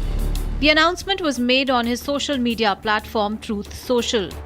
Trump clarified that the tariffs will not apply to companies that are building new manufacturing plants inside America. However, uncertainty remains for firms already operating in the United States. The US imported $233 billion worth of pharmaceutical products in 2024, with prices set to double in some cases. Concerns are rising about inflation and healthcare costs for Americans. For India, this is a matter of concern. The US is India's largest market for medicines. In 2024 alone, India exported over $3.6 billion worth of pharma products to America. Indian firms fear that complex generic medicines and specialty medicines may also fall under scrutiny. All right, it's time to slip into a very, very short break. On the other side, MiG-21 flies through Indian skies for last time. Rajnath terms it as national pride. Maharashtra Deputy CM Ajit Pawar back with his dadagiri as he snaps at flood-hit farmers' request. We'll be tracking this and a lot more. Don't go anywhere. Stay tuned. We'll be right back.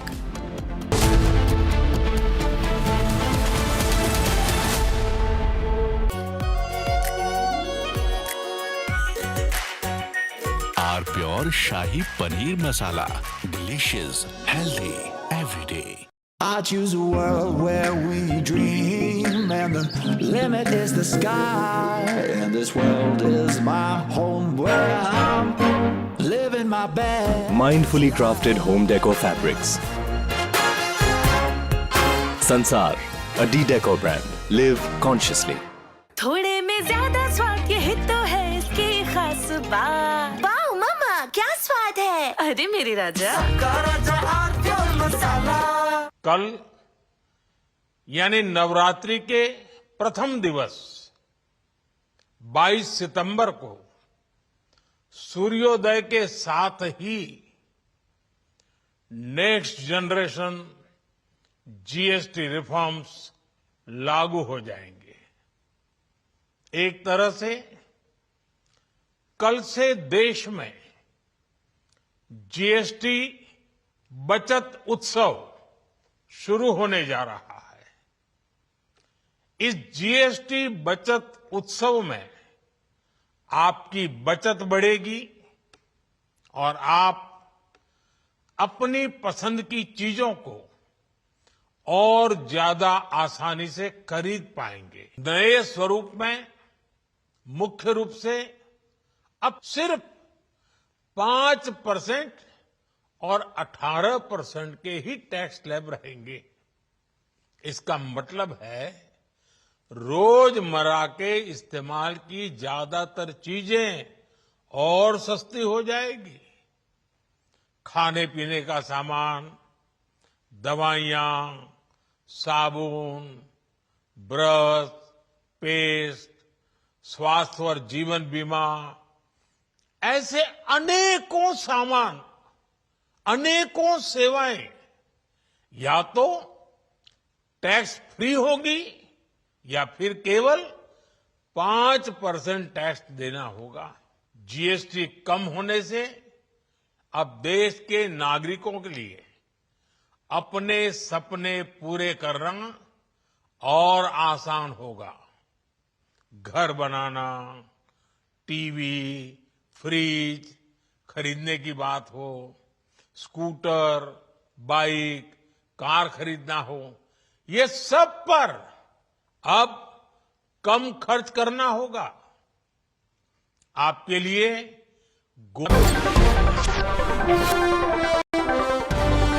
What would be the primary identity of an individual in any state? Would the primary identity be by religion or by language? The state in India never dominated the society, ever. It couldn't. The society is what kept the country one.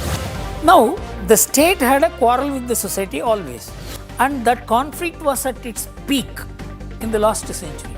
That conflict has abated now. Even the Supreme Court has recognized Hindutva as the legitimate philosophy of India. So far as federalism is concerned, federalism gives local people an opportunity to participate in politics. So long as the society is broadly Hindu civilization, this federalism is not going to affect us because the politicians can never remain united.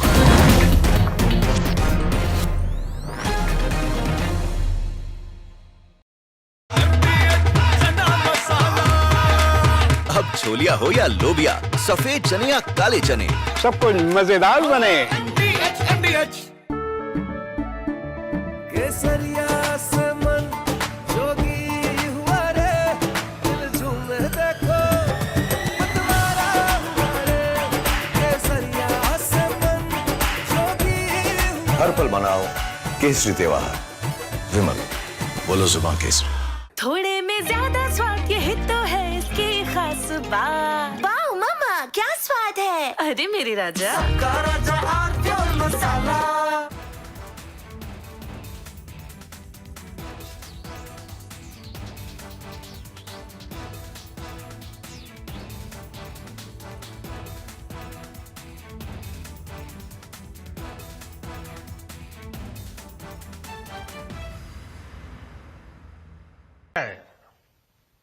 साथियों, विकसित भारत के लक्ष्य तक पहुंचने के लिए हमें आत्मनिर्भरता के रास्ते पर चलना ही होगा और भारत को आत्मनिर्भर बनाने का बहुत बड़ा दायित्व हमारे एमएसएमईज यानी हमारे लघु, मध्यम और कुटीर उद्योगों पर भी है,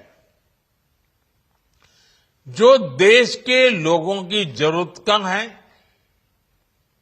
जो हम देश में ही बना सकते हैं, वो हमें देश में ही बनाना चाहिए। साथियों, जीएसटी की दरें कम होने से नियम और प्रक्रियाएं और आसान बनने से हमारे एमएसएमईज, हमारे लघु उद्योगों को, कुटीर उद्योगों को बहुत फायदा होगा। उनकी बिक्री बढ़ेगी और टैक्स भी कम देना पड़ेगा, यानी उनको भी डबल फायदा होगा। इसलिए आज मेरी एमएसएमई से लघु उद्योग हो, सूक्ष्म उद्योग हो, कुटीर उद्योग हो, आप सबसे बहुत अपेक्षाएं हैं। आपको भी पता है, जब भारत समृद्धि के शिखर पर था, तब भारत की अर्थव्यवस्था का मुख्य आधार हमारे एमएसएमईज थे, हमारे लघु और कुटीर उद्योग थे। भारत की मैन्युफैक्चरिंग, भारत में बने सामानों की क्वालिटी बेहतर होती थी। हमें उस गौरव को वापस पाना है। हमारे लघु उद्योग जो बनाए,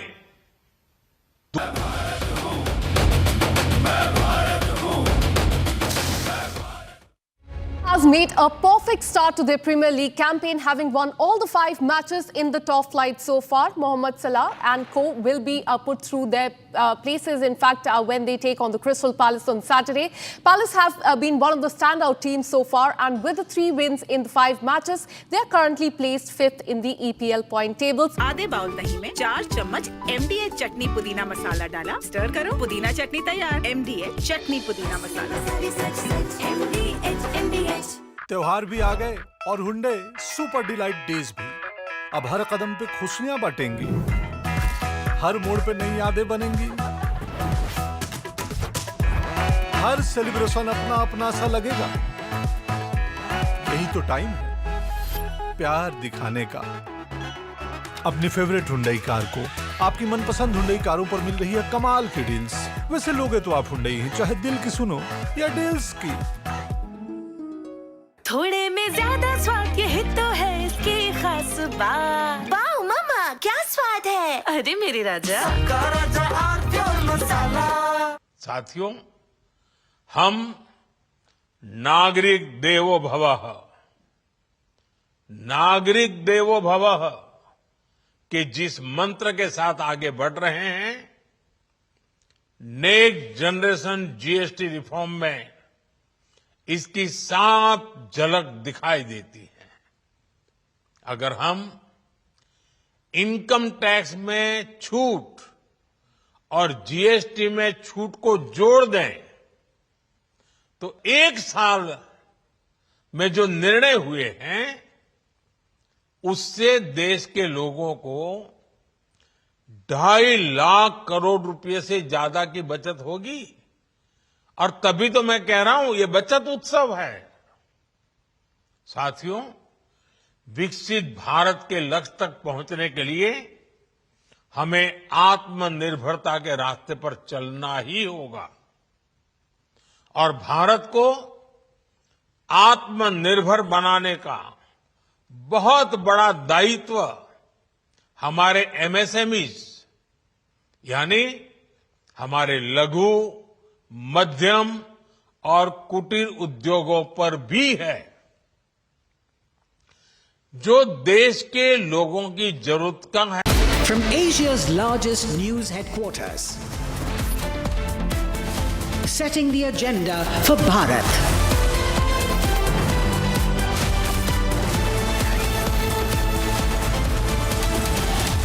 You're watching Republic.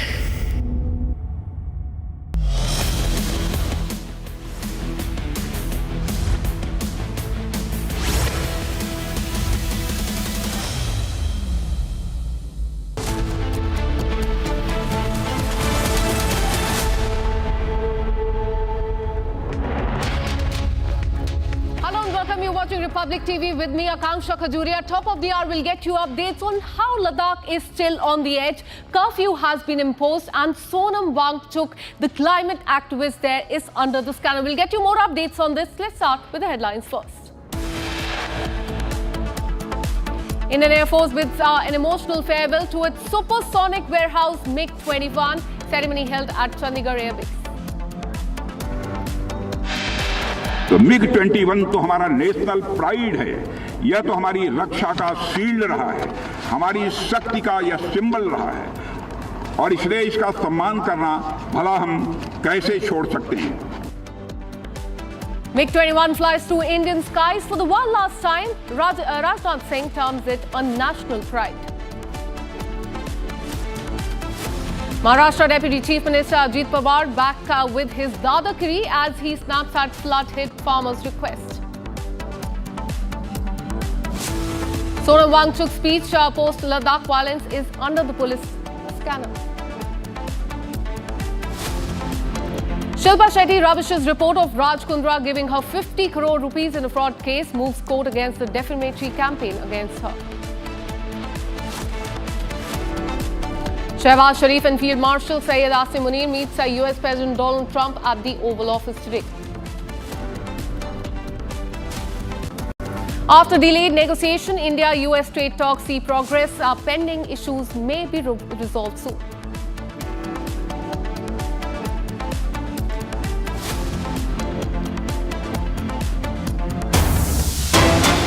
All right, let's start with a breaking update that is coming in. We're learning that after Operation Sindoor, Pakistan is rebuilding its terror dens.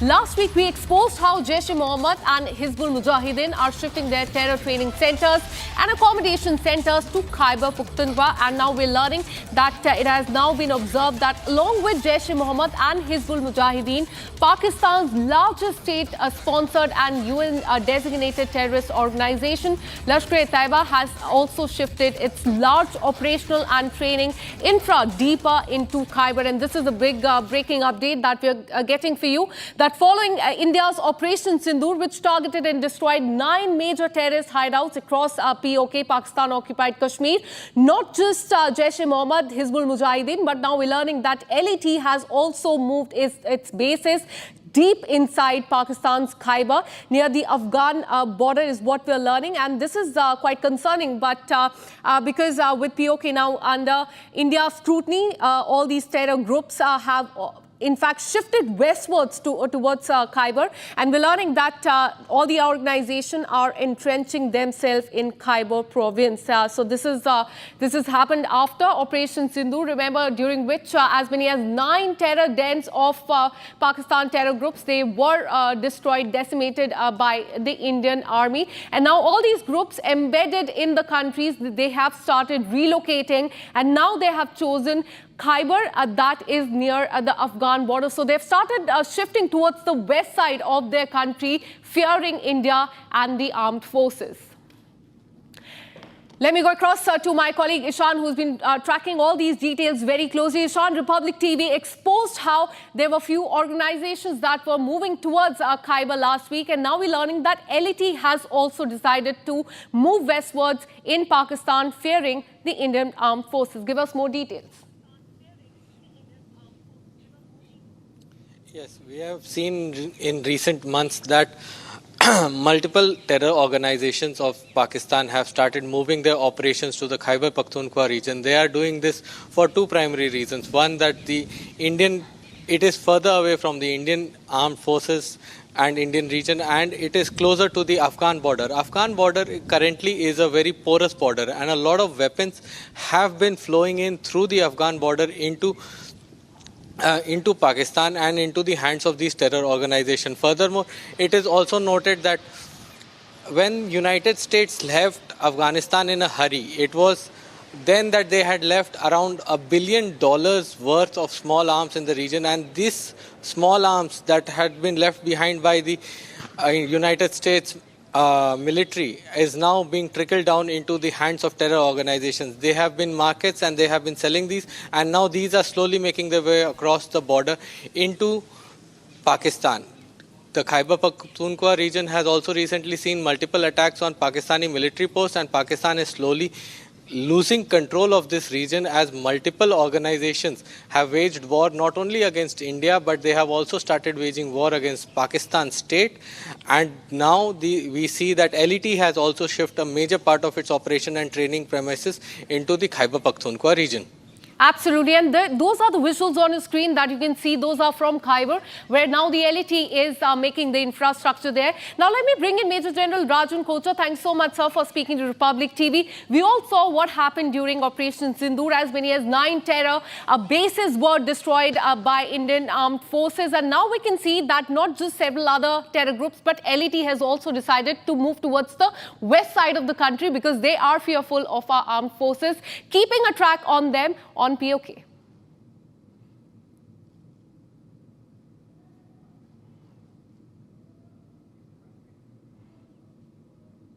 Sir, can you hear me?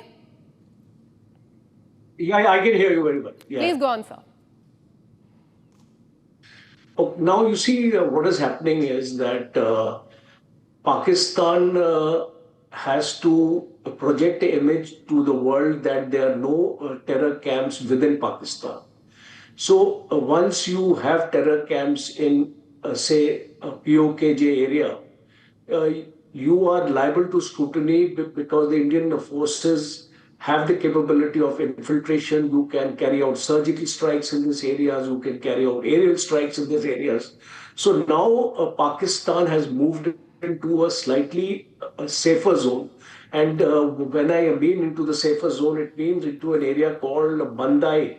It is in Khyber Pakhtunkhwa. I believe in 2024, land has been acquired there by Hizbul Mujahideen, and this area has been named as HM313. So that is the intelligence inputs, and what we are able to gather from open sources is that recruitment and gathering and training has already started in these areas. A place called Mansehra, where last it was reported that a training was carried out, and also reports of Lashkar-e-Toiba also getting further access to this area. So there are 3 implications of this move. Firstly is that we are aware that Khyber Pakhtunkhwa is a mountainous area. Ravines are there. So natural camouflage and concealment will be there. So it will be difficult to hit these targets. Second is the distance from India again. You see proximity of this to the Afghanistan border and away from the Jammu and Kashmir border also gives it a strategic depth. So that is the second important aspect. And the third important aspect is, as you mentioned, that it is closer to Afghanistan border, where the Pakistan Army has got its own checkpost there. And militant to militant, there is always a connection. And even the Al-Qaeda groups in Afghanistan would have access to this militant group in Pakistan. And since the border is porous, a possibility of movement of weapons, ammunition, and drugs and money cannot be ruled out. So these are the 3-4 strategic and tactical reasons I can visualize why these camps have moved there. Absolutely. Now, in fact, all the terror bases are being shifted westwards toward Afghanistan border, fearing what has happened during the Operation Sindoor. Thank you so much, sir, for speaking to Republic TV. And now we're shifting our focus. We have a breaking update coming in from the national capital as far as Sanjay Kapoor's case is in fact concerned. We're learning that Sanjay Kapoor inheritance battle is in the Delhi High Court. The hearing is underway on the plea filed by Sanjay Kapoor's wife, Priya Sachdev Kapoor, to file the details of the assets in the sealed cover. Mahesh Jethmalani arguing for Karishma Kapoor's children. In fact, remember Karishma Kapoor's children, they've also sought 1/5 of the property, and this is a 30,000 crore property battle that has reached the Delhi High Court. We're learning that Mahesh Jethmalani opposes plea for confidentiality of details by Priya Sachdeva, says the matter does not warrant such NDA. Let me go across to Rhythm Bhardwaj for more on this. Take us through what is happening in the Delhi High Court as far as the Sanjay Kapoor inheritance case is concerned. Let's tell our viewers, these are big allegations that are now coming in the inheritance battle. Today what has happened is Priya Sachdeva has filed a plea before the Delhi High Court. In that she says that all the details of all the assets should be kept confidential. That is what the lawyer in the court is stating today. However, Mahesh Jethmalani, senior advocate appearing for Karishma Kapoor children, is stating in the court that my financial assets have been widely disclosed. Cyber security exists in every case. I am not greedy, but why should it not be in why should the assets be kept confidential and this secret should be there? The reason he's saying this is he's saying he's opposing this plea for confidentiality of details that is being filed by Priya Sachdeva, where he says this matter is something that requires confidentiality. Mahesh Jethmalani says, I don't think it does. He says, I need sunlight in this case because I have not even been told about the assets. I want to tell our viewers the case is once again taking on a very heated discussion in the court, where Justice Jyoti has now said, what do we do in this case? Can you look into the Delhi High Court rules? And Mahesh Jethmalani says, at this stage, confidentiality is a cloak that we don't want, which means that as someone is being deprived of assets, it cannot be confidential. Very assertive words from senior advocate Mahesh Jethmalani in the Delhi High Court, where he says, and this is very crucial to understand, 2 accounts have been wiped clean. 6% share has been appropriated. According to this bogus will, he says, I have been deprived of everything. For me, there is no confidentiality. What is there to hide? I think these are very big statements being made for Karishma Kapoor's children in the Delhi High Court, and the Delhi High Court is going to be looking into the contentions that have been made by Mahesh Jethmalani, who opposes this plea for confidentiality. The 2 children of Karishma and Sanjay Kapoor's children had filed their pleas in this case, and Jethmalani says, I have written a press statement from then. I do not go on television. Rajiv Nair says, we've seen faces on television. But the court asks Priya Sachdeva's lawyer the question, why should there be anything in sealed cover in this case? This is what they'll have to satisfy the court with. And of course, once again, the basic thing that is always said by lawyers in such cases, there could be a media trial. So we have to see what the court orders today, whether the court is going to agree with this or whether the court is going to, actually go ahead and say that everything should be out in the open. Absolutely. And Rhythm, do tell us more about this plea that has been filed by Priya Sachdeva. She has said that the assets of Sanjay Kapoor should be kept a secret. What reason has she given for this? So the reason that they have given for this is, number one, there could be a media trial. And number two, they are saying that everything needs to be under wraps because there is a trial by the press, according to them. It's in the media, and I have provided 97 lakhs to the children. Once again, Priya Sachdeva's इस वाली screen पे यहाँ wall पे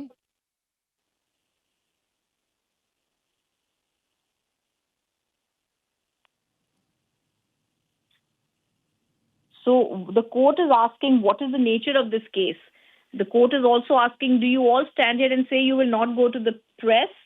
He is saying he will not put it in sealed cover, but it must not be leaked to the press, is what the Delhi High Court is saying. And, there's lots of allegations being made in the court. That. And now shifting our focus in New York, External Affairs Minister Dr. S. Jaishankar delivered a blunt and uncompromising message. The world must adopt zero tolerance towards terrorism, calling terror the biggest disruptor of peace and development. He also urged nations to unite against terror. Here's what he said. In an economically fragile situation helps no one. Therefore, The way out is to move the needle towards dialogue and diplomacy, not in the opposite direction towards further complications. In any conflict situation, there will be a few who have the ability to engage both sides. Such countries can be utilized by the international community, both to achieve peace and to maintain it thereafter. So even as we attempt to address complex threats to peace, the value of encouraging a buy-in from those supportive of such goals should be appreciated. A persistent threat to development is that perennial disruptor of peace, terrorism. It is imperative that the world display neither tolerance nor accommodation to terrorist activities. Given the extensive networking among terrorists, those who act against them on any front actually render a larger service to the international community as a whole. As we confront conflict, economic pressures and terrorism, the limitations of multilateralism and the United Nations in particular are visible. The need for reforming multilateralism has never been greater. Colleagues, the international situation is today both politically and economically volatile. We, as members of G20, have a particular responsibility to strengthen its stability and give it a more positive direction. That is best done by undertaking dialogue and diplomacy, by firmly combating terrorism, and by appreciating the need for stronger energy and economic security. I thank you. All right, now shifting our focus, Bollywood actress Shilpa Shetty has been in the news lately after reports claim that she received 15 crore rupees from her husband Raj Kundra about 10 years ago, linked to an investigation that the Mumbai Economic Offence Wing is carrying out. However, through her lawyers now, Shilpa Shetty has strongly denied these claims. She has issued an official statement and it has been mentioned, and I quote, "At the outset, we would like to say that this piece of information is totally fake and intentionally planted in the public domain to defame my client." And this is the statement that has come in from the lawyer of Shilpa Shetty. We shall go to the root of the mischief and adopt the due process of law to file criminal proceeding and civil damages against all the news articles circulating to defame my client. In fact, this is as far as the allegations against her are concerned. Her lawyer has dismissed reports that she received 15 crore rupees from her husband, businessman Raj Kundra, who, remember, is under the scanner in a case related to 60 crore cheating case. Remember, he's been questioned by the Mumbai police, and now in a statement, Shilpa Shetty, through her lawyers, have dismissed the report that she's taken 15 crore from her husband, and she's called this totally fake and a totally false information that has come to the fore. And the statement, as we told you, said that she will be moving the court to seek relief against the defamatory campaign, is what she is calling against her. Let me go across to my colleague Meenakshi, who's been tracking this story very closely. Meenakshi, there were several allegations that have come to the fore regarding Shilpa Shetty, that she took 15 crore rupees from Raj Kundra. Now she's saying that this is a defamation campaign. All the details that have come in are completely false. Take us through what the allegations were and what she has said now. See, it's clear that they are protecting themselves by saying it's a fake news. This was a controversy regarding Shilpa Shetty and Raj Kundra case on 60 crore cheating case, that Raj Kundra transferred nearly 15 crore to Shilpa Shetty's account. This amount for this Base TV Deal Private Limited, which was owned by Shilpa Shetty and Raj Kundra, and they had a share of 87% of this company. So after getting all details, Shilpa Shetty's lawyer now saying that they are they will go to root of the mischief, because they are saying no such amount was never received by Shilpa Shetty from Raj Kundra at this stage, and they are saying they can't reveal anything further as the matter is sub judice. Now, the controversy was that Shilpa Shetty and Raj Kundra had 87% share of Base Deal Private Limited, and they got a loan from Deepak Kothari of 60 crore rupees, and they are saying they will invest this money to Base TV Deal Private Limited. And Deepak Kothari gave that loan to these people, Raj Kundra and Shilpa Shetty. After that, many years passes, but Shilpa Shetty and Raj Kundra not saying and they about this loan, and they were not paying any penny to Deepak Kothari. And Deepak Kothari filed a FIR at Juhu police station, and after that, as its amount is over than 10 crore, EOW has taken the case. Now, EOW had summoned Raj Kundra. Raj Kundra recorded his statement last week, and now there is a report, there is a source-based information that EOW may call Shilpa Shetty for this case investigation, because they got to know that there are several transactions from Raj Kundra's account to several accounts like Bipasa Basu, like Absolutely, and all this after a cheating case, a 60 crore cheating case that was filed against Raj Kundra. Thanks so much, Meenakshi, for all the details. We'll keep coming back to you for more on that. And now let's get you the top national stories of the day in 1 minute.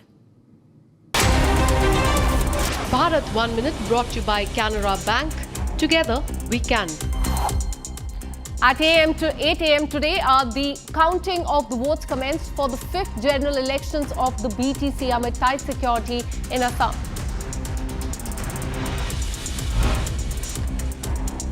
Senior police officer Somen Burma conducted a flag march in UP's Mirzapur district in light of the ongoing 9-day Navratri festivities there and the public outrage against the now arrested Saroj Sangram over the objectionable video regarding religion. This morning, the Crime Investigation Agency, in a joint operation with the Delhi Police Special Cell, apprehended the two who were wanted in the murder of Neeraj Tehlan, Mohit Jhakar, 29-year-old, and Jatin, 21-year-old, from Sector 99 in Gurugram. Both the accused were injured in the encounter, and now they've been shifted to the civil hospital in Sector 10 for treatment. 2 loaded pistols and 5 cartridges and 1 motorbike were also recovered from them.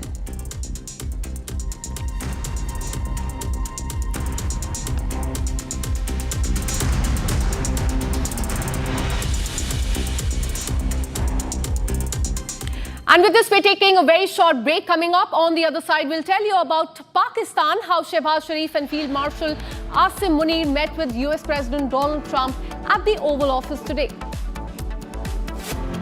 And also on the other side, after delayed negotiation, India-US trade talks may see progress. Pending issues may be resolved soon, and we'll give you more update on this as well after this very short break. Stay with us.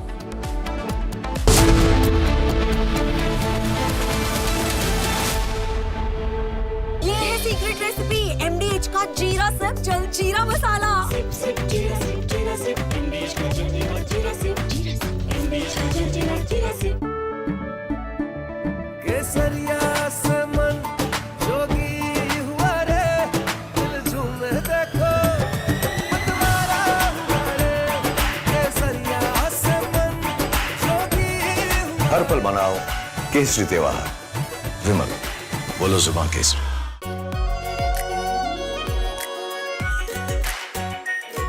Pure shahi paneer masala delicious healthy everyday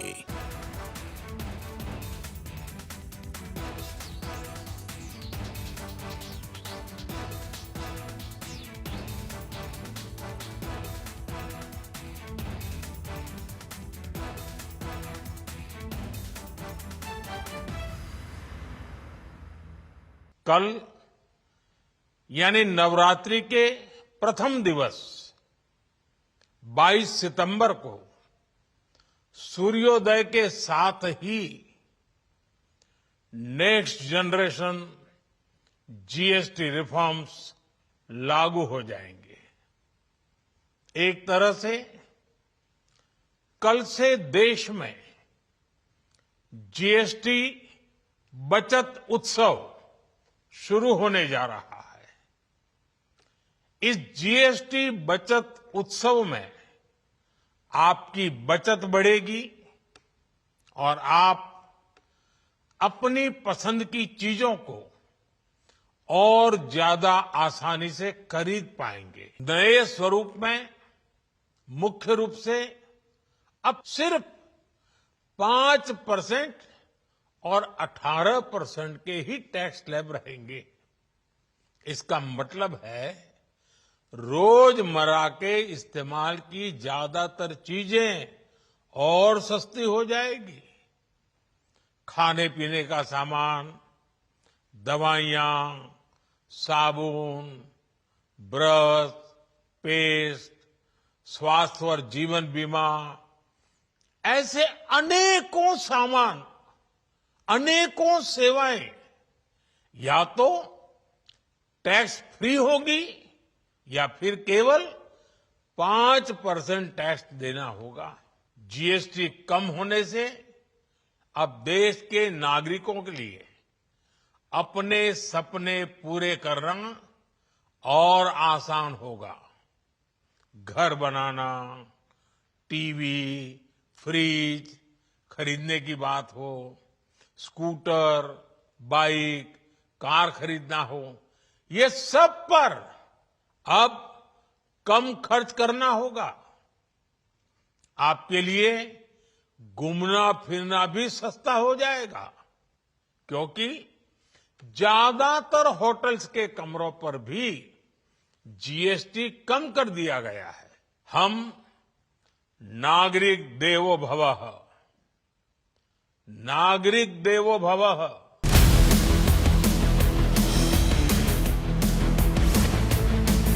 This is Republic Jack Pollywall Studio. Stay tuned for all the breaking news and updates. I'm Akanksha Khajuria. Let's get started.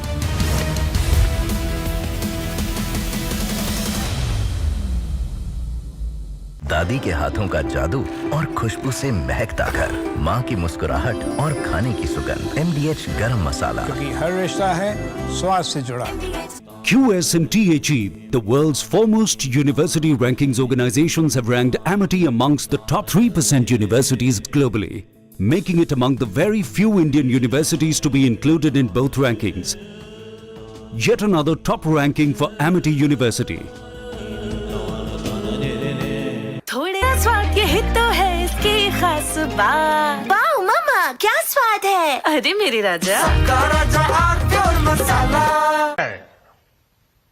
साथियों, विकसित भारत के लक्ष्य तक पहुंचने के लिए हमें आत्मनिर्भरता के रास्ते पर चलना ही होगा और भारत को आत्मनिर्भर बनाने का बहुत बड़ा दायित्व हमारे MSMEs यानी हमारे लघु, मध्यम और कुटीर उद्योगों पर भी है, जो देश के लोगों की जरूरत का है, जो हम देश में ही बना सकते हैं, वो हमें देश में ही बनाना चाहिए। साथियों, जीएसटी की दरें कम होने से नियम और प्रक्रियाएं और आसान बनने से हमारे MSMEs, हमारे लघु उद्योगों को, कुटीर उद्योगों को बहुत फायदा होगा। उनकी बिक्री बढ़ेगी और टैक्स भी कम देना पड़ेगा, यानी उनको भी डबल फायदा होगा।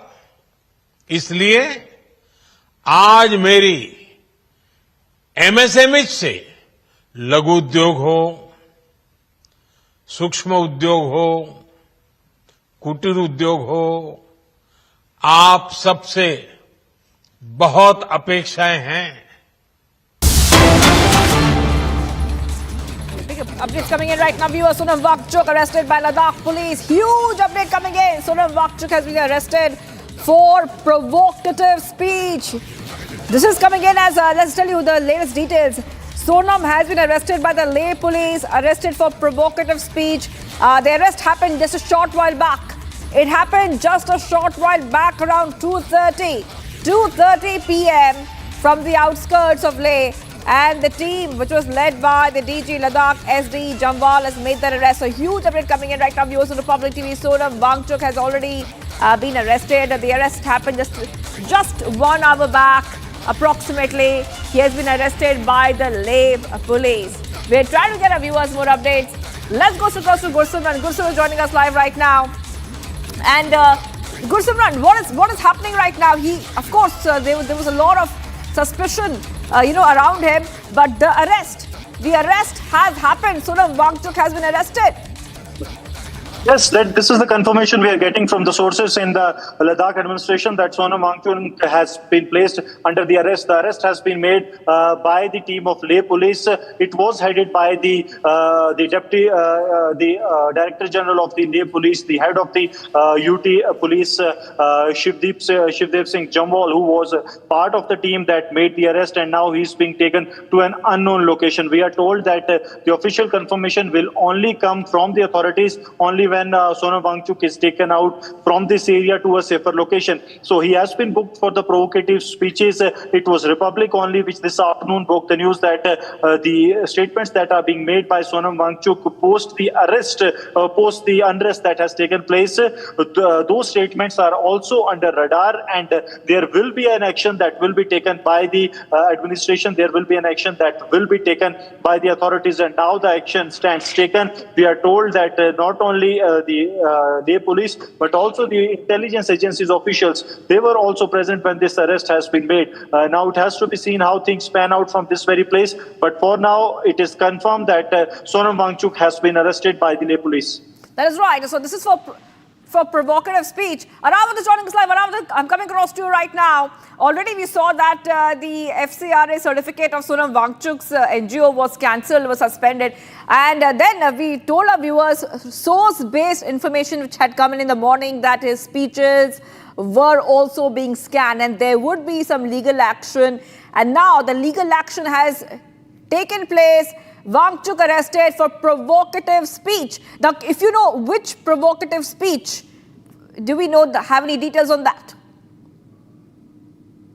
Yes, absolutely. We have seen that the Sonam Wangchuk has been arrested, and also we have seen that the security has been beefed up. Also, we have seen that the checkpoints have been alerted here in the Ladakh town. Also, we have seen that the Sonam Wangchuk's proactive speech was recently made, and then after we have seen recently the law and order situation which creates panic here. And also, we have seen that the dozens of the civilians were injured in that. And then after this is the major development that Republic is telling you that the Sonam Wangchuk has been arrested in the outskirts of the Ladakh, and then after the security on the ground has been alerted, and you can see there in the visuals that this was the video which was recorded by the Sonam Wangchuk earlier, in which he was provoking the youngsters, and then after his speech we have recently seen that the violence took place here in the Ladakh. Yes. So big update coming in right now, viewers on Republic TV. The way we see the Sonam Wangchuk has been arrested, but it looks like the Sonam Wangchuk already knew that this was coming, because speaking to channels, speaking to Republic, speaking to other channels, we saw that he said that I do not fear arrest. I do not fear arrest. Okay, Shazia Ilmi joining us, the BJP spokesperson joining us. Shazia, Sonam Wangchuk already knew, and he already knew that the arrest is coming, because he did speak to the media, he spoke to Republic, and he said that I do not fear arrest. However, he has been arrested for provocative speech. This happened just 1 hour ago, Shazia. Your first reaction from the BJP? So he had it coming. He has been responsible for making these provocative statements during his hunger strike, leading to this kind of mob violence, which has left so many people dead. And we can see that it wasn't just an organic protest, but something manufactured, trying to create unrest in the hilly state, the peaceful state, so to speak, and a very sensitive state too, in terms of geopolitical reasons. Now, the mob violence over the full statehood was totally guided and instructed by him, and he knows very well the reasons why. And in fact, it is our government, it is the Modi government, which has granted a UT status and separated Ladakh from Jammu and Kashmir, which has been a long-standing demand but just to up the ante and make things difficult and prevent a settling down of this region into a union territory, he has been asking for the statehood demand, making it more and more difficult for peace to be sustainable. And you see how the mob violence has been there. So I think he had it coming, and it's important that people like him and their statements are contained and not allowed to incite any further violence. Right. All right, let's go straight across to Niranjan, who's joining us. Niranjan, big update coming in right now. Sonam Wangchuk has been arrested. Well, it's an irony that every other channel was giving him a platform, and Republic TV for the last 3 days has been questioning ever since the riots broke out in Ladakh. And on the day the riots broke out, we put out pictures and videos of Sonam Wangchuk instigating the people of Ladakh, instigating the 5,000 to 6,000 youth who were with him. And there were videos of him, which we have been consistently talking about, where he has mentioned Nepal, Bangladesh, Sri Lanka. He has said that the youth of Ladakh should come out like the youth of Nepal did. And it was only on Republic that we pointed out at his comments where he said this is Gen Z badass, where he said this was Gen Z revolution, where he tried to draw parallels consistently to Nepal and Gen Z protests that happened in Nepal. And it was very shocking, in fact, that in the last 48 hours, Latvian's media did not say a single word either about him mentioning Gen Z, nor about him talking about Nepal and Bangladesh comparisons. And they all gave him softball questions. And we here at Republic TV have been exposing him left, right, center. In fact, last evening, he tried to call Republic names when we also interviewed him. I think Shravan was asking him some questions about the FCRA violations. And he said that we were being more loyal than the king. But alas, Sonam Wangchuk himself has been arrested. I think it was about time. Here is someone who has faced allegations for several years. It's not like allegations against him cropped up yesterday or day before. In the documents that we have accessed in the last 48 hours, he has been under scanner from the early 2000s, from 2007 when the first report was submitted against him, when the UPA government was in power. Several allegations were leveled against Sonam Wangchuk. But you have to give it to some of the media that tried to sort of build him up as a crusader for several years. And despite all his projects, where he claimed money, foreign funding came in for Sonam Wangchuk's projects. And yesterday, we also broke some details. Shravan had some details of some of his projects that, in fact, have gone against the intention that it was intended to be. For example, there was an ice stupa project where he used non-biodegradable polythene bags, for example, which were still lying there in a place like Ladakh. I think Gursimran is joining me live. He has some updates. Let me go across straight to him, and then we will get you more updates. Gursimran, where is he being taken? Do we know exactly what the charges are against Sonam Wangchuk and why he's been arrested?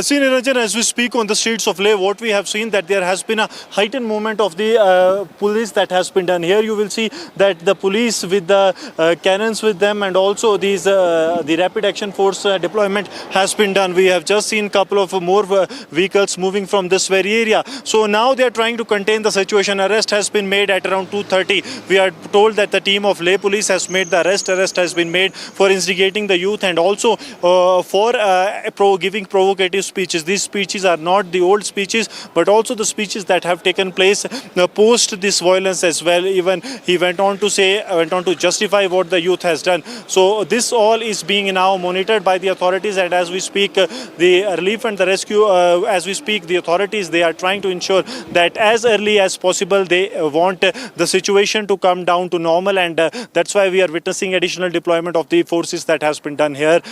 In Leh, it was 2:30 when the arrest was made, and the Director General of Leh Police was also part of the team when this arrest was made.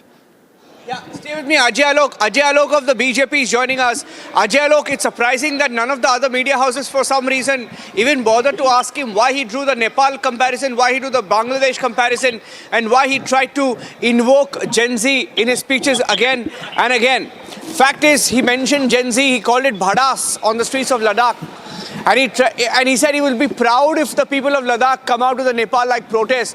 It has taken the centre several years, some would say, to take action against this person called Sonam Wangchuk. But eventually it has happened. But it's perhaps a bit late, isn't it, Ajay Alok?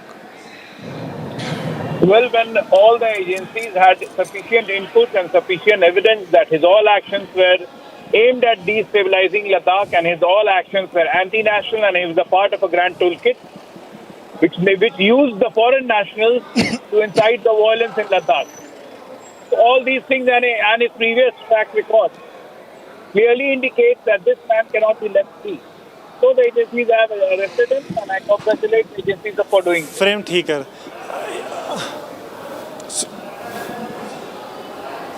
Hello? Hello? Hello? Yeah, we can hear you, Ajay. Go ahead. Yeah. His all actions taking into consideration, it was fully convinced the agencies that what he was doing is a part of a grand toolkit who wants to destabilize Ladakh and consequently India on the pretext of Genji and the innocent people of Ladakh.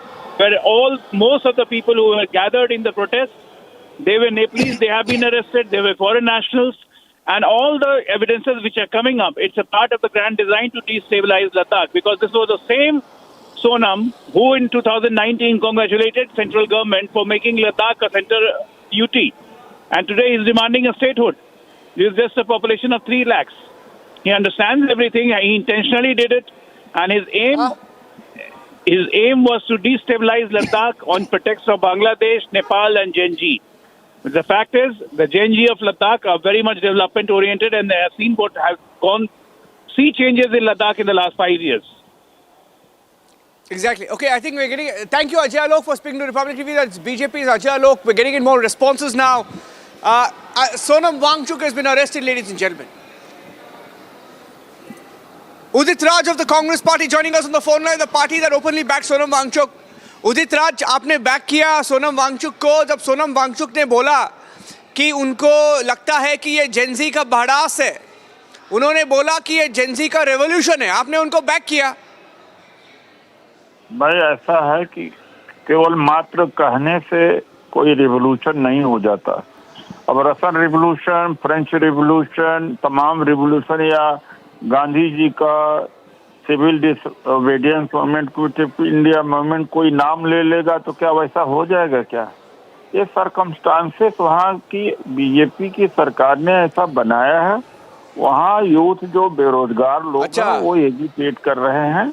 और एक बात है, सोनम वांगचुक का इसमें कोई role नहीं है. वो पीस लवर व्यक्ति है. उसका जो यूनिवर्सिटी का ना, मैं आपको ये पूछ रहा हूँ उदित राज जी, इन्होंने बोला था कि नेपाल लाइक प्रोटेस्ट जो नेपाल में हुआ, जो बांग्लादेश में हुआ, जहाँ पे उनका दोस्त मोहम्मद यूनिस जिसको मैग्सेसे अवार्ड मिला है सोनम वांगचुक के तरह, इन्होंने बोला कि नेपाल लाइक प्रोटेस्ट चाहिए था उनको.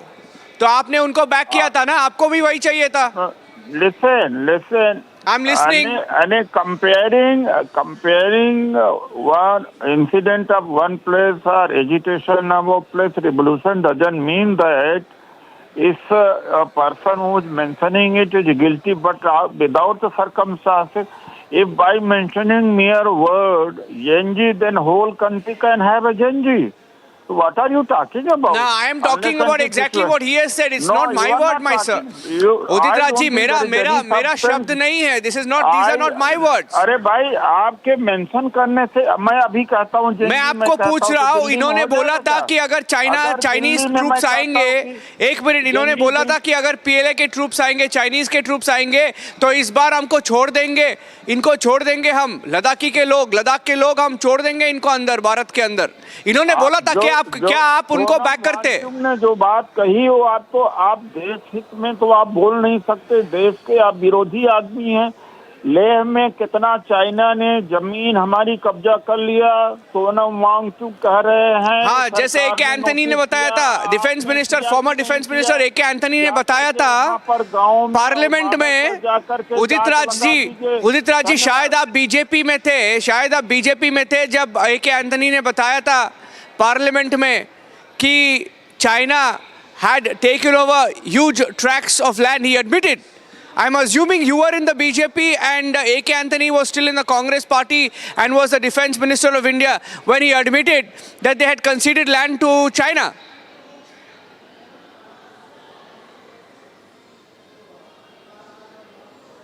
Hello, Mr. Udit Raj, are you there? Lost the line with Udit Raj. Of course, the call will drop with Mr. Udit Raj because he can't take uncomfortable questions. But the fact is, Sonam Wangchuk has been arrested. Zeenat, Arawat and Gursimran joining us. Arawat is in Leh, has been in Ladakh, and Gursimran is also in Leh, Ladakh. Let me go across to Zeenat first and then we'll get in Arawat as well. Zeenat, he has been under scanner. He's been extremely controversial, right? Now, what are the charges against him? Do we have exact details? As the inputs were coming in that he will be booked under PSA. Now, what kind of charges will be the important question for all in Ladakh will be that whether he will continue in Ladakh, he will be kept in Ladakh, or he will be taken out from the Ladakh. So, and how the people, those who have been supporting him, those his supporters, how will they take Sonam Wangchuk's arrest? Will there be protest? Will there be agitations? Because Wangchuk has already said that if police arrest him or book him under PSA, they will have to face lot of heat on the ground. The heat, that how the police will be prepared for that kind of heat, what kind of arrangements will be there made by the police as far as the Sonam Wangchuk's arrest is concerned, because the agitation has taken.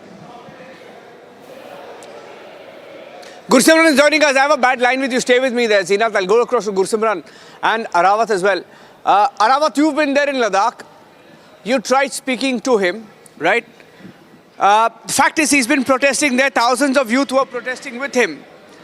Even the MHA came out with an official press release saying that was he who instigated the youth, right?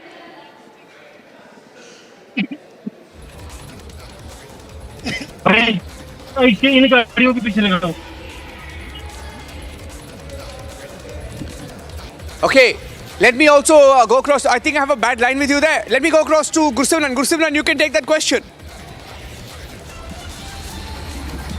Niranjan, yes, what I can tell you that we have now confirmed that it was from the district police headquarters that this Sonam Wangchuk is being taken by the authorities. We are following the cavalcade of the DGP of Ladakh and other senior officials that have now gone. Roughly a 10 vehicles cavalcade has gone to that very side. We are following that because it is for the first time after the arrest that the DGP and the senior officials of the Ladakh police can be seen, because DGP, remember Niranjan, DGP was part of that team that has carried out this arrest. So it is very, very clear now that the security forces, they are on the alert, but now where he is being taken, that is we are trying to ascertain. At 2:30 we are told, 2:30 this afternoon the arrest was made from the outskirts of the Leh. That is also the confirmation. I'll request Vijay Firdos to be on the visuals. We want the visuals of this entire cavalcade, that is of the DGP of the Ladakh and other senior officials that are now moving from the Raj Bhavan side, and they are heading towards the NDS stadium. So these are the visuals of the cavalcade. This also has one of the ambulances part of this cavalcade. We are yet to get any confirmation whether the Sonam Wangchuk is part of this cavalcade or not. Zeenat is joining us. Be with me, Gursimran. Zeenat is back live now. Let me try and go across to her. Yes. We'll try and get latest pictures. But there is a speech of Sonam Wangchuk where he... there are three speeches, in fact. First, where he said, speech number 1, where he said, this is a Gen Z revolution. This is Gen Z badass. We'll pull out that speech. Speech number 2, where on the 10th of September he had instigated the youth saying that we need Nepal-like protests, Bangladesh-like protests. And speech number 3, where he's heard in an undated video that if the Chinese were to come to Ladakh or come near Ladakh, how he and the people of Ladakh, and he was speaking for the people of Ladakh, of course, he was trying to manipulate them. They would never do that. But he said that if China were to come now, they would allow China and Chinese troops to walk through India. Provocative speeches. Sonam Wangchuk has played a huge role in instigating the people of Ladakh. He has now been arrested. Zeenat joining us with the details. Zeenat. See, Niranjan, the arrests have been made by the Ladakh police, but now what will be the repercussions on the ground?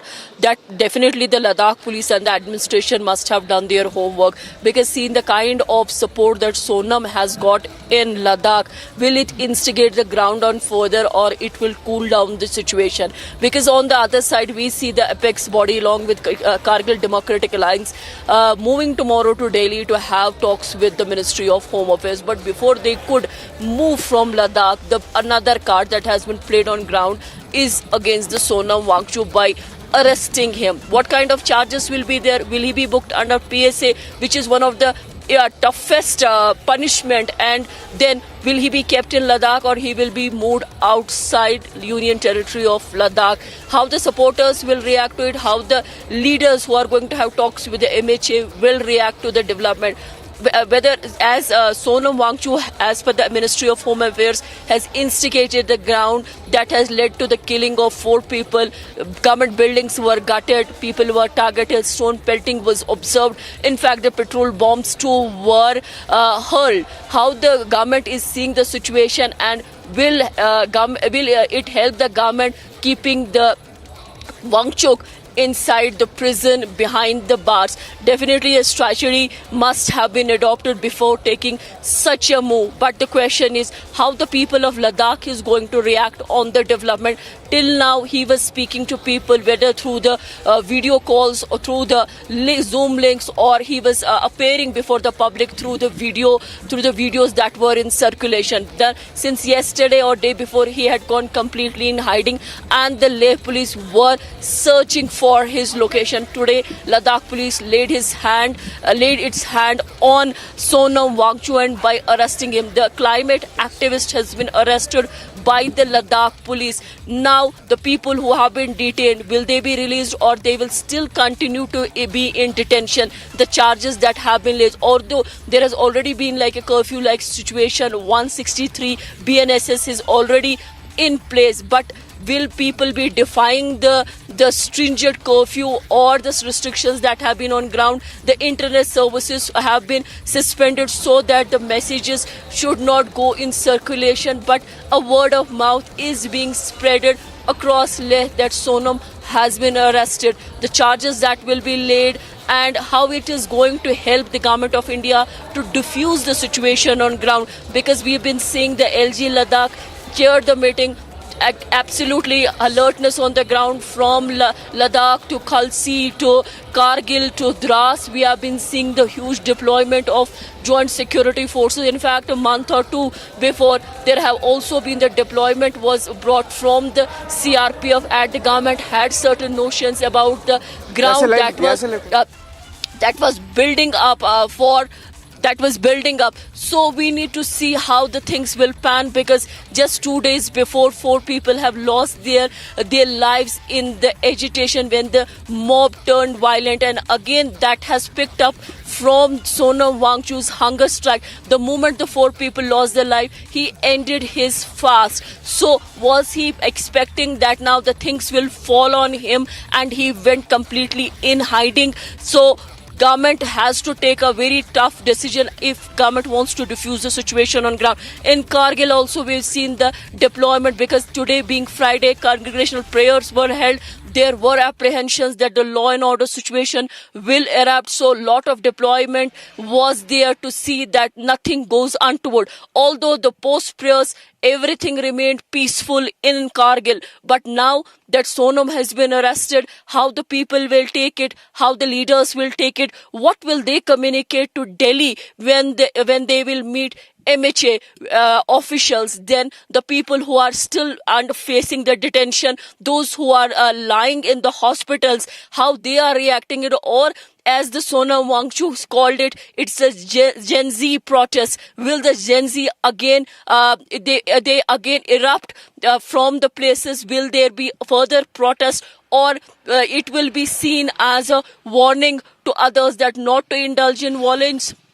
Government of India is in talks with the Ladakh leaders, and they will try to find the solution, will diffuse the situation on ground. Will Sonam Wangchuk's arrest be a lesson for the others to not to instigate ground, not to damage the public property? So very crucial time is what the Ladakhis at the time are facing. Plus the administration, the police, they have to be very cautious. They have to keep their eyes and ears to ground. They have to be, intelligence should be geared up, because we've been picking from many sources that just day before violence, they were already, the leaders were planning for the Chakka Jam, where the intelligence department was when they were planning for the Chakka Jam. There are multiple questions, but presently the situation continue to remain in Kargil and last peaceful. Yeah. Stay with me. We have to take a short break. We'll take a break and come back with the live updates on top of 4 p.m. Sonam Wangchuk has been arrested, ladies and gentlemen, for what they tried to do in Ladakh. Create anarchy. Stay tuned.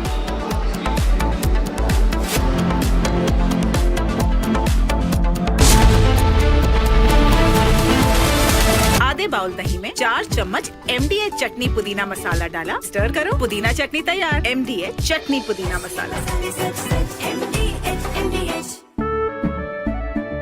केसरिया से मन जोगी हुआ रे, दिल झूमे देखो मतवारा हुआ रे। केसरिया से मन जोगी हुआ। हर पल मनाओ केसरी त्योहार। विमल, बोलो जुबान केसरी। आर प्योर सूजी पास्ता उबालो, मिलाओ और खाओ, 8 मिनट में तैयार। क्या टेस्ट है सबका राजा आर प्योर मसाला।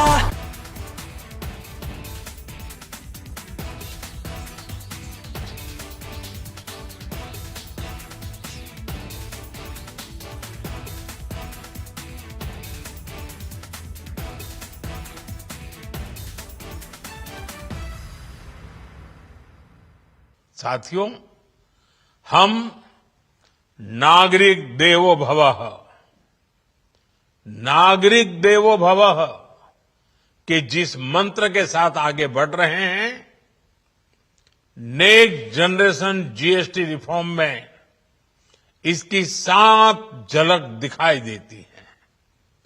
अगर हम इनकम टैक्स में छूट और जीएसटी में छूट को जोड़ दें, तो 1 साल में जो निर्णय हुए हैं, उससे देश के लोगों को 2.5 लाख करोड़ रुपए से ज्यादा की बचत होगी।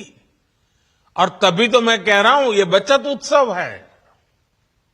साथियों, विकसित भारत के लक्ष्य तक पहुंचने के लिए हमें आत्मनिर्भरता के रास्ते पर चलना ही होगा।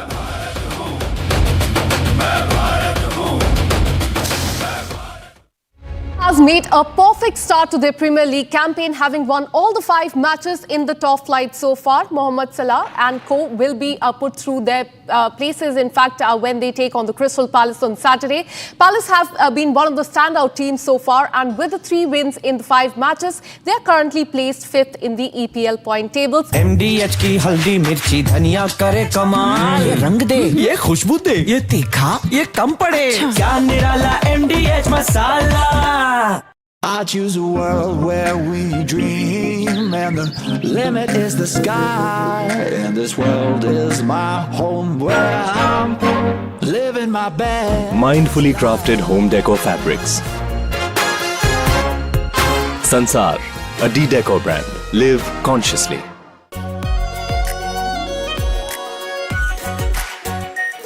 Are pure shahi paneer masala, delicious, healthy, everyday. कल यानी नवरात्रि के प्रथम दिवस 22 सितंबर को सूर्योदय के साथ ही नेक्स्ट जनरेशन जीएसटी रिफॉर्म्स लागू हो जाएंगे।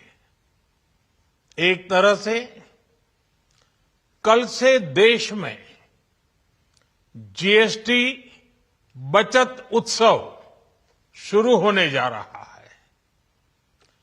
इस जीएसटी बचत उत्सव में आपकी बचत बढ़ेगी और आप अपनी पसंद की चीजों को और ज्यादा आसानी से खरीद पाएंगे। नए स्वरूप में मुख्य रूप से अब सिर्फ 5% और 18% के ही टैक्स स्लैब रहेंगे।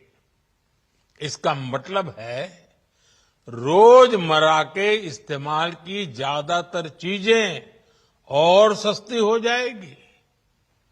खाने पीने का सामान, दवाइयां, साबुन, ब्रश, पेस्ट, स्वास्थ्य और जीवन बीमा, ऐसे अनेकों सामान, अनेकों सेवाएं या तो टैक्स फ्री होगी या फिर केवल 5% टैक्स देना होगा। जीएसटी कम होने से अब देश के नागरिकों के लिए अपने सपने पूरे करना और आसान होगा।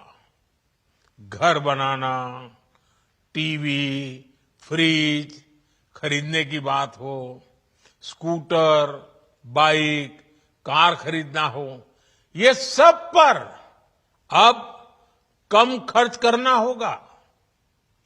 आपके लिए घूमना फिरना।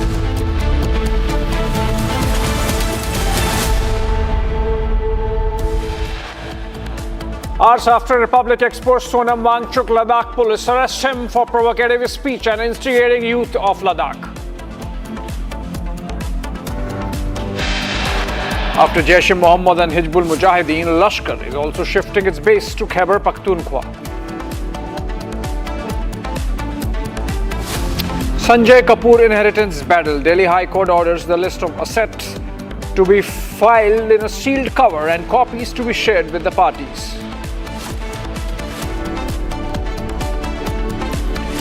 Maharashtra Deputy Chief Minister Ajit Pawar back with his dadagiri as he snaps at flood-hit farmers' request. Shilpa Shetty rubbishes reports of Raj Kundra giving her rupees 15 crores in fraud case, moves court against defamatory campaign. IF bids an emotional farewell to its supersonic warhorse MiG-21, ceremony held at Chandigarh base.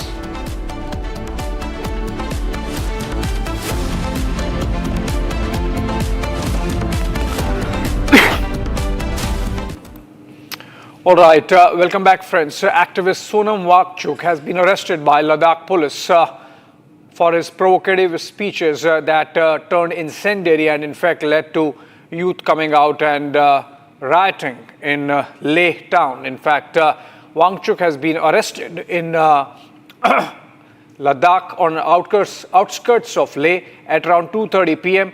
under the National Security Act. When he was arrested, the DG of Ladakh was also present, and some of the provocative speeches that he made, including inviting the Chinese or allowing the Chinese to come in via Ladakh into India, or comparing the possibility of what happened in Ladakh with the Nepali Gen Z protests, it's something which really caused alarms in New Delhi.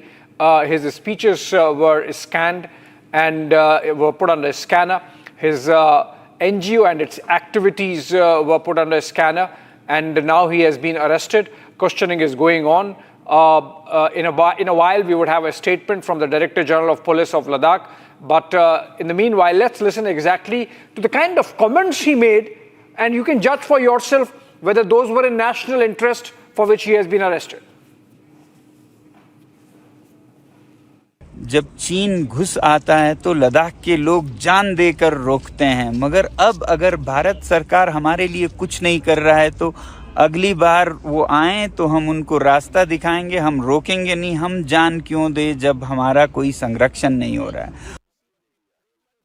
जब चीन घुस आता है तो लद्दाख के लोग जान देकर रोकते हैं, मगर अब अगर भारत सरकार हमारे लिए कुछ नहीं कर रहा है तो अगली बार वो आए तो हम उनको रास्ता दिखाएंगे, हम रोकेंगे नहीं। हम जान क्यों दें जब हमारा कोई संरक्षण नहीं हो रहा है। yang tene daksa mangpe mols thak chat pe gyurja yung chezeno Nepal la yung steodo Bangladesh la yung steodo Sri Lanka yung steodo miman se gyurja kyong anok tene chik chik shina tene kyong anok samara gale युवा पीढ़ी हजारों की संख्या में बाहर आ गए। कुछ लोग सोचते हैं कि ये हमारे समर्थक थे। मैं कहूँगा हमारे समर्थक से ज़्यादा, हालांकि समर्थक पूरा लद्दाख है इस मुद्दे पर लद्दाख के, मगर ये युवा पीढ़ी का बड़ास था, एक तरह का जेन ज़ी रेवोल्यूशन जो कि उनको सड़कों पे लाया। All right, breaking news coming in. Those close to Sonam Wangchuk, those associated with Sonam Wangchuk are suggesting now that his arrest might be challenged. Remember, we are yet to hear from Ladakh police about the specific charges under which he has been arrested. The details of his arrest are still to come, but we are hearing that already a legal defense is being prepared directly in the Supreme Court is something which we are getting to hear. Let's go to Zeenat and Gursimran, both reporting live for us from Ladakh and Kargil. To Zeenat first. Zeenat, under what laws has Sonam Wangchuk been arrested? We are hearing that he has been arrested in the National Security Act. Anything else you are hearing about that? See, we are picking that he has been arrested under the stringent laws, and the charges that have been laid against the Sonam Wangchuk are yet to be made public. But there have been the impulse that he will also be booked under PSA, which is one of the stringent law, and the punishment is around 2 to 3 years without any bail condition. Meanwhile, I'm picking from the Sonam Wangchuk's group that he may be challenging his detention, his arrest in the Supreme Court, but due to the weekend holidays, the hearing might be delayed. So they were already preparing the ground in case he is arrested or he is detained, how his group, how his organization, how his people are going to react to the development, and what all measures can be taken to safeguard him. So as of now, we are picking from his people that he will be challenging his detention in the Supreme Court. But today is Friday, and then you will be having a weekend holidays that may delay the hearing. But again, if he is booked, and will he be kept in Ladakh, because seeing the kind of support structure, will it instigate more mob and agitations, or he will be taken outside like other prisoners that we J&K police and have been following in Kashmir as well as in Jammu, that the criminals are sent to other jails of the country. Will that be applied to Sonam Wangchuk? Now the question is that this is coming at a time when the KDA is moving to Ladakh to meet the groups, because both the groups will be heading tomorrow to Delhi for the meet with the MHA officials. So this has come before meeting the MHA officials, how this group will carry their further activities. And as Sonam already said in one of his speeches, because the speeches were always has been the inflammatory speeches, the provocative speeches, and he has been comparing and provocating people that they should follow the footsteps that were followed in Nepal.